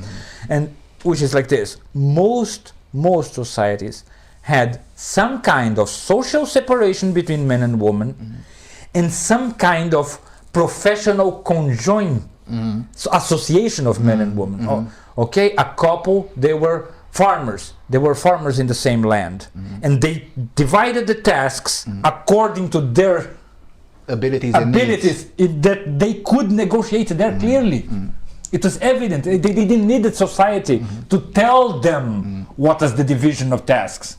Because communism had not been invented yet, and the rest of the society was fully aware that the owners and the operators of the land definitely knows more about that land than the guy living 50 kilometers down the road, or 10 kilometers down the road. And we have to remember, and then, okay, with the first waves of urbanization, the same thing. The guy was a craftsman. He was working at his house, and his wife was working the same thing. They were both shoemakers, and they were dividing the tasks there. They were both She might shoemakers. be a little bit more of a support role, but still in the same craft, In the same craft, there was the same creativity and the same idea that we are accomplishing something together. We are accomplishing something together. And socially some separation, so that we don't get other women and women don't get other men. But those two, they were it's a very important business partnership. Marriage was most of our history, and even before history probably, a business partnership a lot. Yeah, this is another thing that is very hard pill to swallow, especially for conservatives, but in general, marriage out of love is invented yesterday. Yesterday. At best yesterday. I mean, the first ideas of romantic chivalry are like in the 13th, 14th century, but become generalized in the 16th century. So about 5 centuries ago. Yeah, yesterday morning. Exactly. And In evolutionary terms. associated with marriage in the 18th century. Yes. I mean, Romeo and Juliet is one example that even in the 15th century, marriage out of love was still kind of haram. Kind of, yes. And It's a beautiful thing, but not of this earth. Yeah, and the norm was still a business partnership, a business contract. Usually negotiated between two families, of course, because families were also business associations. And that's another thing. Yeah, and who to ask best to know about it than the previous structures that have already created the business association. Exactly, with the idea that, look, there are some needs that you two have to each other. If you fulfill these needs, love will come out, because we are animals. That's a fact. We are animals. If a woman comes, look, you're an 18-year-old guy and an attractive woman just comes and, come here, sleep with me. And she does sleep with you. And she doesn't sleep, you see, she doesn't sleep with other guys. And she's nice with you. Well, you begin to like her. You simply begin to like her. It's natural. Yeah, this is again very politically incorrect to say in these days, but arranged marriages tend to be more stable, and have more higher rates of success. Now, I'm not saying that we should necessarily come back to that. It's probably a lost cause. Even in India, they're abandoning it slowly. But nevertheless, we only study the bad part in history. Oh, they were all arranged marriage and it's kind of terrible, and the worst excesses of that are emphasized. But the fact of the matter is that the arranged marriages represented a form of progress. It replaced mass rape. Yes. Just like slavery represented a form of progress on the arc of history. Before slavery, you would kill all the men and most of the women from the conquered tribe. Exactly. Slavery was progress. Now we no longer kill them. We put them to work for us, and they still get to reproduce. Maybe not all of them. We might castrate some of them, but still, most of their genes might survive. It's a betterment. It's an improvement. It was an improvement for sure. Slavery was an improvement. No. There you go. Take that quote, Vice, and put it there. And Samuel Son says slavery was an improvement. It was. Seriously, it was. Yeah, but all of these things, and I don't know how we were going to, because this is obviously quite complex, but how we're going to negotiate this, because today, I want to bring it back to video games for several reasons. First of all, is because the industry is being under attack by leftist ideologues in ways that it was unimaginable 20 years ago. I mean, the gaming industry is about 40 years old. I'm not a gamer myself, but a significant portion of my audience is. And the industry is about 40 years old, probably even slightly more than that, video games in particular. And for most of the time, it was the marginal, nerdy thing, whatever. But now it's under significant attack, and significant products are being intentionally mutilated to fit the feminist ideology, which has the unfortunate effect of alienating the core audience, which means studios go bankrupt. It even now has the English speakers have come with a proverb: get woke, go broke. That's a great danger. That's a great danger. And if the industry continues to collapse in this way, that would mean these guys are going to kill somebody. yeah, basically it will, because it seems that it's hard to convey this message. I've been trying to force myself to make a video about this, and I still haven't, but I will eventually. It seems, and I'm going to put this to you and tell me your thoughts on it, but it seems that if a society has no or almost no outlet to spill frustration, that society is bound to fail soon. Yes. And as a supporting evidence to this, I would bring the Romanians under communism. There was, I mean, even the communists allowed sort of some frustration to be spilled in the stadiums. But the moment they tried to censor the stadiums, the stadium moved in the street and the regime was out in 2 years. If you remove porn and open internet and video games, if you remove all of those, you're gonna have all those incels that you like to hate, you're gonna have them in the street. And you know what? They can fire a weapon. They may not be impeccable physical fighters because they've been sitting on their asses for the whole day, and maybe they don't run that fast. But you know what? They've been playing military strategy games. They know how to coordinate an urban guerrilla. Sure, they may make some mistakes, but if there are 50,000 of them, they'll be good enough to take down the regime. Maybe not a country as big as the United States, but a country as small as Sweden, or a country as small as Norway, or even a slightly bigger country, let's say the Netherlands. Or it's not really that difficult. It's not. And it's not. How will this be corrected, if it can be corrected, or are we just doomed to? Well, I think the first step is we have to begin to re-educate ourselves about human nature. We seem to have forgotten all of it. About human nature, in a way that now that's very hard. Why that's very hard? That's very hard because the easiest way of doing that is by affirming that we are immortal. Is by there is one region on your being, maybe you're not the whole of it immortal, but there is one region of your being that is purely spiritual. That's the first thing.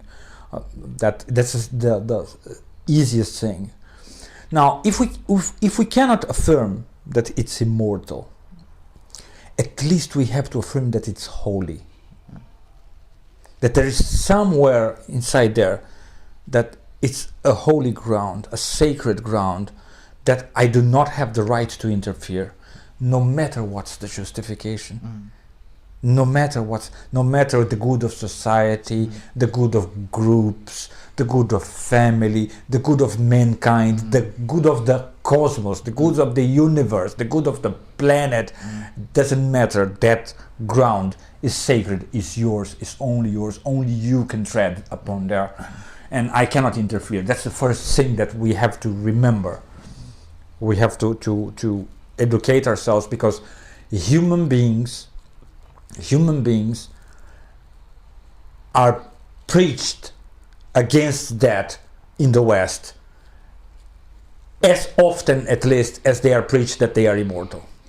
Now, the preachers that preach they are immortal, they are not very competent.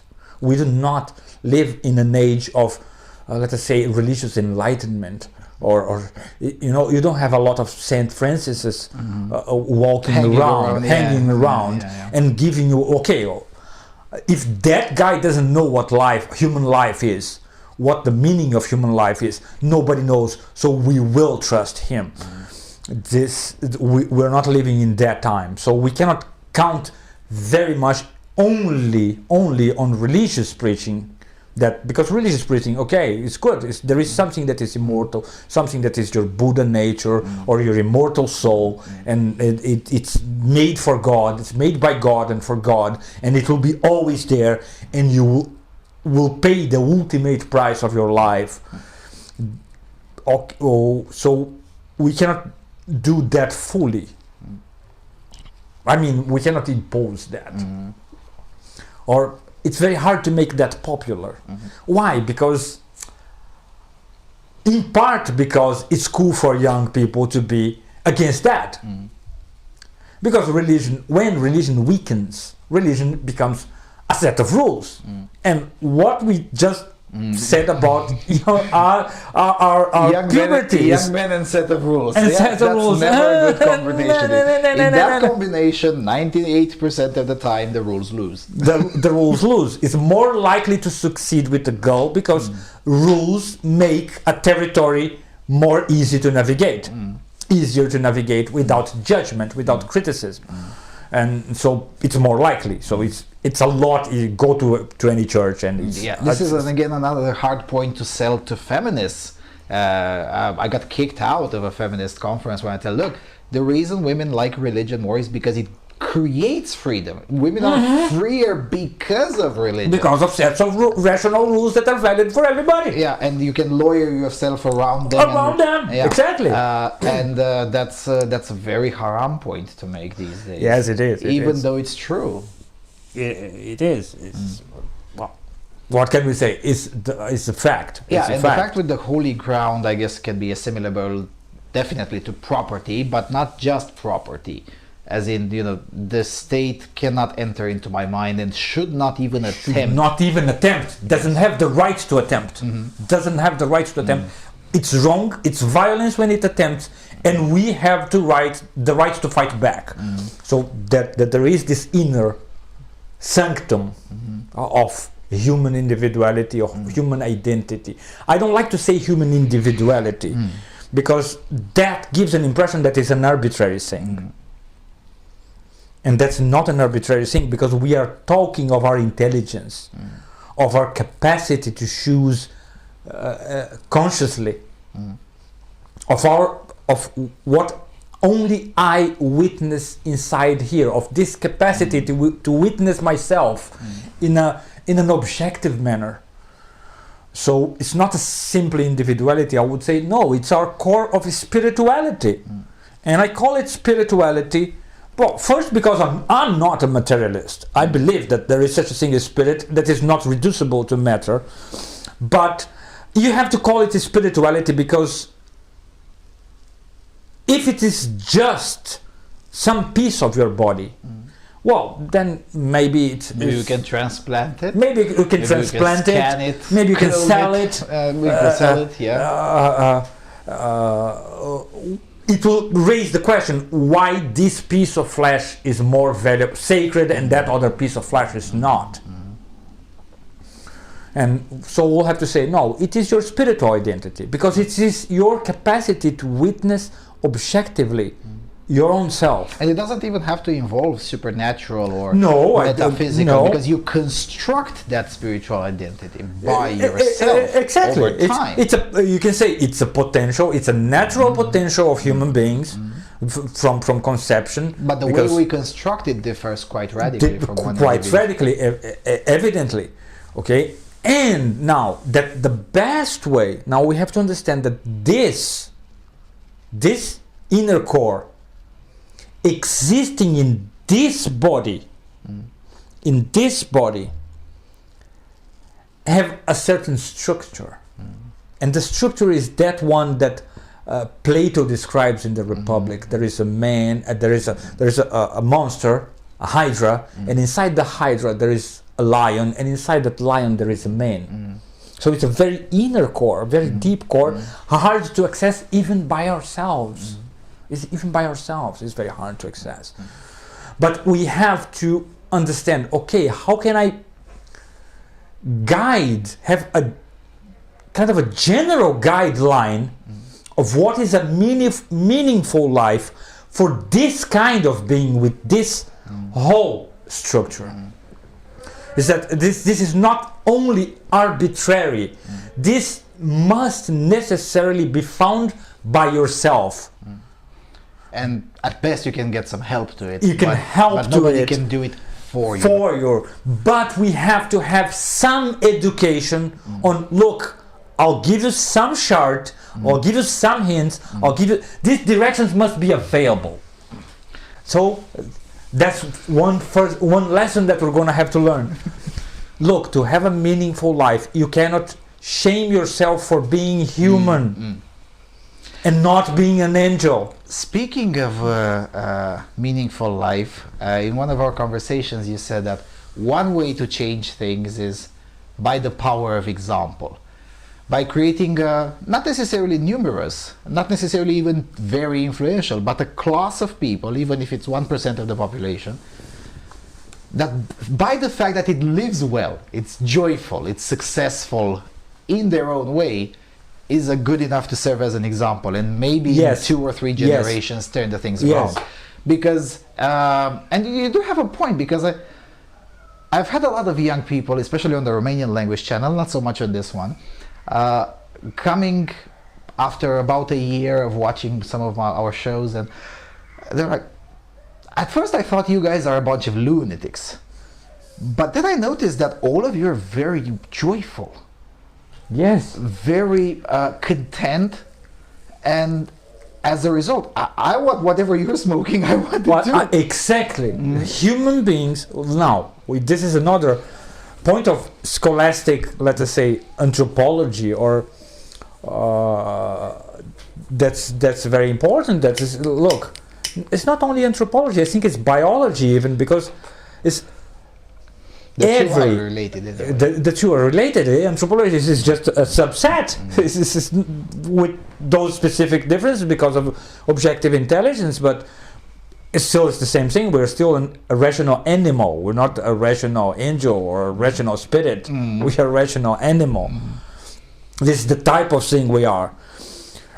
Is that, look, there is no natural being that doesn't have a natural perfection.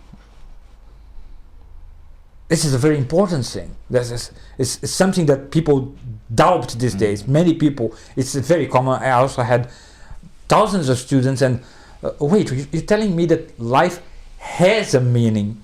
Really, that's unbelievable. You must be in an illusion, because nobody knows what's the meaning of life. That's kind of a common statement.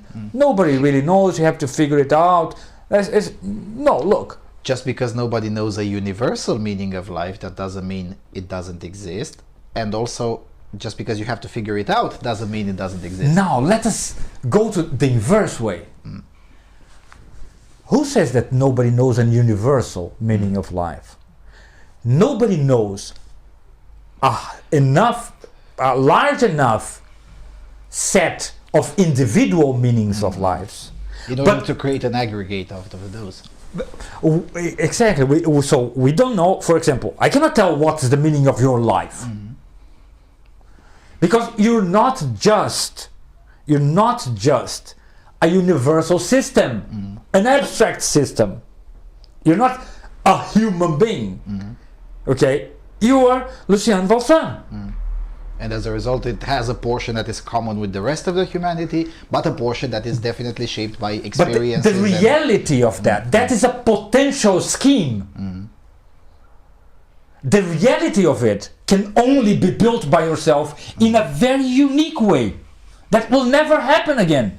Never. There will never be another Lucien Valsin. And that's the point. That's the meaning that we don't know. Nobody knows fully. Of course, we might meet people that are very alike us, and so we have a lot of experience on the meaning of their life. We can have a knowledge of some subsets of human meaning, possible meanings, but we cannot know. I cannot guarantee, look, the meaning of your life is this formula, like this. But I can tell you like this, look, the possible meanings of human life are like this type. Now you're gonna have to try yourself and find out what combination, real combination of types you are.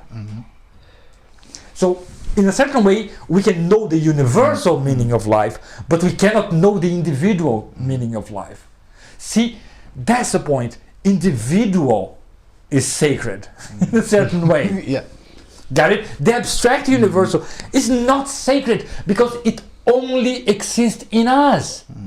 In real individuals. That's why humanity doesn't exist. That's why society in the political sense doesn't exist. Exactly. But only the individual can exist. Can exist and can realize and can accomplish a meaningful life that is real and not just possible. It's effective and not just possible. Now, the scheme of possibilities can be understood because that's what characterizes our intelligence, the capacity to understand abstract systems. Yeah, and it can be understood because it's not unlimited. It's not unlimited, exactly. That's another thing that is, I don't know if it's intentional, but it's definitely systemically and institutionally taught wrong. We're taught, well, not me, not you, but especially younger people today are taught that there is a limitless specter of choice. Wrong. Wrong, very, very wrong. I cannot choose to become Superman. I cannot choose to become Spider-Man. I cannot choose to become Chinese. Exactly. I can become a Chinese citizen, but I cannot become Chinese, no matter how much I try. And as surprisingly as can be, people, I'm going to tell you something. You cannot choose to be a dog. Okay? You mean there is no such thing as trans species? Well, I mean, there can be somebody that wants to do that. That's possible. That's evidently possible. But you cannot accomplish that effectively. You can only accomplish that fictionally. Now, okay, you can accomplish fictionally. And why I don't suggest you to do it?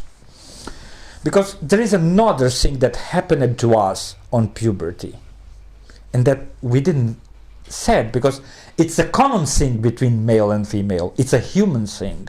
It's one of the most human things that happen. Is like this: when we were children, we human beings can tell stories. We have narrative. We can tell stories. Animals cannot tell stories to each other. Not full stories, not narratives, with meaning, beginning, middle, and end. We can. And that's very cool. That's very cool. Role-playing is something very cool. It's something amazing. Now, when we are kids, we don't mind telling to ourselves, creating to ourselves a fictional narrative. When I am a kid, knowingly so. Exactly, knowingly so. When I am a kid, I can be Superman for a couple of hours. Symbolically, I know it's fictional. I can even get a mantle. I can even get a mantle, exactly, and put my underwear over my pants, and I can do that. And I play and I create rules for playing with each other. And okay, you're Batman, I'm Superman, and the other is the Joker. The Joker, exactly. So we can, and when it's done, that narrative, we are not saddened that it's not real.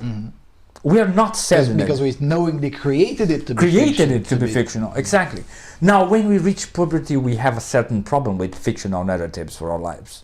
They no longer satisfy They us. no longer satisfy We need us. our own story. We need, exactly. That has to have at least a marginal connection to reality. Exactly. It can be partly fiction, but it can no longer be entirely fiction. Entirely fictional. And it has to be progressive. It's not, I have a real narrative for today, and tomorrow I have another one that has no relation with this one. It has to be a progression. Because if you create two or more narratives for yourself, that's a short way to get to a conflicted identity as an individual. Exactly. That's the problem of trying. Okay, you think of yourself as a dog and you want to be a dog. Okay, but you can only be it fictionally. You cannot be it for real. Okay, you're not gonna have puppies unless you buy them. Okay, and the dogs, they don't buy puppies. They make them. And you cannot feed them like the bitch would do it. So it's going to be fictional, and that element is going to always hurt you.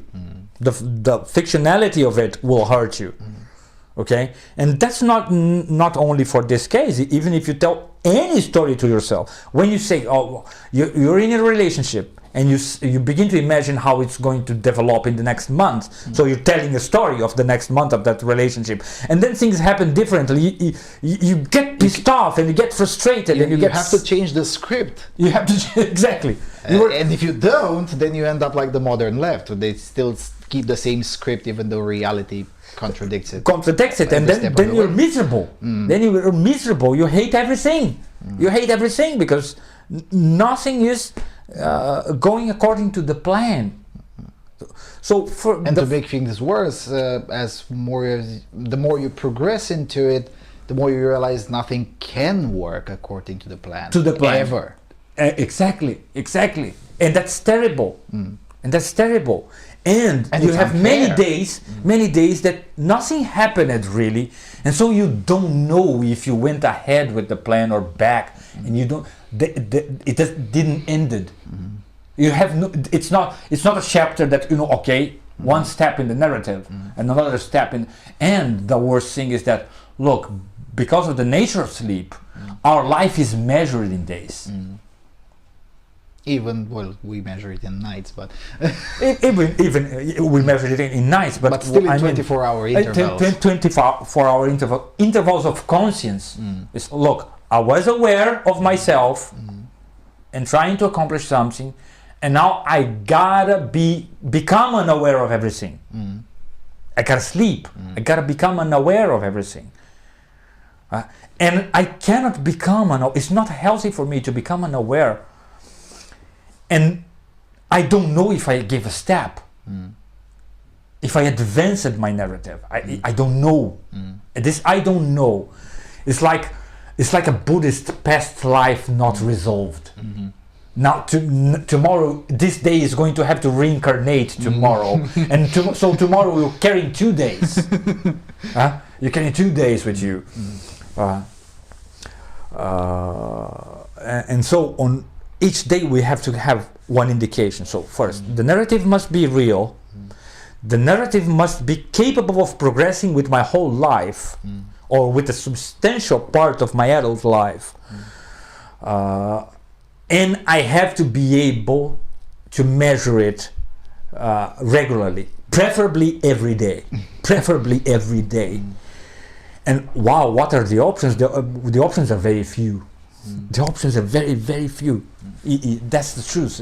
There are not many things that we can do that are capable of doing that. And the first mistake we make in modern times is to associate this narrative with a profession. That's the first mistake. I'm going to be a doctor, and then I'm going to heal people, and then I'm going to make some money, and then society will like me, and then you go and look, what happened in the day? What happened in the day is like this.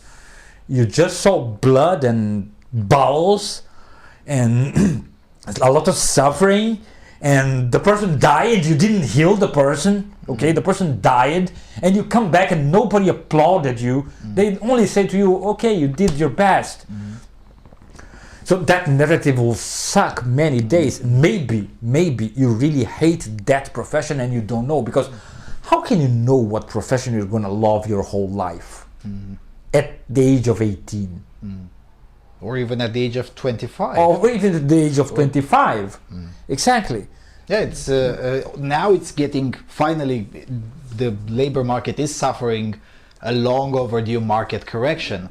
But up until about 20 years ago, it was really weird to have changed professions 2 or 3 or 4 times during your lifetime. Nowadays, it's becoming increasingly more accepted. Which is good, because that's very good. That's what it was supposed to be, and that's how it was for most of our existence. But the last 100 years was quite a historical anomaly. With having the same profession, or almost the same profession, for the entire life. That was definitely a mistake. Now, admittedly, a mistake that kind of had to happen. We wouldn't have developed this modern economy. We have to remember also, yes, we didn't have modern economy, and we had one thing. Marriage was a family business. Because marriage was look, we're animals, okay? I don't think, I hope Romanians don't think that I think low of human beings, okay? I personally, I am a believer in God and in the immortality of soul. I think we are sacred and immortal things. I think we are made for heaven. I think we're made for that. Okay, I have a high standing on human. This is the highest standing you can have on a species. Okay, it's higher than that. Okay, what can be higher than that? God. I have a high standing. But let us remember one thing: we are animals. Now, animals, if you breed them, you specialize them. It's a fact. Get strong, aggressive dogs and pair with strong and aggressive dogs, and you're gonna create an aggressive breed. We have to think that. Now, okay, in pre-industrial times, families were marrying people of similar skills. For building upon that knowledge, because it was a business contract. Because it was a business contract. And the profession was basically the profile of the corporation. And we have to understand that, well, maybe skills have some genetic component. Why not? At some point, they do become epigenetic at the very least. At the very least, exactly, at the very least. So, hey, not in 20 years, not in 200, but in 500, in 500, 1,000, exactly. Maybe. Oh, maybe. Very likely. Very likely. We are not angels. There is an angelic core. There is a spiritual, sacred core, but we are not all that core. We have even a monster inside us. Let us remember Plato, okay? That's a good description. So we go from the holy center to a hell. There is a heaven, there is a hell, and there is an earth inside ourselves. We are a microcosm, right? And let us think, what if profession is by itself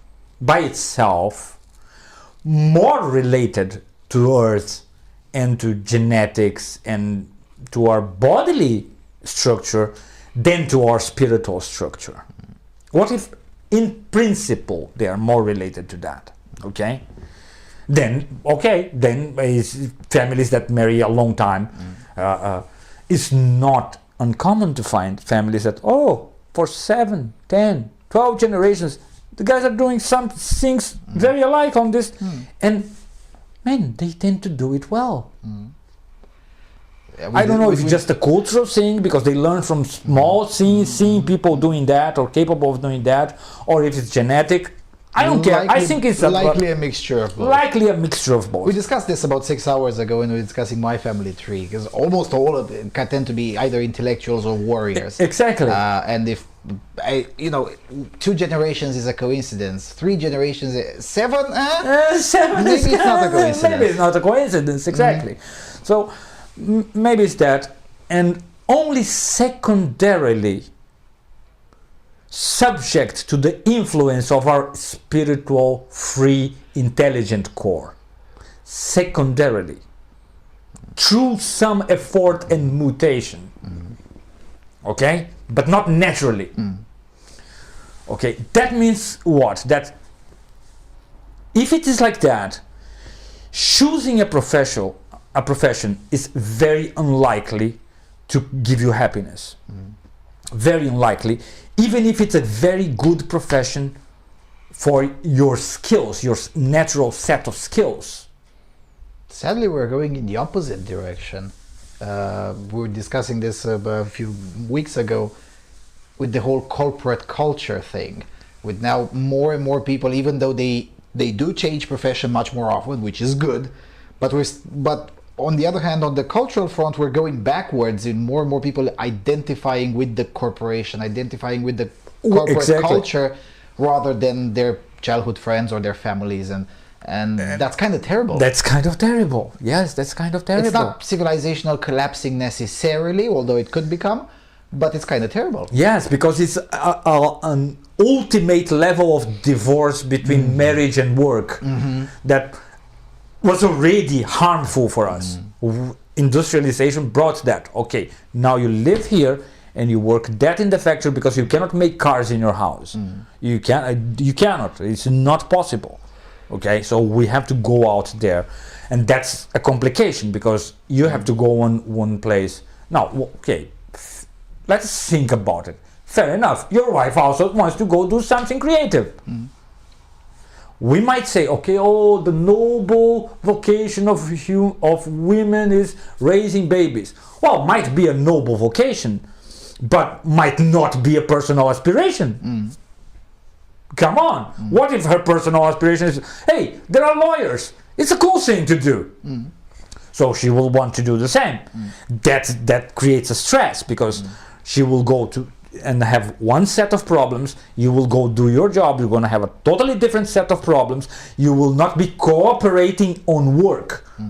It's not like, okay, we're both lawyers and we're going to be lawyer partners. I think that's going to work a lot better. I think if you both have the skills for that, I think that's going to work a lot better. Because when you need to, okay, now one of us needs to stay more at home, the other needs to stay, that will come more naturally because we're not competing as much as we are cooperating to. Like, hey, we're accomplishing something, we're doing something. Yeah, and divorcing completely the marriage from work is something that never happened. So Never happened, exactly. As a result, we don't know how it would work out, but probably not that good. Probably it will not work exactly. It will probably not work at all to begin with. At all. We can already see some signs of this, especially at the corporation that owns our venue, YouTube. At Google, we can see that because once individuals started bringing up, elements about human nature, basic biology, and all of that, suddenly the whole corporate culture started really, really shaking. The whole company trembled a little bit. And if they can tremble from something that minor, that minuscule at the end of the day, then that's probably not a solid foundation to build societies. To build societies, exactly. So, and especially not civilizations. Maybe you can build small societies like Silicon Valley, which is its own parallel society. Sure, that can work. But try making a Silicon Valley the size of Brazil. No. I don't know. I don't think it's going to work. Yeah, it's probably not going to work. Not going to work. So that's another point of our narrative that, look, has to be real, has to be capable of progressing ideally throughout my whole adult life, has to be measurable by me, by my own individuality, measurable by me, but objectively. This is a very important point because we have objective intelligence. Subjective taste is not enough for us. Must be of my subjective taste, the narrative, but I have to be capable of measuring it objectively. That's a very important because objective intelligence is a part of our being. And there is a fourth element. Preferably, it must be compatible with the narrative of my wife. Those narratives cannot compete with each other because our works and domestic needs are already competing to each other. Adding an extra layer of competition. And stress and tension between us. Now, if my meaningful narrative is in conflict with the meaningful narrative of my wife, that's a sure path for unhappiness. So it's very hard to tie the two together. I'm not saying it's impossible, but it's unlikely. Nothing is impossible, but it's unlikely. Now, how we can think of that?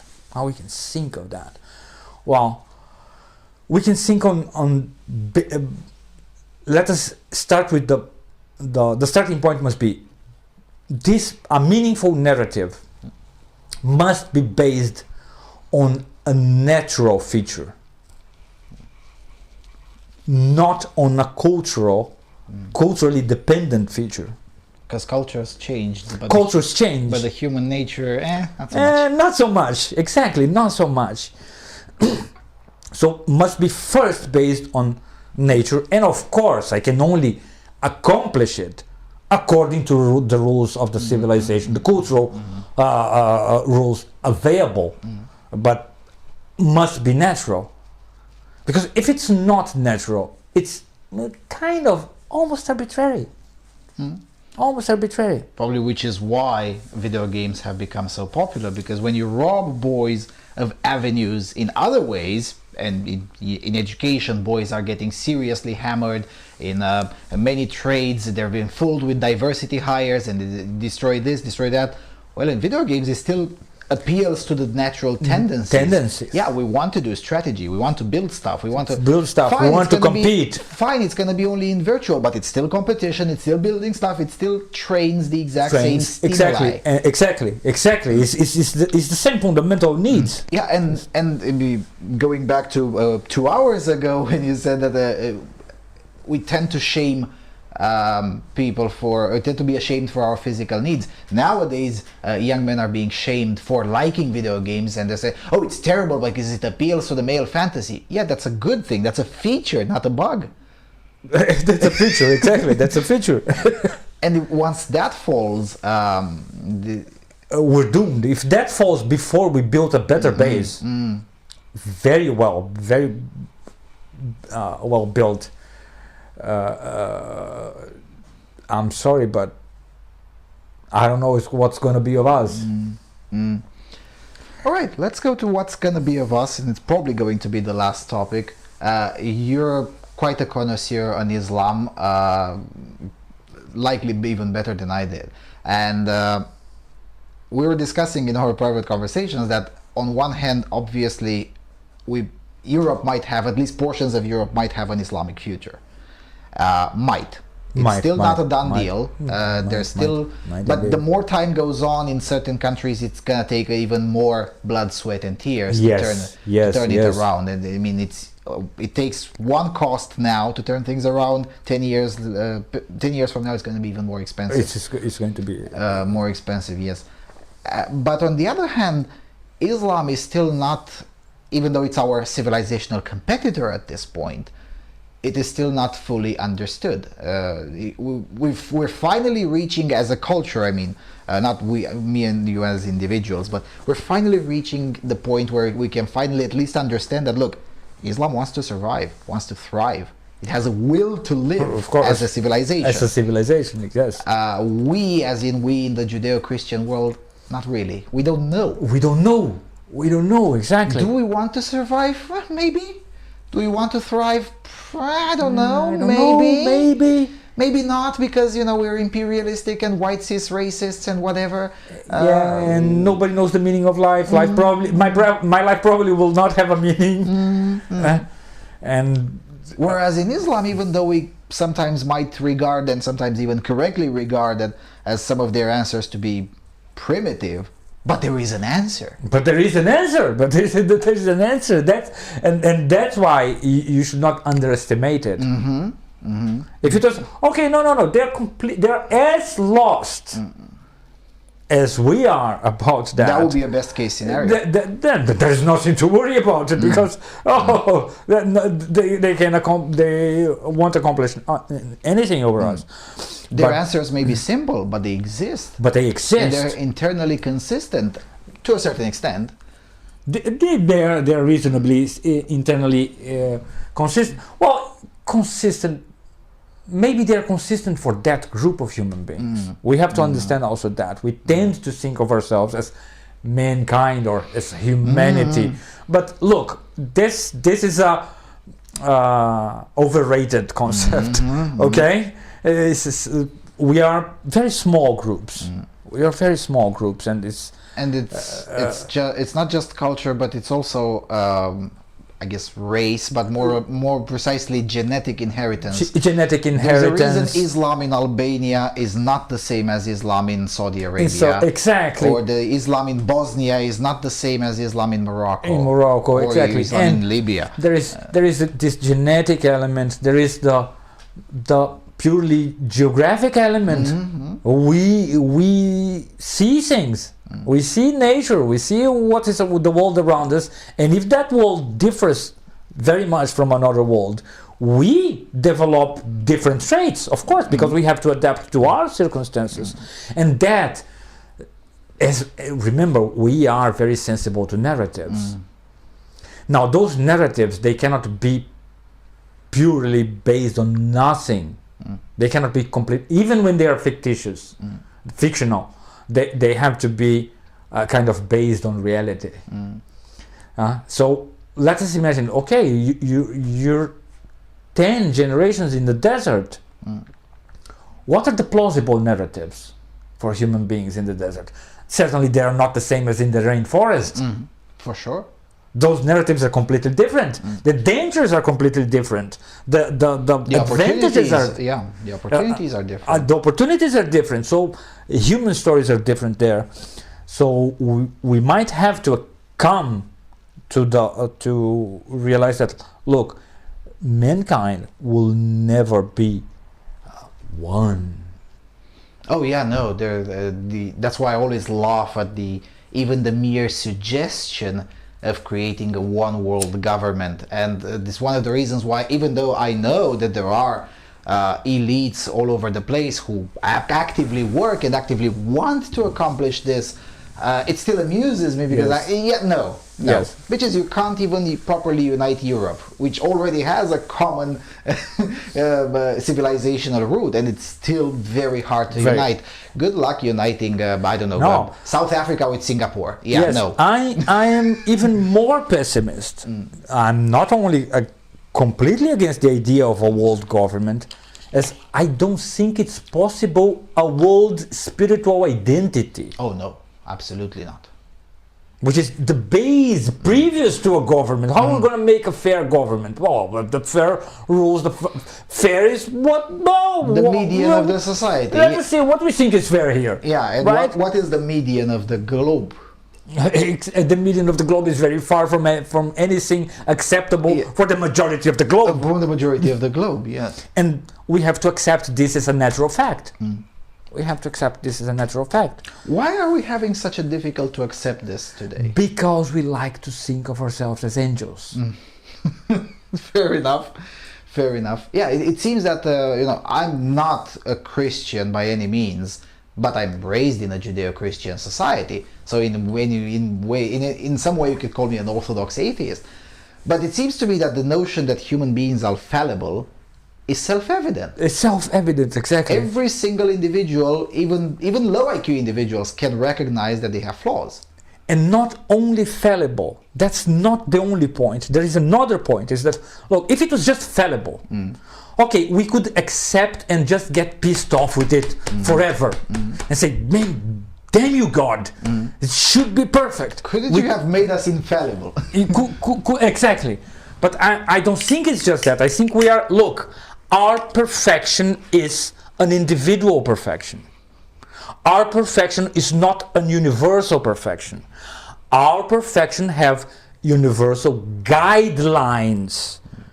But our perfection is not universal, an universal abstract that can be even imagined, let alone achieved. Imagined, taught, and now everybody agrees on that, and we have the same sets of values. No, because the values, they come from this abstract intelligence, okay, but there is also then a freedom of will that comes from this intelligence, this objective intelligence, because I can discern what's going to be harmful to me and what's useful to me or pleasant to me. I can make free choice. Free choice is just that. I know what's okay, this is good for me, this is bad, but okay, this is bad but pleasant, and pleasant is better than bad. So I can make a rational. If I was not capable of making this rational scheme, I would not have free will. Free will is just that, the ability of creating a rational scheme that really describes the situation and allows me to choose. Now, this freedom of will is not only an echo or an epiphenomenon from rational intelligence. It's a substance in itself, which has reality in itself. That means what? That means that there will be some of this freedom that cannot be reduced to a concept, cannot be explained. Yeah. It's not irrational, because it's not against intelligence. It is a product of intelligence. It's shaped by intelligence. It's shaped by intelligence, but it's not the same as it. It's a different, almost like a different substance. Like, imagine like this: like there are three beings inside yourself. There is a man, there is a lion, and the lion is a different being. It's a different creature inside yourself that can be trained by the man, but cannot become a man. The idea of creating a system, a universal system of values that can be applied and turned into a set of rules, and now we have all one spiritual identity. I think it's the problem of this is that, look, the lion inside yourself is not human. He's not capable of that. And is never going to be. It's never going to be. And you have to love him by what he is. Because that's part of you. And evaluate it by what his strengths can be or are. Exactly. So you put it to work for your intelligence, but you cannot hate it by not being. I cannot deduce what this being have to do. I can deduce a certain set of options, and within the set of options, well, who's going to choose? You, just you. I can deduce some options that are unacceptable, even they are very hard to. For example, murder is unacceptable. This killing for another human being, ending a human life for no reason at all. It's unacceptable. I can establish that this choice is unacceptable. But then comes the degrees. What sort of killings? Exactly. What reasons are acceptable? And then it gets really complicated. Then we have to say, look, there is not a universal rule for that. Yeah. And there cannot be. Exactly. There cannot be. Not even a moral rule, much less a law. We're talking about a value. Morally speaking, cannot be. Cannot be. Law, not a chance. I mean, how do you enforce it on a global scale? Exactly. So we have to think that, okay, there is a certain latitude that communities have to choose kind of by themselves within this latitude, and we might be able to agree not go beyond a certain latitude to each other to avoid biggest conflict, but we cannot impose the same rule substantially to every community, because that is to think that we are or rational beings, purely rational beings, angels, or pure mechanisms that without can be free programmed without freedom, without free will. Yeah, we can't all be NPCs. I know that. Exactly. So we have to remember that. Look, we are between those two things. Somehow we are between those two things. We have to accept this human condition. We are not a mechanism, and we are not an angel. We are something that, on one extreme is very alike a mechanism, and on the other extreme is very alike an angel. But most of us are somewhere in between. Exactly. So the substance of our life is more to the middle. The substance of our life is more to the middle. So there is no way of imposing a set of values. So I don't believe on a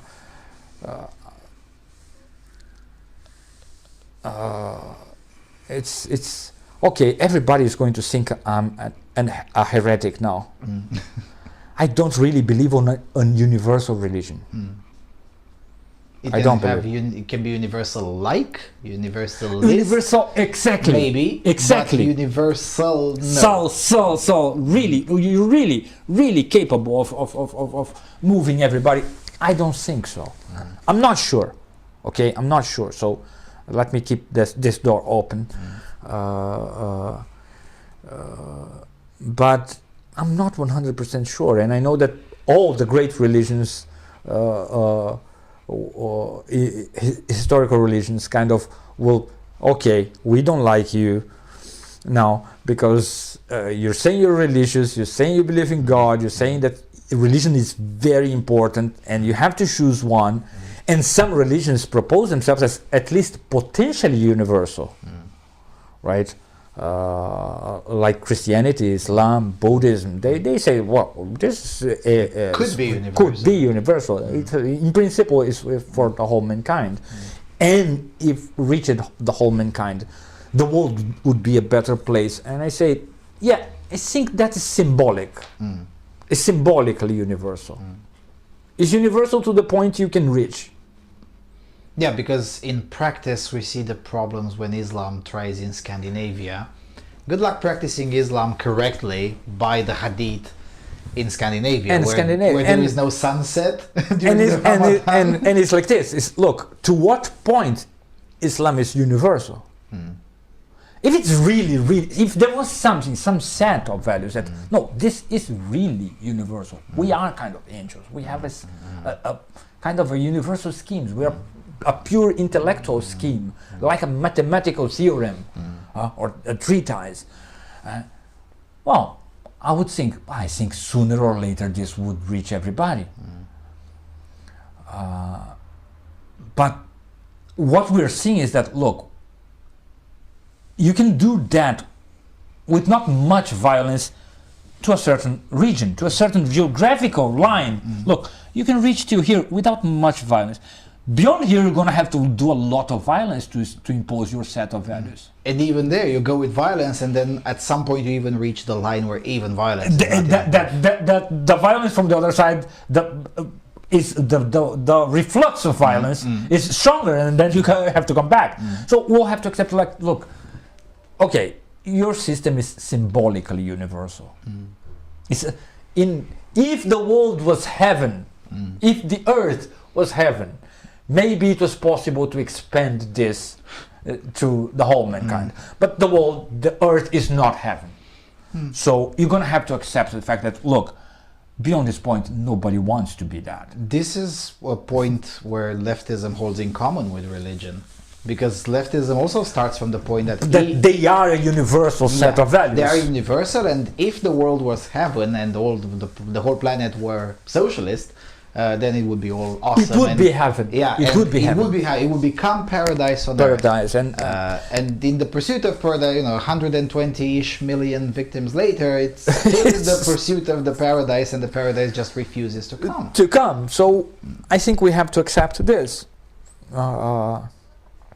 I think in the 7th century, Saint Maximus said that most evil in the heart of man come from not accepting the duality between world and Eden. And so, well, that's very wise. Most of when we do evil, we are trying to blame the world for not being the Eden, and we're trying to punish it for it and to correct it because it should be Eden, instead of no, look, this is a duality that we have to face. See, this is why conservatives are not popular. We tell people that there are limits. There are limits. We tell people that there are no limitless choices. We tell people that freedom can only exist within a structure. The way the Orthodox Church thinks of it is like a huge pillar, and on top of it an open field on which you can do anything you want, and it's surrounded by a huge fence, but the pillar is very, very wide. There is a lot of space in there. Inside of it is the freedom, but the fence is the orthodoxy. You just do not cross. Or if you do, you're gonna fall. You're gonna fall. And that's why conservatives are not popular, because whether it's secular conservatives or religious conservatives, we always tell people that there's a limit. There are things that you can only go so far. So I remember when I started studying comparative religion, my father gave me a great warning. And he said, look, you have to understand one thing. Religions, the great religions of mankind, they're planets. They're different planets. Those people... The only thing they have in common is that they're planets. Exactly. They're planets. The border between them will never be crossed, because they're planets. Imagine, watch a movie, a sci-fi movie, and see another planet with other forms of life and other colors, other planets. You will take your whole life just to understand that, and you're never gonna feel at home there. You never probably, it's very unlikely. Of course it can happen that somebody's born in a certain religious world or spiritual identity, collectivity, and de facto identifies with another one. Then, okay, go there. please go there. Okay, and live there. Change planet. Today, we have the physical means, the material means to change, to move from one planet to the other. Okay, we have that. We have planes. We have ships. Yeah, getting from here to the Muslim world is just a 2-hour flight. It's a 2-hour flight. So you are really convinced that that is a fundamental set of values. Try to go there and do not try to impose it to the whole community here, because this is another planet.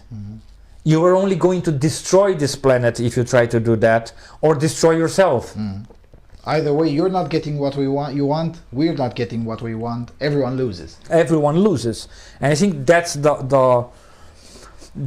that's kind of the base of the narrative. There is a narrative these days that religion is bad because religions are always in conflict with each other. And I think that's a ridiculous thing.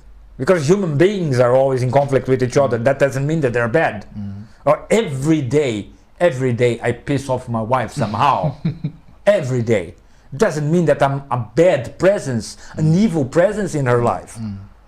But we are in conflict with each other, and even to ourselves every day. Every day there is something in me that, I don't agree with that, but it's going to happen anyway. So do not blame religion for something that is within our nature and that we can see that is within our nature. I think it's a mistake that. I think it's something that we are forced to accept now is the fact that, look, there are limits to any religious world. Those limits can change in history. Of course they can, because people change, because there will be other people. It's not that the limit changed, the people changed. Those people died, and now we have other people that have other identities or other preferences, and they changed. Okay? But don't push too hard for that. Or push maximum with words. Religion can only be preached. That's the first thing that I think we should admit. Or at least it can only be preached at least to another people. Okay, we're Orthodox here, so okay, we can kind of force us a bit to be Orthodox, a little bit, socially, not by law, but socially. We can make social pressure. A lot of social pressure. We can even blame people. Oh no, you're a great sinner, we hate you. Okay, that's tolerable. But we cannot push the guy in another world. You cannot go to Amman and impose orthodoxy on them. And they cannot come here and impose Islam here. Okay, I think that we have to establish that a fundamental right for great religious worlds. I think this is an acceptance of our human limits. Maybe your religion is indeed the best religion. Maybe it is the best possible religion. But the fact is, I reserve my right to refuse. Exactly, human beings are sacred. Because there is no religion without human beings. There are human beings without religion. But the other way around. But the other way around, I don't know how you're going to do it. Yeah, probably the religious world, as in Christendom, the Islamic world, the Buddhist world, are the maximum amount of community that we can tolerate. That we can tolerate. I mean, exactly. Yeah, you said that the nation. You said in the conversation private that the nation state is maybe the religious world would be the maximum. Maximum in terms of value. Yeah. Not in terms of law. No, in terms of law and politics, the nation state is the pinnacle. It's already slightly too much. It's already slightly too much, exactly. And we shouldn't be pushing harder than that. Not at all. Not at all. That's why I'm deeply skeptical of things like the European Union, the United Nations. They're like, what do you mean the United Nations? Where Qatar has an equal right with to vote by people on values? Yeah, no. No, just no. No, we can vote things like this. What can I do when I go there? And what you can do when you come here? That's okay. We can negotiate. We can negotiate. We can exactly. Argue, exactly. A forum for that, for deciding that. Well, okay, fair enough. You have your law. We have our law. You have your values. We have our values. We decide how much of your presence is acceptable. That's why the forced immigration and mass immigration is such a monstrosity. And because why, it's a fundamental violation of this idea. Yeah, and why it will trigger even now. For now, Europe has been remarkably nice in the sense that the violent backlash, it's not really that violent, and the backlash happened still at the polling place and not in the streets for the most part.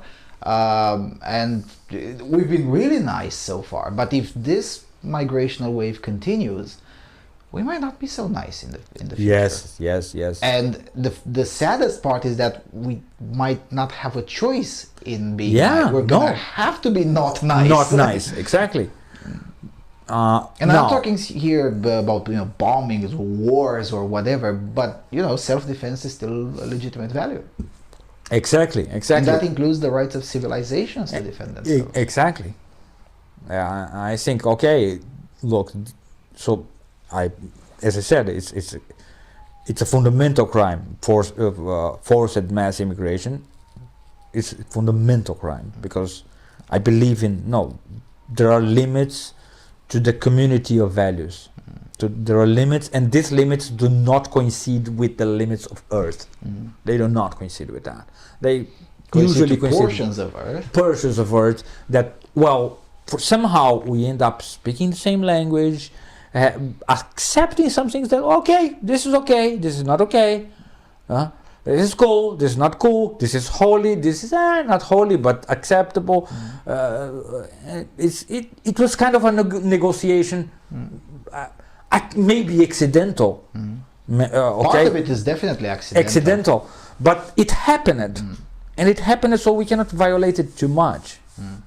And this is something that our cultural elites, in a way, are trying to take away from us by forcing us into a binary, just because you said, there is cool, there is acceptable, there is unholy but acceptable, there's holy but desirable, there's holy but difficult. There's various degrees. Exactly. Between I hate it and I love it. And I love it. Between I love and I hate, there's at least 10 degrees of acceptable and unacceptable. And unacceptable, exactly. But in the current year, our elites from the academia and from the government, especially in Western Europe, they tell us, no. If you don't approve of mass Islamic immigration, that means you're a xenophobe and a hater and an evil. You're evil. How about you're saying that? You're saying that human beings are not equal. Well, look, pay attention. The problem is you're basing your equality, your notion of equality, either or in angelism or pure materialism. Mechanism, okay, or these are mechanisms and they are of the same nature, and so they are just like cars. Human beings are just like cars. You can paint them a little different. One can be faster, the other, but they're all cars. It's the same set of rules. They are equal. Exactly. Or they are ideally equal according to a universal set of values and laws that are enlightened. So I think both things are wrong. Because we're not all angels and we're not all mechanisms. Mechanisms, exactly. We are a different thing. Yeah, and the degree that I explained a little bit earlier applies to humans too. Exactly. Even to humans, there are people that are definitely, it's probably recommended to hate, people that is probably recommended to love, and 10 or 15 degrees between them. Exactly. People that you find acceptable but not necessarily love, people that you find unacceptable personally but tolerable at the society level. And we're being shamed for that, for having a private position and a public position. So somehow it's bad, but really everyone has that. So we have to have this more this deeper sense of humanity, of human being, that does not reduce it to or one in one direction or on the other direction, because if we do it, we're going to try to build something that we cannot sustain. We cannot sustain. If we try to build a community, a universal community of values, or even worse, a universal community of law, we cannot sustain that. That is going to be a calamity. The universal community of law will die before it was even born. Before it was even born, exactly. The problem, I mean, if that were the only issue, then it will be tolerable. What makes it intolerable is the cost that it will have to be paid in the process of attempting it. Because by the time we collectively figure it out that, okay, it cannot be done, we might end up paying... Might be too late. Yeah, we might end up paying another 200 million lives at the very least, probably even more. Probably even more. Exactly. So yeah, I mean, we're laughing here and having a cigarette and whatever, but this is very serious. No, this is deeply scary. Mm-hmm. And deeply scary for sure. This is deeply scary. Mm-hmm. Because and that's, I guess I'm coming back to the first question. How do we parse these things in a way that are not terribly complex? Because this video will probably have around 7 hours, which is terribly complex. I'm not gonna do the unthinkable and ask you to summarize it in 5 minutes, because it cannot be done. But how do we broadcast this in a way that is more accessible? Because let's face it, this conversation is probably going to touch maybe 1,000 people. And of those 1,000, half of them will not understand at least a quarter of it. So how do we boil this down a little bit in a way that is easier to broadcast? And I'm asking for my personal gain, in a way, with the scare quotes, because I'm due to teach younger people very soon, like 2 weeks from now. And how do I teach this to 12-year-olds, to 17-year-olds? Well, it's not easy at all. First, you have to remember them that being Romanian, that they cannot cease to be Romanian. Mm-hmm. The advice on each country has to be different, because the situation of identity is different on each country, right? It's very different on each country. It's very idiosyncratic. Again, trying to give let us give the universal formula here for every community, and there is no universal formula. No, that's a lie.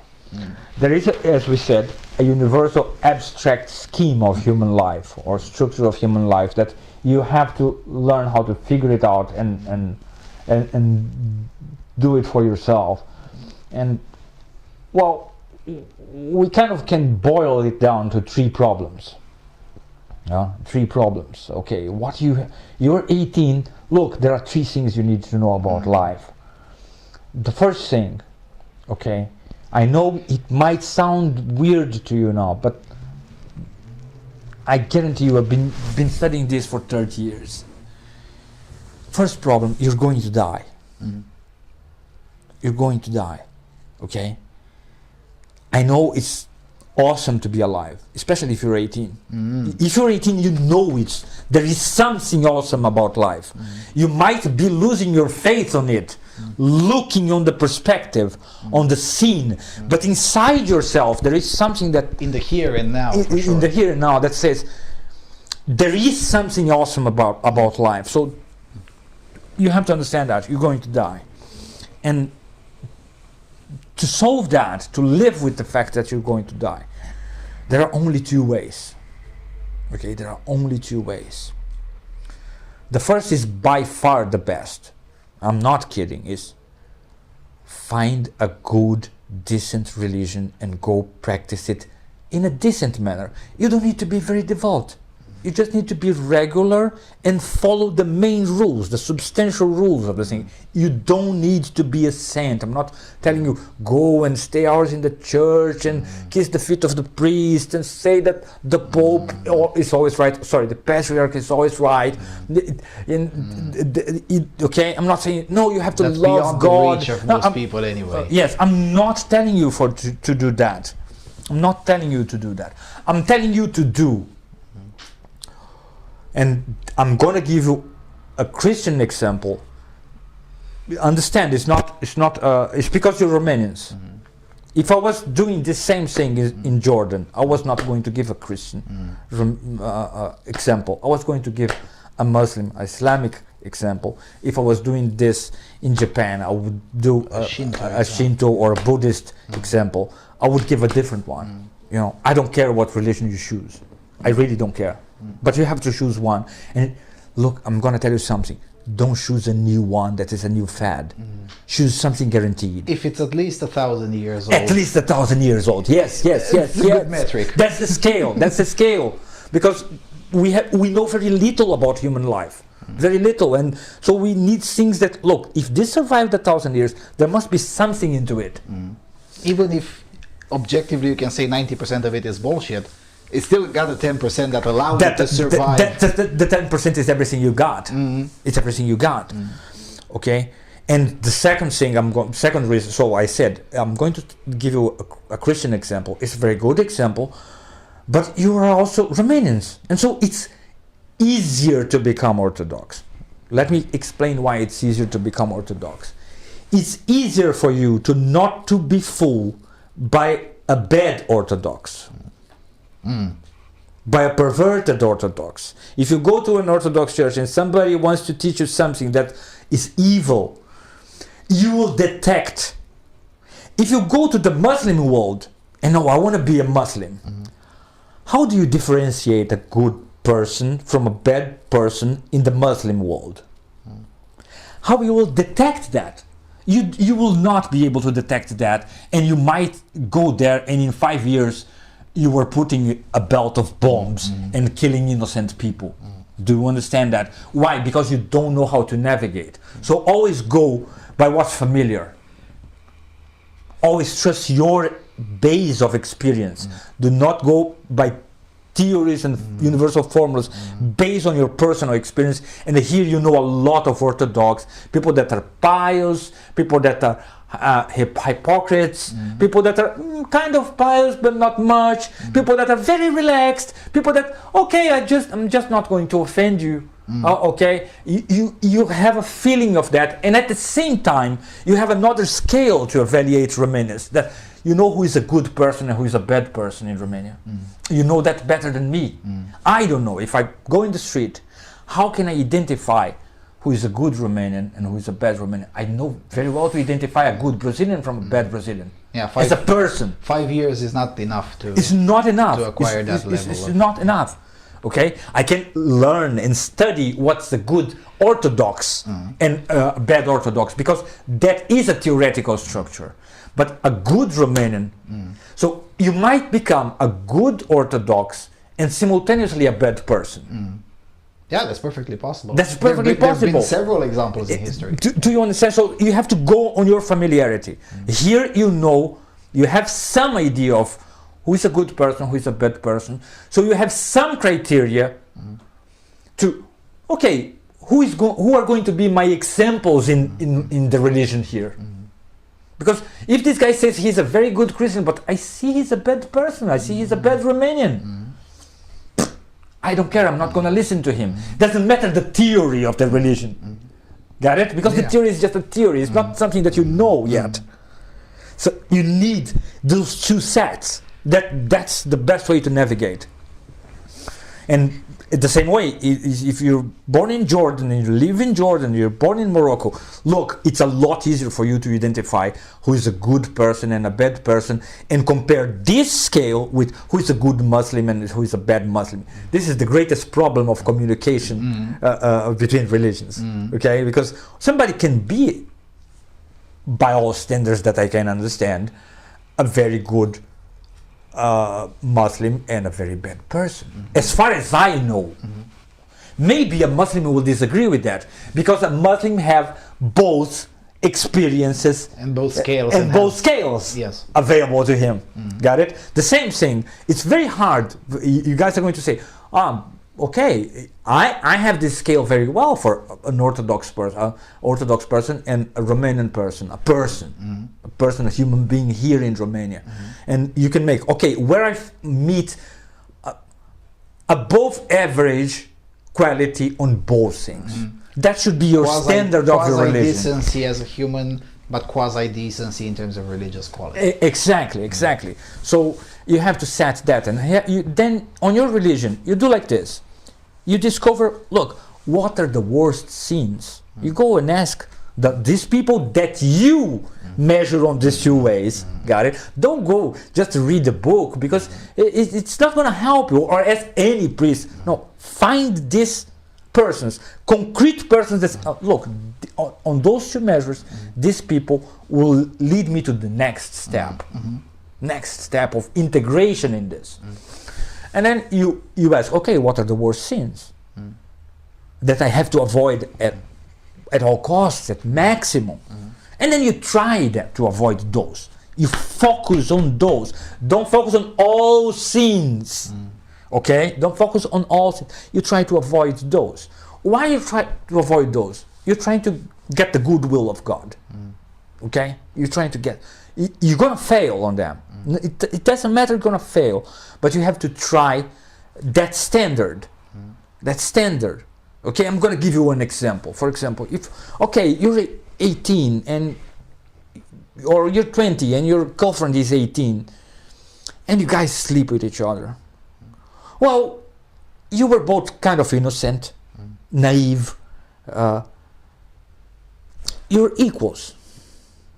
That's a certain sin, right? That's a certain sin. Now suppose you're a 30-year-old guy, you have a lot of experience already with lots of women, and there is a 16-year-old or 18-year-old girl that is very naive, very innocent, never been with a man. And, oh, I just want to sleep with her. I just want to sleep with her.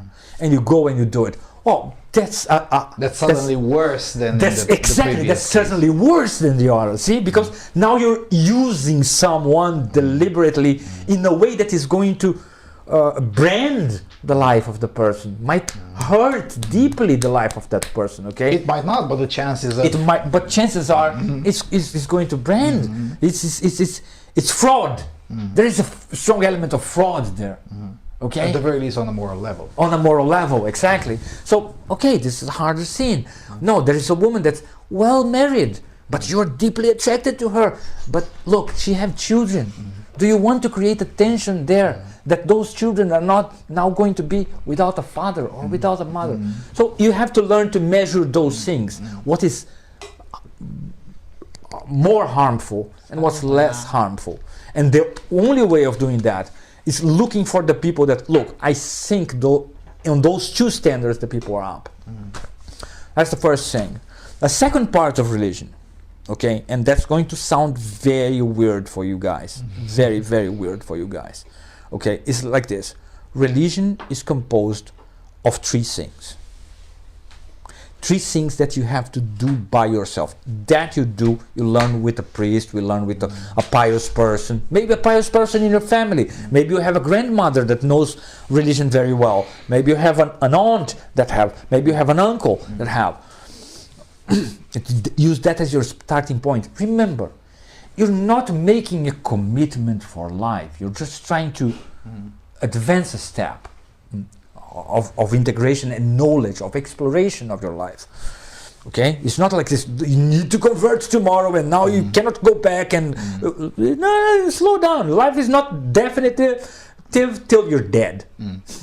Okay, when you're dead you cannot change it anymore. Yeah, that's the only definitive part. Exactly. Then you now you cannot change it anymore. But till then you can change it, so don't worry. You might regret and say, okay, this was the totally wrong religion for me. All of them are wrong for me. But you have to try to make this evaluation and this development so that you learn that there are things, acts that are worse, that are deeply hurtful for your neighbor, for the others, and others that, so you have a nuanced morality. You have to acquire a nuanced morality. That's very important. And usually people don't acquire that before 35-year-old. But I'm going to tell you something. You need that at 22. You need have some guideline of that at 22. So you need to strive for it. The other thing is, religion is composed of three things: prayer, fasting, and almsgiving. Okay? Okay, prayer. Listen to me. You pray a little bit in the morning, you pray a little bit in the night. Morning and night. Beginning of the day, end of the day. You do some prayer. Okay, I'll do the Lord's Prayer. I'll do some traditional prayer. Do a traditional prayer. Don't use your words. Your words are not important. You are worth nothing. Your words are shit. Okay? Use words that are worthy of something. Somebody wise or deep, or lots of people did that, so that you assimilate a bit that. Do that in the morning and in the night. Needs to be a short session? No. Doesn't need to be short or long. Doesn't matter, but has to be constant. Every day. Every day. Every day. Needs to be devout. Oh, I have to have good feelings and think of God. Well, if you can, yes. But some days you're going to be so tired, you just do it. Okay? But then you do it. Don't. Routine is part of the structure too. Routine, exactly. Over the long run, it breeds self-discipline. Let us remember one religious, at least religious truth. We are made of earth. Earth can only be worked with a lot of patience. Every day you take the weeds, you take the stones, every day a little bit of work. You cannot work, okay, I'm going to work this week and then now I'm going to wait the whole year. You cannot, for the crops to grow. Yeah, for the crops to grow. It doesn't work like that. It doesn't work like that. You're going to die. So you are made of earth. You are the same. You have the same nature. You have to work a little bit every day. You have to work a little bit every day. You don't have to be devout. You know what? I'm going to tell you something. You don't even need to believe it. You don't even. The priests are not going to agree. If you tell priest, can I pray without believing? I say no. Without believing is not good. But I'm talking about a starting point. The priest is going to ask the ideal, tell you the ideal measure. Don't. But many priests are not particularly good at explaining how you get closer to that. Closer to that. I don't know what level I'm going to reach in my life. I don't know. I have to know what's the starting point. And I'm going to tell you, the starting point, if it's a traditional prayer, you don't even need to believe it. Okay? This is not required. But it's required that you do it in the beginning and in the end. Second thing, is required that you practice fasting. That's very, very weird. I know people say, but why? Why should I? Delayed gratification. That's why. There's so many reasons for that. In the past, it was to fit with the seasons and made it easier to go through the periods when it was harder to acquire decent food. But in the modern day, it still serves the purpose of teaching delayed gratification. Start with a simple thing. I'm going to give you one example. You're a Christian. Go on Friday, think, oh, on Friday Christ suffered. So I'm not going to eat red meat every Friday. Start with a simple thing. Red meat every Friday. I'm not going to eat in honor of Jesus Christ. I don't know if he existed, but I'm going to honor him, even if he doesn't exist. Doesn't matter if you know if he exists or not. Doesn't matter. Okay? For a starting point. At some point you're going to have to decide if he exists or not, if those things are real or not. At some point you're going to have to. But at some point in life, not at starting point. Which can be even as late as 10 years from now. It can be even as late as 10 years from now, exactly. So you do a small sacrifice. And then you do almsgiving. How you do almsgiving is you do like this. You get your money. Every time you get money, pay attention, understand something. Every time you get some amount of money, you separate a small amount that you think you can afford without deeply modifying. You change it to small money, small notes, okay, bills. Not high value bills, unless you're rich, and then okay, your small part is going to be a lot, but usually it's going to be very little. I don't know, $5, $10. Then you change in ones, okay, and then you change in ones, and you're going to walk, and you're going to see people in the street, and you're going to give them money. Oh, I know this, but wait, they're going to drink, they're going to buy drugs. Well, it's their money now. It's their money now. How are they going to learn if they're not allowed to make the mistakes? I am giving them a statement. When I give them money, when I give them food, I'm helping them. When I give them money, I'm giving them a statement. I trust their judgment. You are a human being. You might be a shitty human being, and you might go and buy drugs, but you are a human being, and now you choose. he might not be capable. Understand something? He might not be capable of using this opportunity because this opportunity is really very small. And so he might buy drugs or alcohol, and then you will remember like this. But okay, he might not be capable, and I might not be capable of accomplishing a meaningful life too. I don't know. I'm just starting this business. I don't know if I'm going to accomplish that. And so we are equal. We return our equality on that. And that's a fundamental thing. That's a fundamental thing, that you return to that awareness of the hardship of human condition, and that you might fail.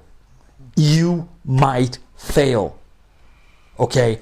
He failed, and he might not be able to recover it, and you might fail too. So, but even if he fail and you fail, you are still brothers. And at the very least you tried. And at the very least you tried. Exactly. So it's a statement. Okay? More than the amount itself. Exactly. You're not going to solve his life. You don't know how to solve his life. You're trying to solve your life. Okay? This is the very first step. Sort yourself first. Exactly. So forget solving his life. Okay? You're not going to solve his life, but you're making a statement. A statement of brotherhood. Of kinship. Yeah, kinship is a better word. It's of kinship. We are same. We are brothers and sisters in this hard, dangerous, terrible world. And I might fail, and I really don't want to fail, and I don't want you to fail too. Don't do anything else. You don't know how to fix his life. This is a temptation. This is the devil. If you say, no, I'm going to now clean him and find him a job, and listen to me. This is the devil fooling you. Think like that. Think that the devil is trying to fool you. This is the devil trying to fool you. You don't know how to fix his life. You have to learn how to fix your life. And that's okay if you don't know. I mean, it's okay. Of course it's okay. He has the right to try to fix his own life. And has the right to failure, just and like to failure, exactly. Exactly. Yeah, again, that's why conservatives are not popular. We tell people that they have a right to failure. They have. There is an amount of nonsense and absurdity in this world that will never end. Okay? It's not heaven. This is not heaven. Okay? This is earth. And it cannot be. And it cannot be. You know? Only if we can convince our communist friends of that. There's a beautiful Chinese symbol. If you see the I Ching, which is the main kind of Chinese scripture, they say that all in nature is represented by two principles. Heaven and earth. All comes from heaven and earth. And heaven is represented by a continuous line. And earth is represented by a broken line, two pieces of line. Because the earth is fundamentally broken. Broken, exactly. There is dichotomy here that is ultimately not... It's immutable. Immutable. You take it as it is. You take it as it is, exactly. You build the best you can within this domain. And you might have some heaven inside. Okay? So you do that, now you have religion. I'll tell you something. Be at peace. You're trying. God might save you. Okay? God might forget. Think. Okay. Do not think. Now, you might feel very good after you do that for a few months. And then you think, oh, I'm being called by God to be more devout. If I pray more, pay attention. If I pray more, if I give more alms, if I be more devout, I read more about the sin, God's going to love me more and I'm going to feel better. No, that's a lie. Hubris. That's a lie. This level of religion is only for one problem: salvation, death. This is a deposit you are making to withdraw when you die. Because death is definitely certain. Exactly. Okay, so you gotta save it for that. You don't need to deposit more. Okay. It's not like God is not a businessman. Or he's going to save you or he's not going to save you. And it's not like this, no, if I do more, he's going to save me more to a higher level of heaven. Forget about it. That's not how it works. Heaven is not broken. Heaven is not broken. It's a continuous line. Saved is saved. So, okay, that's solved. Good. Now, I'm doing that for 6 months, and there is a problem. The problem is, I'm not dead yet. I'm still alive. And I still have problems because of that. What am I gonna do with my life? Religion is what you're gonna do with your death. Now you have to answer the problem. What I'm gonna do with my life? And now it's time that is not, you don't go to ask the priest. Because the priest is going to tell you, more religion. Do more religion and it'll solve also life. And in my experience, more religion solves the problem for 1 in 1,000 people. About 1 in 1,000, 1 in 1,200. Okay? And then they become monks and priests. More religion solves their life problem. Okay? But it's a very small number. It's a very small number. Not a good bet, for sure. Not a good bet. Not a good bet. Okay? How can you solve the problem of life? Wow. The problem of life is like this. There are only 3 things in earth that have a potential for the life problem. Okay? A potential. Intelligence, wealth. Exactly. It's also knowledge and wisdom, dignity and honor, wealth and prosperity, comfort, material prosperity. Okay? Those 3 things are very meaningful for us. They're all, first try to see and understand that they are all desirable. That everybody prefers, I prefer to be right than wrong and not be taken by surprise and be a fool. So I prefer to know if it comes for free. Not everybody wants to seek knowledge, but knowledge itself is attractive. Not knowledge of this science or that science, it's a pair, knowledge and wisdom. Okay, it's a pair. It's a full understanding, a philosophical or mystical or spiritual understanding of human life, of our condition, a certain understanding of the place of each science and art. It's a whole universe of knowledge and wisdom. Okay, this is one thing. Dignity and honor. Everybody loves to go out and to be respected. Now, remember one thing, okay? People tell you, you have the right to be respected. No, you don't. No, not really. Not really. You have, if you didn't commit any crime, you have the right to be tolerated. Do you understand that? Not to be confused with acceptance. Exactly. Tolerated. Tolerated means like this. We are in the same bus. I cannot kick you from the bus. I have to accept, okay, that let the guy be in the bus too. Tolerated. I don't need to like you. I don't need to admire you. I don't need to respect you. Okay, you have. I don't even need to not hate you. I can still hate you. I can still hate you even. Yes. Okay. Now, but everybody loves to be respected. Respect is a lovely thing. When you go out and the neighbors, oh, professor, oh, Mr. President, oh, doctor, oh, master, oh, everybody loves to be respected. Okay? Now, but that's an acquired thing. That's an acquired thing. And how we acquire that? What is the intrinsic or natural mean of acquisition of, for example, if I say knowledge and wisdom, studying is the natural form of acquisition. You have to study a lot. You're gonna have to study.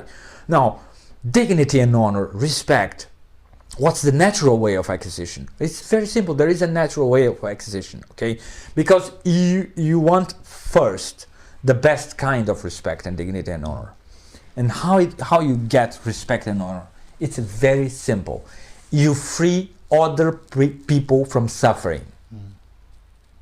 That's the way of being respected. Because each person you free from suffering will respect you, will treat you like a demigod. Possibly for good. Possibly for good. Possibly for good. So you have to understand that. Okay. So has to do with what? Knowledge and wisdom has to do with truth and acquisition of truth through studying.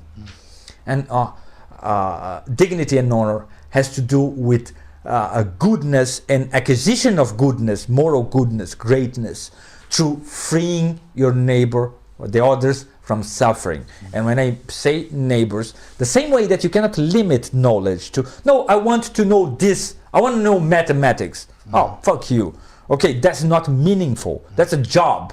That might be very cool. Okay, I loved studying mathematics when I was a teenager. This might be very cool, but it's not meaningful because you're putting an artificial limit to your intelligence. It might be a starting point, but don't put an artificial limit.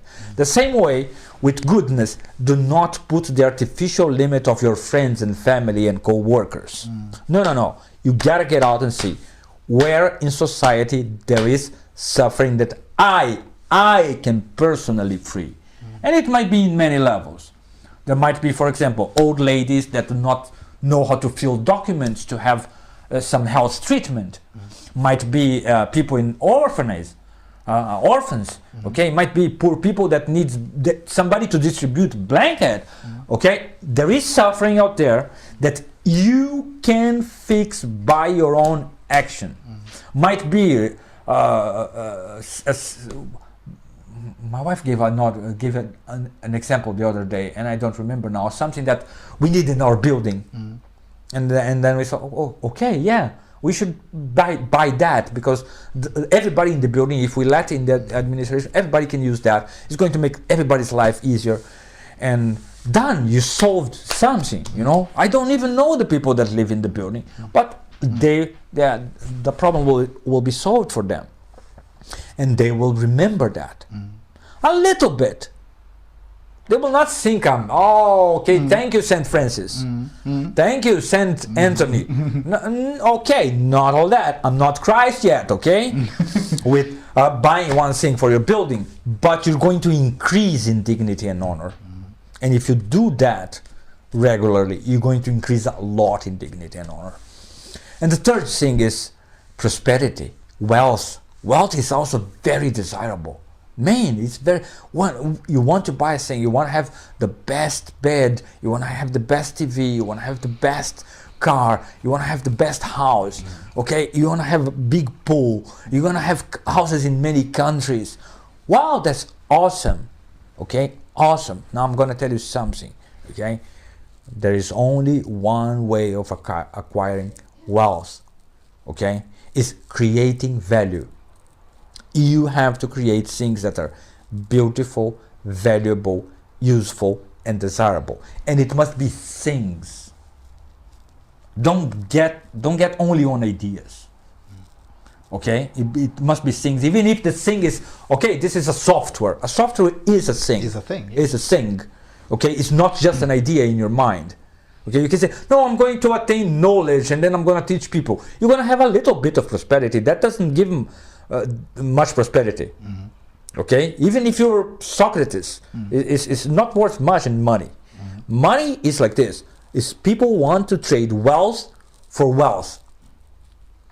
phones, for clothes, for paintings, for got it? And you have to think, what is valuable and meaningful for me. You're gonna buy your own stuff.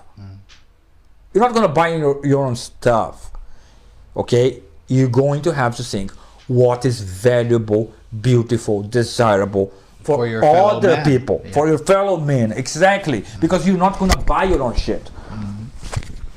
Okay? If you already have the money, why are you going to buy something, damn it? Just waste it. So wealth and prosperity is like that. You have to learn how to produce beauty, value, utility, usefulness, useful things. You made a faster car, you made a faster computer, you made a better clothes, more beautiful clothes. You gotta make something like that. You have to think of that, okay? Now, again, conservative perspective. You cannot be excellent in all three. give up. But you can be good at one. You can be excellent at one. I bet you can be excellent at one. Okay? An excellent of one will give you a way of, with the accident, to acquire a bit of the others, a little bit of the others, enough for living.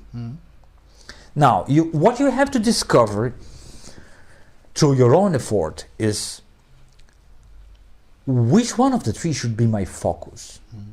And there is only one way of knowing. I'm going to tell you how it's gone. You woke up in the morning, remember, and you did your short prayer, right? You did your short prayer. Okay? Or if you didn't do your short prayer because, no, I am already fully convinced that no religion is good. Okay, do your meditation at least.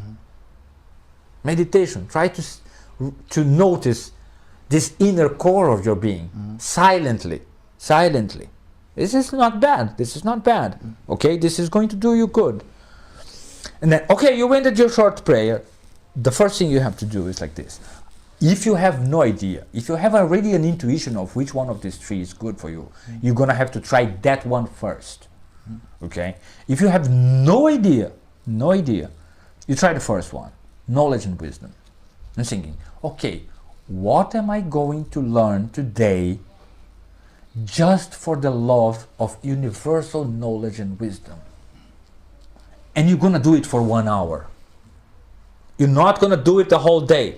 You're going to do it 1 hour. You're going to try to study. You're going to try to buy a book. You're going to try to research on the internet, read some books, okay? And you're going to try to acquire that in the 1 hour in the morning.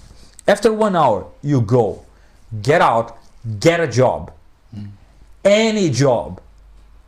Oh, but it's not my vocation. It doesn't matter. You're going to leave this job soon.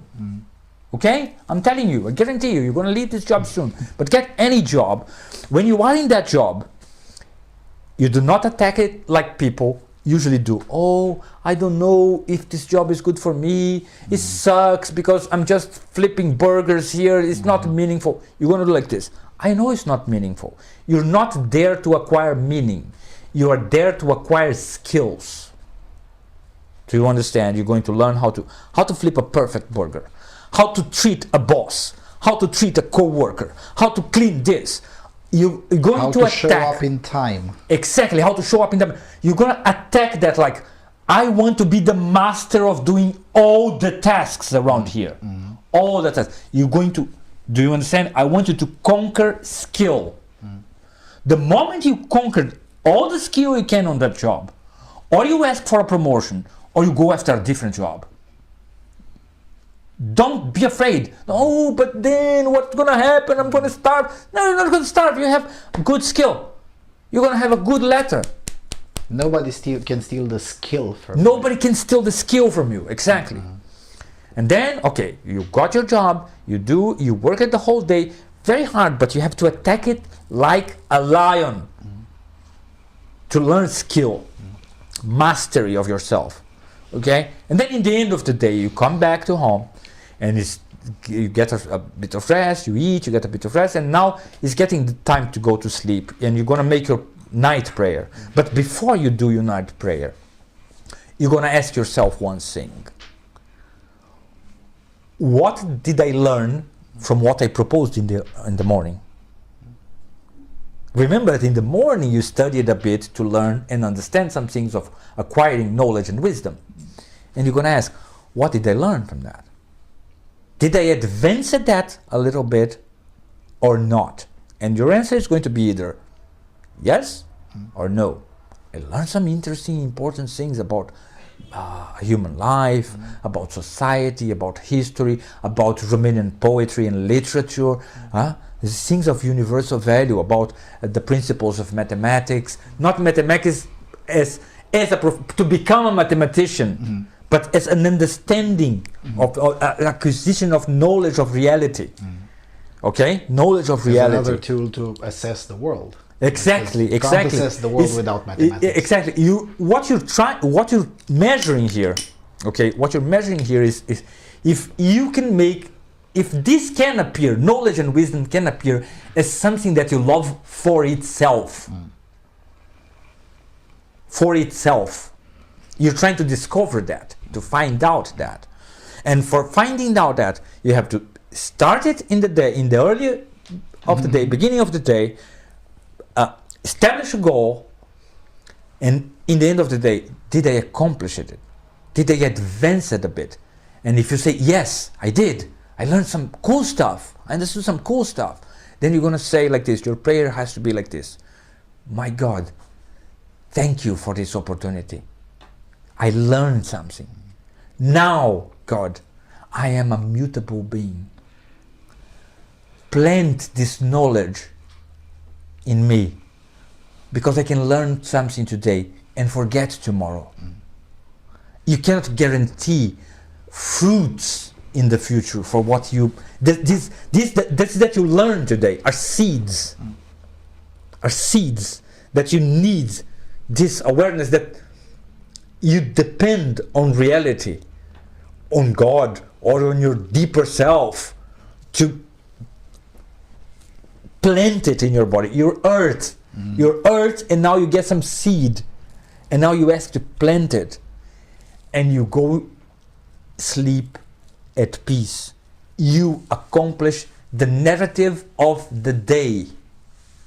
Okay? The overall life narrative has advanced. Has advanced, exactly. Bit, but it did advance. A little bit, but it did advance, exactly. Then you're going to do that, and you're going to do that with the same goal for 4 months. Pay attention, okay? I know, oh my God, I'm eating. 4 months is a lot of time. 4 months is nothing, guys. It's 120 days. It's 120 days. You're going to mark in the calendar. First day I tried to acquire. Some days you're going to come to the end of the day and you're going to say, man, I learned nothing. The job was very tiring. My girlfriend cheated on me, or she left me, or my mother got sick, or somebody beat me, or I'm pissed off, whatever, okay, whatever. Something happened and you lost the track of that goal, and you reach the end of the day and you say, oh man, I learned nothing of that goal. No problem. You're just going to say, God, forgive me for this day. I threw it away. I wasted it. I wasted it. No, but I helped my family. I helped my friends. I went out with my friends. It was lots of fun. Look, I don't care. You can do anything throughout the whole day. I told you to study 1 hour in the morning. I didn't told you to study the whole day. So it doesn't matter what happened.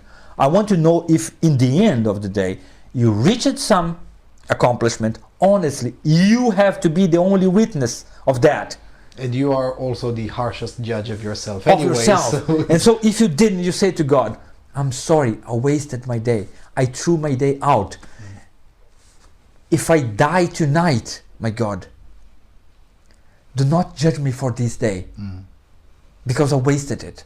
Judge me as a child, because I wasted, I lost it. Do not find excuses. This is an experiment you're making. It's an experiment you're making. If you do that for 120 days, two things might happen. You might realize, man, knowledge and wisdom is the meaning of my life. Or the opposite, it's not for me. Or it's not the meaning of my life. Exactly. Oh, damn it.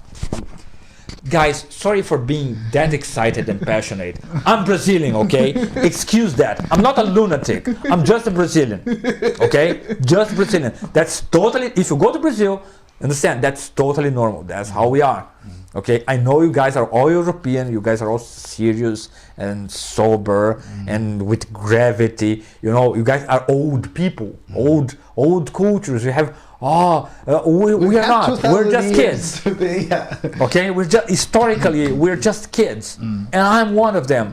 And what can I do?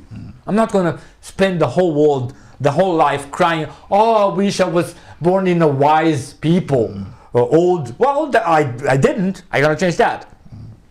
You dealt with the cards that were dealt. That were dealt to me, exactly. And you said there's two ways. There's the path to pick a religion, which you described very detailed. What's the other one? The other one, okay, the other one, just to finish the wisdom and knowledge thing. Okay, then you found out wisdom and knowledge is not for me. It's cool, it's good to learn things, but I just like to learn things for using them for another purpose. I don't like to learn things for itself. That's not something that I love by itself, for the knowledge's sake. I don't care for that. I understand it's an important thing, it's a noble thing, but I don't, it was not fulfilling. Then okay, you try dignity and honor. You start the day and you think yourself, okay, who am I going to free from suffering today? I have to free somebody from suffering today. Okay? I don't care how. This can get really dicey because it can tickle the Messiah instinct, Messiah complex in people. Well, it doesn't matter. The point is, all this, okay, will show in time a lot of weeds, a lot of bad things in you, because we are earth, and earth, man, cultivate earth and weeds will appear. Got it? Weeds and plagues will appear. In your life, weeds and plagues will appear, but they will not change the meaning of the activity. The meaning of the activity will save you from the weeds. Believe me, if the activity is meaningful in itself, it's okay, I love this just for having this. It will save you from the weeds. And when it cannot save you from the weeds, the limits imposed by religion will help you in the last case. Remember, that's why there was there are some worse things that you have to learn that you cannot do. Okay, and so you try that, helping somebody, freeing somebody from suffering, and then you go work. And then in the end of the day, you do the same thing. Who did I free from suffering today? Nobody. Oh my God, I wasted this day. Same process, exactly same process. Okay, and you do that for 4 months. And okay, man, I still don't know. Okay, then you do wells.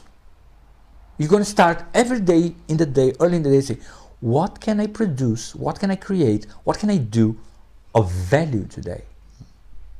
Of value. Where can I create wealth? Okay, what can I create of beautiful or valuable? And if I cannot create anything, what can I sell? Buy in one place and sell in another. What can I transport to the client? Got it? You're going to think that. The service is still a thing. Service is still a thing, exactly. So you're going to find that and you're going to do it, and you're going to have to measure the end of the day and say, I created a little bit, very little bit, $10. Okay, you're just starting. It's your first day. $5. I sold a pen. Okay, I sold a pen. $5. But you accomplished something. And then you're going to say, God, please do not let me waste this money and lose everything. Because in the beginning, as you're very young. The other half of the wealth is knowing how to spend it. How to spend it. So teach me how to spend it wisely. Don't let it to be without fruit in my life, okay? And don't let the things that I produced or sold to be harmful to people, because I'm not sure yet. I'm learning these things, okay? I don't know if they are going to be good or harmful. I don't know. And I don't want to be an evil person, but help me. Always you need that help to close the thing, because that help will come from inside you. And you might call it God, or you might call it your daimon, or you might call it your spirit, or you might call it your intelligence, okay? Or you might call it your rationality, but it will come from inside if you do this very often, regularly. Then you do that for 4 months too. And after that, wow, it was a whole year. It was 360 days. I'm gonna tell you, you will begin to see that there is a certain formula for you. Not necessarily a formula that is only one of these components, but there might be a hierarchy of them. You might think, oh, for this, the topmost for me is this one. The second one is that one. The third one is that one. Okay, then if you have this hierarchy, you're going to have to find out how you're going to distribute this hierarchy according to your days.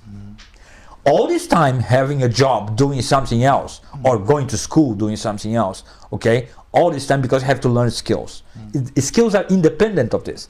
The skills are very important, because if you are doing this and you find this meaningful formula, meaningful daily formula, and you are acquiring skills, I guarantee you that in the short time of 3 to 5 years, you're gonna begin to find the alignment of a profession, of a job opportunity with what is meaningful to you. You're going to begin to find this alignment.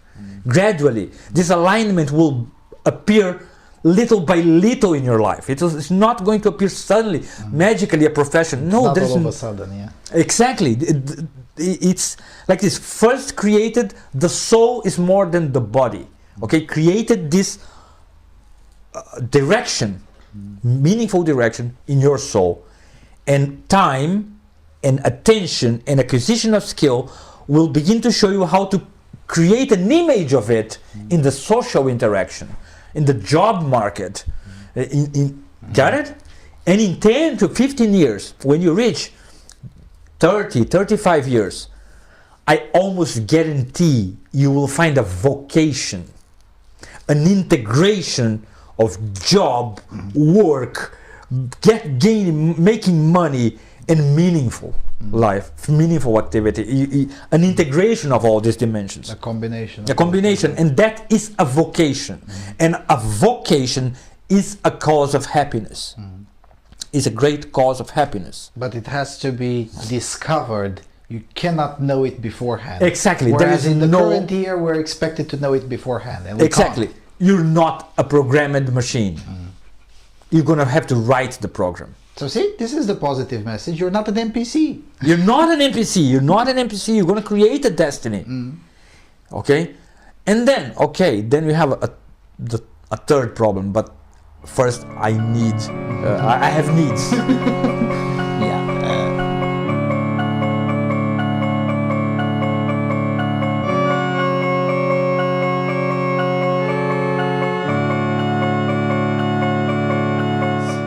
So, look, I almost guarantee you that in some 3 years doing that, after 1 year doing, alternating this, if you don't have any intuition, if you have a strong intuition, you are the only witness of your own interiority. That's a very important thing. So if you have a strong intuition, do not start with knowledge and wisdom. If you have a strong intuition, I think the best thing Start to create with the least likely. If you think that, then you move to a different one. If you don't know, then there is an order. Then there is an order, and that order is very important. Knowledge and wisdom first, dignity and honor second, prosperity and wealth third. It's very important. I might explain that in another day. That the explanation would demand some 3 hours. Yeah, that takes a while. And you do that for 1 year, and then I kind of figured out a bit my formula, and then you try to do that formula. In about 3 years, you probably have your formula figured out. You probably know. No, I'm basically just this, or I'm just this and that, or no, I'm the three of them in a very clear order. There must be a very clear order. Do not treat them all as equal. You will not accomplish it. You will not. You will fail. You will fail miserably. Okay? Believe me, you're gonna get the three things, but not if you try to get them equally. Yeah, and not in equal amounts. Not in equal amounts for sure. Because the whole point of society is that we will trade that. We will trade that. The accident of knowledge, somebody will pay for that. Somebody will honor you for that. The accident of wealth, you buy honor. You build an orphanage. You build a church. Yeah, you donate and you buy honor. Yeah? You hired a consultant to advise you. You buy knowledge. You understand? The accident of anything can be used and trade with other human beings to acquire the needed of the others. It's a natural fact of human beings, and that's how the fabric of society really works. And that's why socialism can never work. It can never work, exactly. Because it discounts, it only focuses on the wealth, it discounts the very existence of the other. Of the others as human goals, natural human goals. Yeah, the very existence, especially the dignity part, but also the wisdom. I mean, the notion of wisdom in the way the word wisdom means exactly. is entirely denied under socialist regime. On socialist regimes, and or at least they're considered like side effects of health. They're both side effects of health. Wealth. They are just superstructures built to sustain or the capitalistic wealth or the communist wealth. They're wrong. They're wrong. Those three things are fundamental human goods. If you check yourself, just check your own being. You don't need society, you don't need philosophy, you don't need religion, just check your own being. If I had the option of having, I have a pill now, I have 3 pills now, okay, and I can get all of them, or I can get just 1 or just 2. And 1 pill will give me full wisdom, the other pill will give me full dignity and honor, and the third pill is going to make me filthy rich. You would take all the 3. You would not mutilate yourself voluntarily and say, no, I'm going to take just 1. But that means you're an idiot. Okay, and you deserve to fail. If you had all those 3 for free. Absolutely. Absolutely. In the blink of an eye. Exactly, this is heavenly life. This is heavenly life. Filthy rich, full wisdom and all dignity. Are you kidding me? Yeah.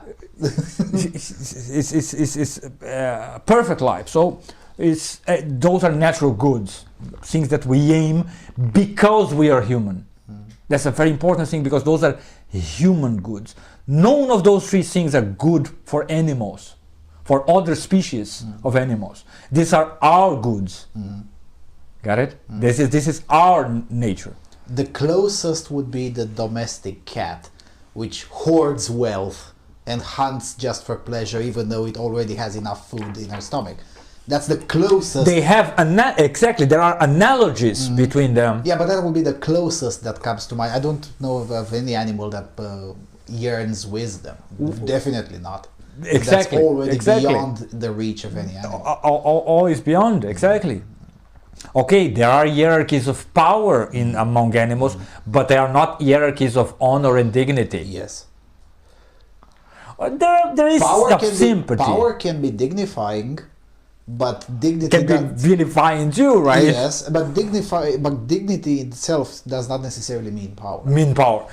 The accident of dignity and honor will open the door for power, for political power. Of course it will. Political or social power, or both. Exactly. It will. It's the natural accident of it. Political power, or let's say natural or fair or good political power, is the natural accident of dignity and honor. Is that guy, that team player that we know. Look, he's the best player, but he also makes us better players. He makes us strive to be a better player. That guy that we honor in the team. And okay, you're the captain. So this is an accident. Because he's not only a good player, a great player, but he also brings with him in the field the whole squad. The whole squad is exactly. We want him to lead us. It's a natural we want hierarchy. To vote for him. Yeah, it's a natural hierarchy. It's a natural hierarchy that is not based on power but on honor. On honor. It has to have an element of power. He cannot be an incompetent player, because then we don't want to play with him. We accept to play with him. But if he's a competent player, we not necessarily want to play with him, because he can be a player that harms the team. So if it's a great player and he makes the team better, he's a natural leader. He has become a natural leader. When I mean natural, I don't mean by birth. No. I mean that he shaped himself to this form. Yeah, and his very presence there makes him a leader. Exactly. It doesn't matter what the spreadsheet says. If the coach decides to put the captain on the goalkeeper instead of the number 10, that's okay. It's still the number 10 is going to be the de facto leader. Exactly. You cannot change it. You cannot change it. You cannot change it. Exactly. So the accident will benefit always society beyond, like the accident of knowledge and wisdom is teaching. People will come after you. If you study 10, 20 years, and then you write one little thing there, one little, people will come for your knowledge. They will come. And they'll be willing to pay for it. And they'll be willing to pay for it, and they will honor you for it. They will always say, oh, professor, thank you so much, that was great. They will always do that. It's a natural thing. It's a natural thing. And the same way, wealth buys you some respect and some knowledge. This is our form. This is our life. This is being a human life. Is achieving one of those things mainly. Let us say that's everything that's in human life. No, but it's the goal of human life is achieving one of those three things, because those things. And the vast majority of joyful people have achieved one of those things. One of those things. Yes. Exactly. Who have achieved one of those things in a higher than the average level, because you have to find the one that, okay, I'm going to be mostly skilled on that and I love this better by itself. You will achieve a higher level of skill. It's inevitable. By virtue of interest. By virtue of interest, exactly. What you cannot do ever is to make of these things by themselves, by this effort, a mean to another end. That you cannot ever do, because if you do that, that means that's not the measure of your life. You have to find another measure. You're using the wrong scale. The wrong scale. If you acquire wealth, and okay, but all you do is to, okay, cars and bitches. Okay, it's a fun life, but that this wealth is not going to bring you happiness and a sense of accomplishment. Got it? Because you're just wasting it. It's not going to achieve. Yeah, because the second part, as I said earlier, the second part of wealth is knowing how to spend it. It's knowing how to spend it. It's the essence of it. Is exactly. And oftentimes the knowing how to spend it is a lot more difficult than acquiring it. Especially now when in this quasi-capitalist framework or milieu where we are in, it's pretty easy to acquire amounts of wealth that would have been unimaginable to Thomas Aquinas. Unimaginable. Impossible to fathom. To fathom. And still, acquiring wealth now has become definitely easier, but knowing how to spend it still does make a difference, and it will continue to make a difference probably for the next millennium at the very least. I mean, I'm not a big fan of the post-scarcity type of scenarios, I don't think, because, human time is still limited. Good luck achieving that. Exactly. Good luck taking my time into post-scarcity. No. This is all of fantasies that they haunt us because they have some analogy with potential, let us say, local scenarios on mankind. But I don't believe that they can be universalized and happen. And okay, this is the destiny of mankind. Everybody that tries to predict the destiny of mankind as a whole. And it's not saying, oh, the destiny of mankind is like this. One day, God is going to end the story and he's going to judge everybody. Okay, that's a fair myth. You don't know. But it's a fair myth. There is a just end. A just end. Because this is fitting to our intelligence. This is fitting to our intelligence. But to say, all the others, okay, they're poor myths. Because think about it. The end of history is beyond history.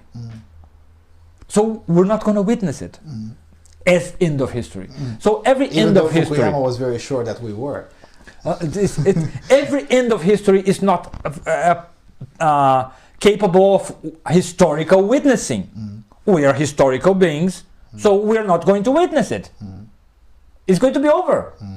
Even if we witness it like even the end of history needs a postscriptum, which means ahistorical, beyond history. So everything you can know about the end of history is a myth. Okay, I'm going to tell you, the myth of final judgment is the most healthy for you, because all you have is a myth. If you say, no, I'm going to predict the end of history, that's what communists try to do.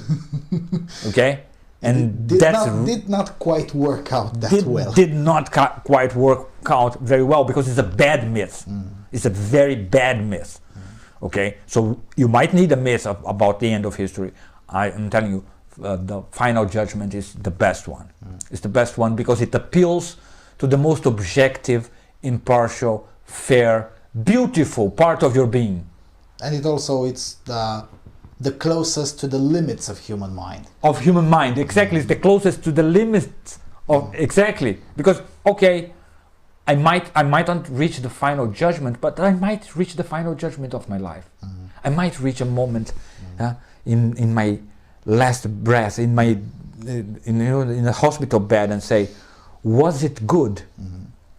Was it good? I can this judgment I will reach, and or I will be able to do it, and be able to answer it positively or not. And so at least this judgment in this level of final judgment that we're going to reach.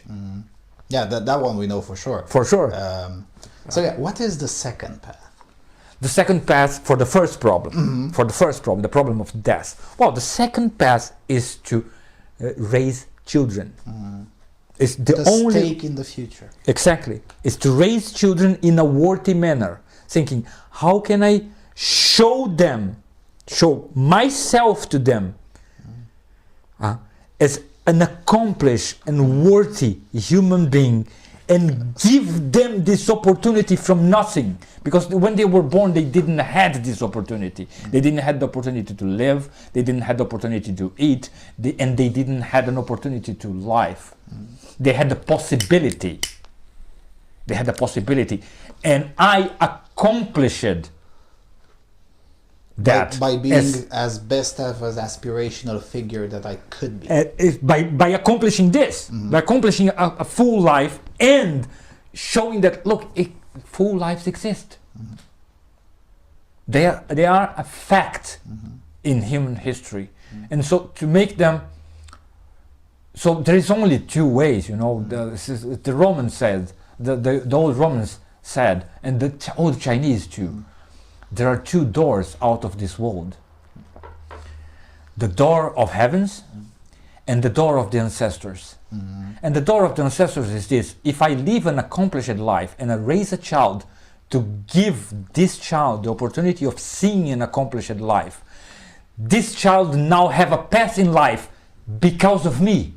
And now I died, but I will always be her ancestor for as long as she lives. Do you understand that? Yeah. I will be that effectively, not just, I raised the child. Well, dogs do that. But they don't beat death by that. Exactly. But we can. We beat Here's death the first by yes that. we can that I'll probably ever say. But the narrative that the child will have because it was impacted by you as an individual basically perpetuates your own narrative beyond your death and makes a difference in history, no matter how small. I'm going to give you an example, okay? It's just a personal example. You guys might not be familiar, but my parents did, as for as long as I know them, they had an accomplished life. They had a goal in life, meaningful, and they were doing like this. I never saw my parents fighting for a bill or for something in the family or work or something in the house.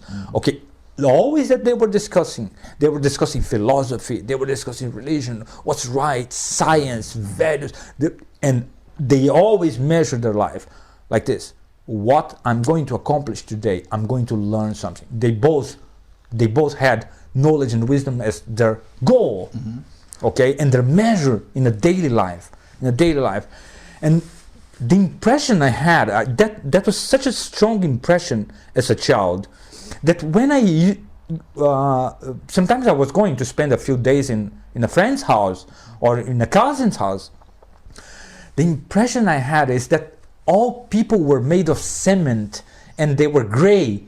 There was no blood in them. There's no life. They were not going to somewhere. And they were just resisting.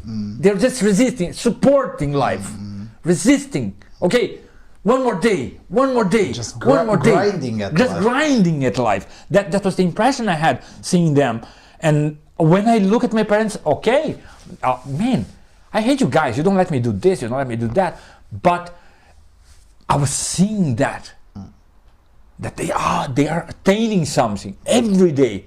Every day they are attaining something, and they're thankful and happy because they are attaining that. Not just hanging in there, but progressing. Progressing, measurable progressing. ways. And sometimes, okay, they had better jobs, and so we had more money. Sometimes they had worse jobs, and we had less money. You know, I didn't care the less. I couldn't care the less if we're in a better house, a worse house. One year we get awesome Christmas gifts. The other year we got the most simple Christmas gifts. Man, that didn't make any difference in my life. But the fact that I was seeing, the fact is, when I reached 14, when I was 14, I remember walking with my mother. We were going to the subway from our house, and she asked me, "What do you want from life?" And I say, "I want to know everything. I want to know everything." I knew that. I knew that. And she said, "Look, you might not, maybe you will, but that's a meaningful life. I don't want to know." I was loving studying since, I don't know, 9 or 7, not in school, because I was always ahead in school. I was always studying. Definitely empathize with that. I was always ahead because this is so stupid. Stupid. Silly and silly. Okay, I understood this rule, but why is this? Why this is important to be studied? I want to know that other thing. This I don't want to know. I want to know that. So studying, looking for knowledge and finding satisfaction on it. So I knew very well. And I dedicatedly, sometimes better, sometimes better, sometimes worse, every day of my life, every single day of my life to that goal. Okay, every single day. And I guarantee you, because that was my formula. I'm not going to guarantee you that if you look for knowledge and wisdom, you're going to be happy, you're going to be a great life, and you're going to be loved by hundreds of people, admired by hundreds of people. Okay, you're going to have the money you need. I guarantee you that. I guarantee if you find your formula, you're going to achieve that. Okay, you might not become the wisest person in the world, or the richest person in the world, or the most powerful person in the world, but you're going to be very wise, or you're going to be very powerful and honored, or you're going to be very rich. And it shows how unsorted we are as human beings, broadly speaking, because for instance, in terms of wealth, that's easier to measure at this late hour in the night, but if you make more than $30,000 a year, you're already in the global top 1%. Exactly. So, because, and I'm mentioning this particular economic fact because probably I can definitely hear the comments being written, acquiring wealth is difficult, and really, $35,000 a year and you're already in the top 0.8%, not even in the top, even beyond the top 1%. So it's not that hard as you think. What is hard is to find out like this: am I built by nature for doing that for itself, for the love of it itself, for the love of creating valuable things? Do you have to understand that the person that creates wealth loves creating wealth? Really loves, they're obsessed with that. They love that a lot. Now, some of them are unhappy. You know why some of them are unhappy? They didn't do the first thing. They didn't do the first thing. Human life has 3 problems, not just one. Finding your formula is the middle problem. It's the second in an order of 3. The first is, okay, you have to solve that. And to solve that, you have to find the real moral and spiritual limits of human life.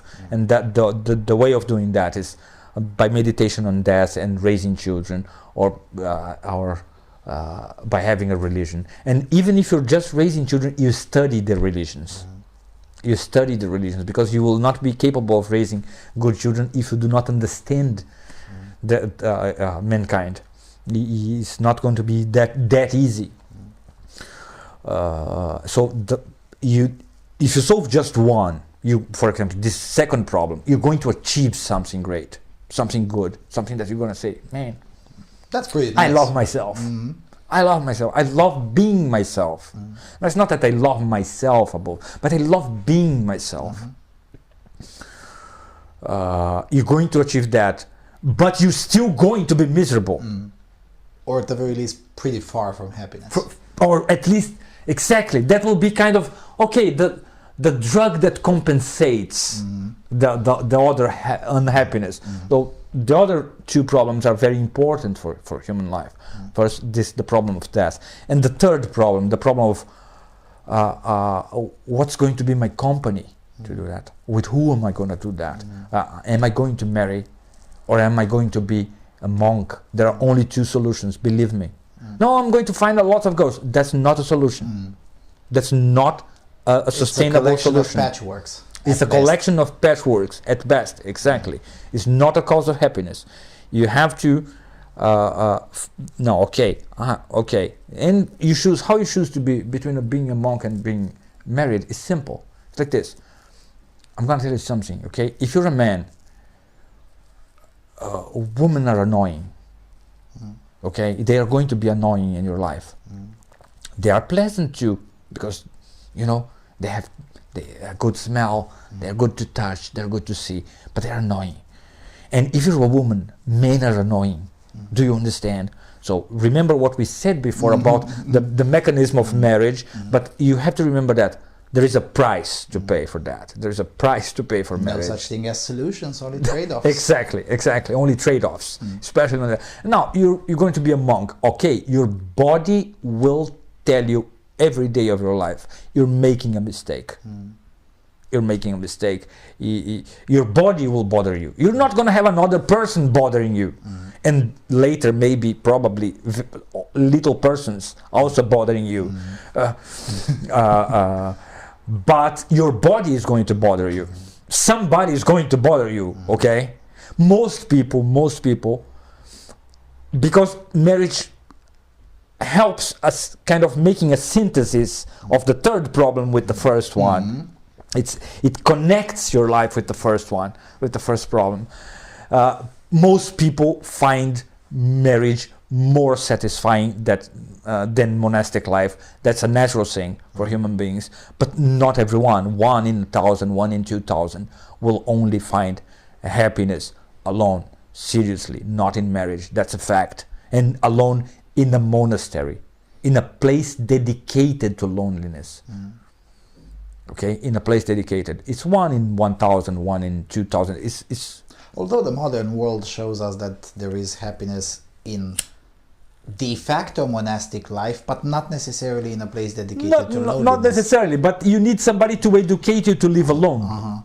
Somebody experienced on that. That you need. Like you need, it's good to have advice on marriage, but the main thing is what we said before, is you have to remember that what you as a man can really offer to a woman, and what you as a woman can really offer a man. From the moment you two offer that to each other, according to those rules that we described before, consciously, deliberately, every day, if you do this for 1 or 2 years, you two become free. And when you two become free, it means that everything else in your life you two can negotiate as intelligences talking to each other. If you try, no, we're going to negotiate everything from the beginning, you're going to fail. You cannot negotiate your body. You cannot negotiate your body. She cannot negotiate her body too. We have to respect that. So we have to respect that need, fulfill that need for each other. And when you do that, when you do that habitually, you become free to negotiate everything else. Who is going to work, who is going to work more, who is going to work less, who is going to take care of the children, where we're going to live, how we're going to do. Everything else you can negotiate. Everything else as two free human beings, because you are freeing each other from humiliation, of need. You are freeing each other. And so when you do that to each other, you become, if you don't, if you don't, what happens?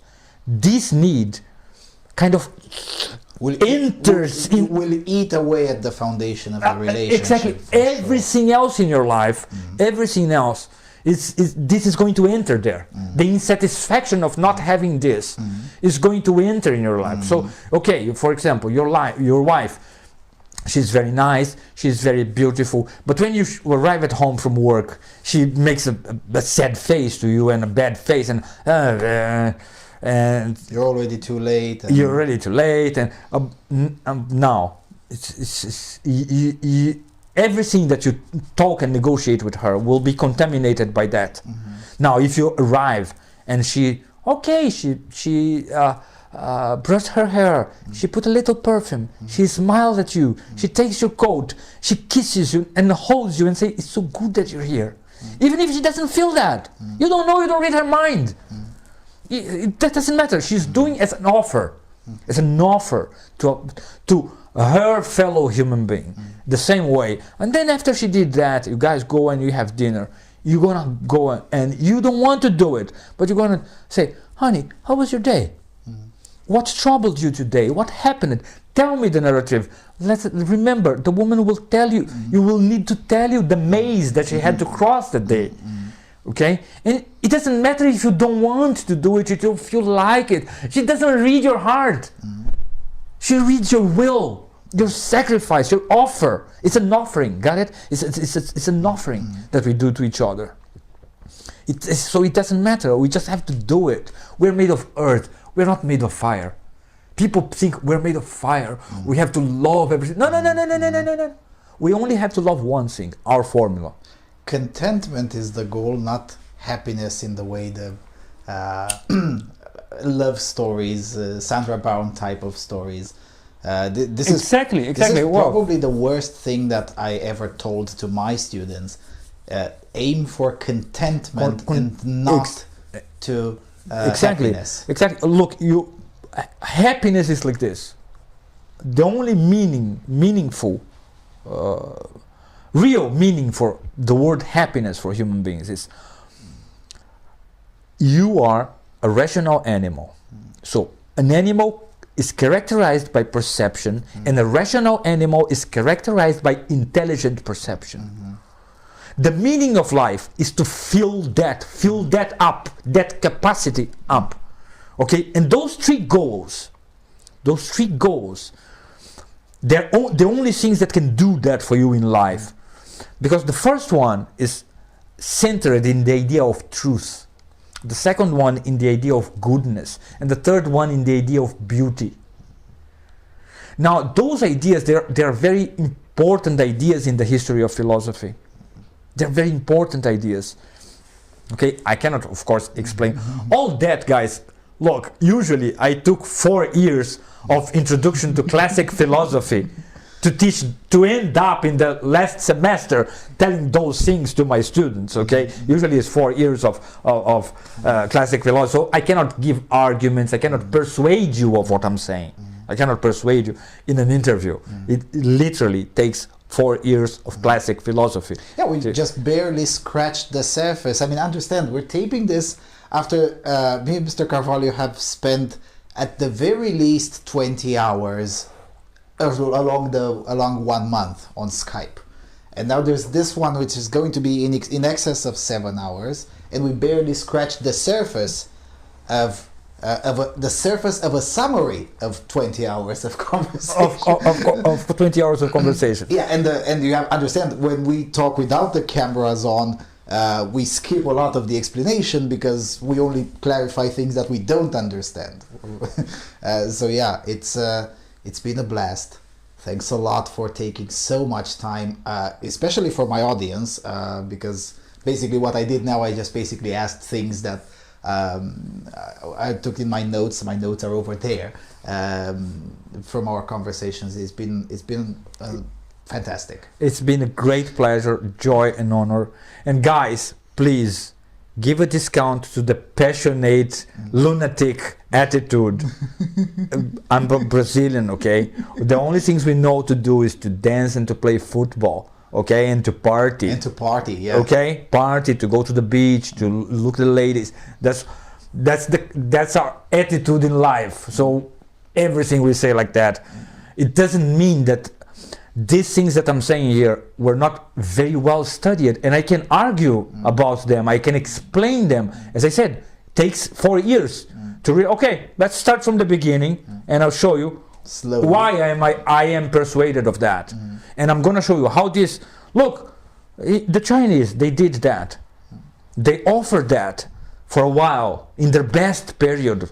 The Indians, the Hindu, they offered that in their world in their best period. Each great civilization that existed in the world in their best periods, they offered access to these doors or to these keys. They offered these keys, of course, in a very idiosyncratic manner. There is no universal manual, program, set of rules, not for individuals, not for societies, not for civilizations. And definitely not for the whole humanity. Definitely. There is a universal set of principles, and they are those. But the way of making them real, because see, all this is ideas, is thought. To make them real is each one of us is the only one. Yeah. You're the only one of your kind. It's hard work to translate all of this into personal, tangible stuff. Exactly. Yeah. And by stuff, I mean all of the things discussed in the last 8 hours. Mr. Carvalho, thanks a lot for coming to my show. Thank you for inviting me. I really do hope that we'll be able to do this again in 6, 8 months, 9 months, something like that. Oh, hopefully. Because it's going to take a month to edit this interview anyway. It will be a pleasure. And I really hope we'll be able to do it again. Thanks a lot for coming to my show. Thank you for inviting me. And thank you all for watching. And I hope you did watch all of it, because I worked hard. Thank you, guys. If you need to close your eyes, make a transcription of it written without all the passionate things, do it and think it.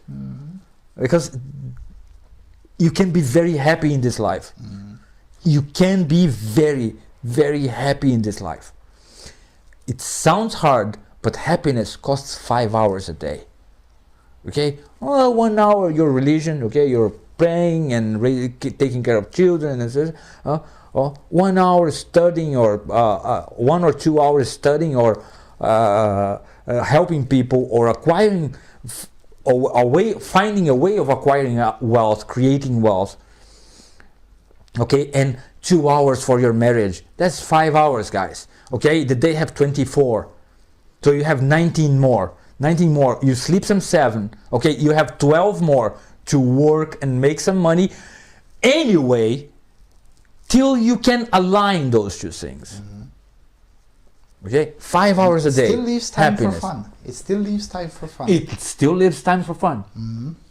Right. Thanks a lot. Thank you all for watching. Over and out.